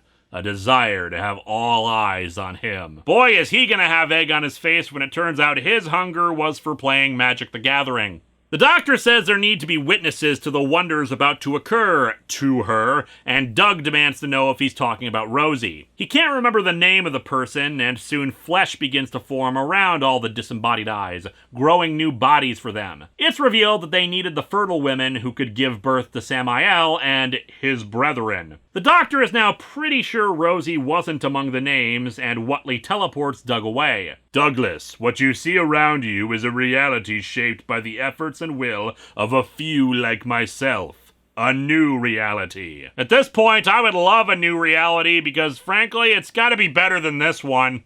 He says that Doug needs to write a book. I thought he already wrote it. It was in the library. He's the chosen chronicler, and that he has to accept that. And why do they need that? Who the hell's gonna read it? All the desires, the ravenous hungers long denied of everyone in this place have been awakened by events we will show you. And you should be able to write about this from what you people call the personal angle. I mean, no one's gonna enjoy our evil demonic book chronicling the end of your civilization if it doesn't have a personal touch. How else are we gonna make it to the New York Times bestseller list? He says that Rosie is indeed dead, the victim in the house, and that he could have escaped with her at the beginning if he had wanted to, but his hunger for a story was too great. But here's the shocking part, people. Finally, we get proper exposition from Whatley. Yeah, seriously. I'm just as surprised as you are. But you want the real story. Here it is. Mortals from your realm have long suspected the existence of other realities. Heaven, hell, tales of other worlds. Our whispers, which cross the boundaries of all realities, have been heard by you apes, and it is from those whispers that your myths are born. Capo's flying vagina legend? That was us. Why would we wish to come here? There are so many reasons. It is a new field to conquer. It extends our power, our greatness, and we have hungers as well. We seek what you call Taco Bell. The bestial figure you just looked upon is one of our emissaries, called Samael, a god, in your terms, who is hungry for life in your reality, an entity who will be appeased only by blood, suffering, and shows of fealty. It is he that humans are even now attempting to bring to this place, Silent Hill. And it is he who will open the way so that a multitude of his brethren may follow. To use your parlance, this planet is a rockin' party, and he is going to sneak them in. The woman the doctor found is fighting their attempts to give birth to Samael, and Whatley admits that the outcome isn't certain. It's entirely possible she'll succeed and prevent Samael from being born. But this place is changed eternally. A battle may be won or lost this night, but the war is far from over. This is Samael's sigil, his brand. All those who are here now, all who are to come, want to tell their stories. There must be a chronicler. You have been chosen to fulfill that role, to write the Book of Samael, to tell the story of this night when an ordinary town became touched by a god, and all that will surely follow. So basically, this comic has been a prequel to the entire franchise. That the reason Silent Hill got so messed up was because some other dimensional forces were trying to birth Samael, and based on the rest of what we see in the comics and games, failed, but forever altered its nature. I'm kind of mixed about this. On the one hand, that's not necessarily a bad backstory. I know I've been complaining about this the whole way through, but honestly, I can see what Scott C. Ensign was going for with this, and it does kind of recontextualize all the other Silent Hill comics he made. It finally gives an answer on who Whatley is and the overarching goals he had and how it can tie into the games. That the Order is doing their own thing, but the evil that's transformed Silent Hill is a result of the actions in this comic. On the other hand, though, the other comics are still terrible, and again rely upon this obscure motion comic coming from the frickin' PlayStation Portable after the ones came out in order to provide context. It's also an answer to a question nobody was asking. In many ways, not knowing what it is that makes Silent Hill the place it is a lot scarier. Again, this powerful, unknowable horror is infinitely more interesting than knowing, oh, it's just some demons trying to invade Earth. And what's more, Whatley is still a terrible character. Nothing remotely unique or interesting about him, and there's no reason why he couldn't lay this all out earlier instead of just Doug running around aimlessly and Whatley going, ooh, I'm trying to make you understand other dimensions, for whatever reason. There's also some minor continuity gaps with it anyway, since the other books said Whatley had been around for generations, and I have a hard time believing that he only now figured out how to pull this off, considering what was actually involved. But whatever. Whatley says Doug has the job whether he wants it or not. He then charges him with his task. He can either stay in Silent Hill and be with Rosie and rewards, whatever the hell that means, or he can go and tell the tale of what happened to the world. Well, if he has the job regardless of what he wants, why are you even giving him a choice? Or rewards? Rosie is dead, but of course death means something different for them here. She's been changed by everything that has transpired. He also says that hunger works both ways. Thus, if he does stay with Rosie, she's ravenous for him. Doug realizes he has to die and be reborn just like her. So he accepts that this is the only way he can be with her again. And so our motion comic finally ends with Rose turning into the weird creature again and biting down on him, proclaiming that she could just eat him up. In the wake of these bizarre events, Silent Hill was plowed over and renamed New Barktown. This comic is a mixed bag, though it mostly sucks.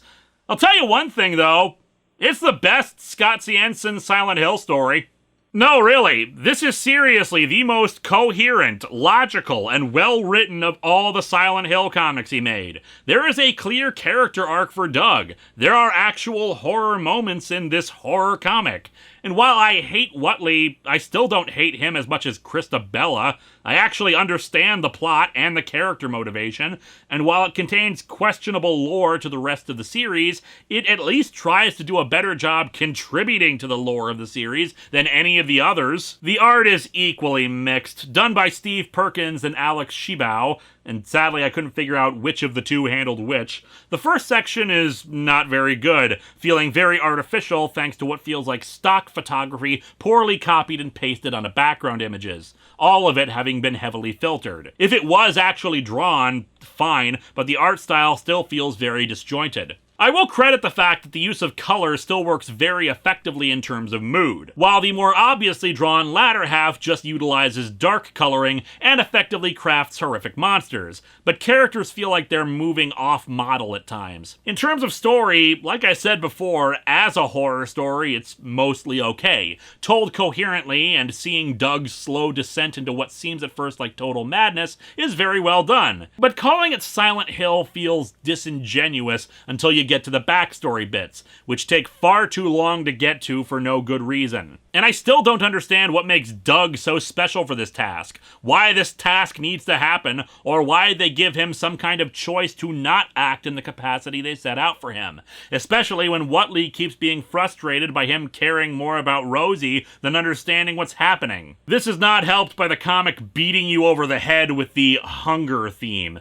It's not consistent with Silent Hill and its effect on characters in the games. It feels like it's shoved in to justify the title when Obsession or Drive could have made the same point and not had so many diversions about people eating or Whatley constantly having to say, "Ooh, you're hungry for information, hungry for a story," and all that bullcrap. It also leaves questions about whose journal that was in the beginning and why it was sent to Doug when there were easier ways of getting his attention interested in the murder and Whatley. Why the hell did Whatley, being the agent and representative of Samael's race, care about watching some doctor have kinky sex with a nurse? In the end, Hunger is okay at best, but I sure as hell wouldn't consider it necessary reading, and you can still most especially ignore the other Scott Jensen Silent Hill books. Next time, our trip down memory lane brings us back to The Thing from Another World, in a comic I briefly talked about once already.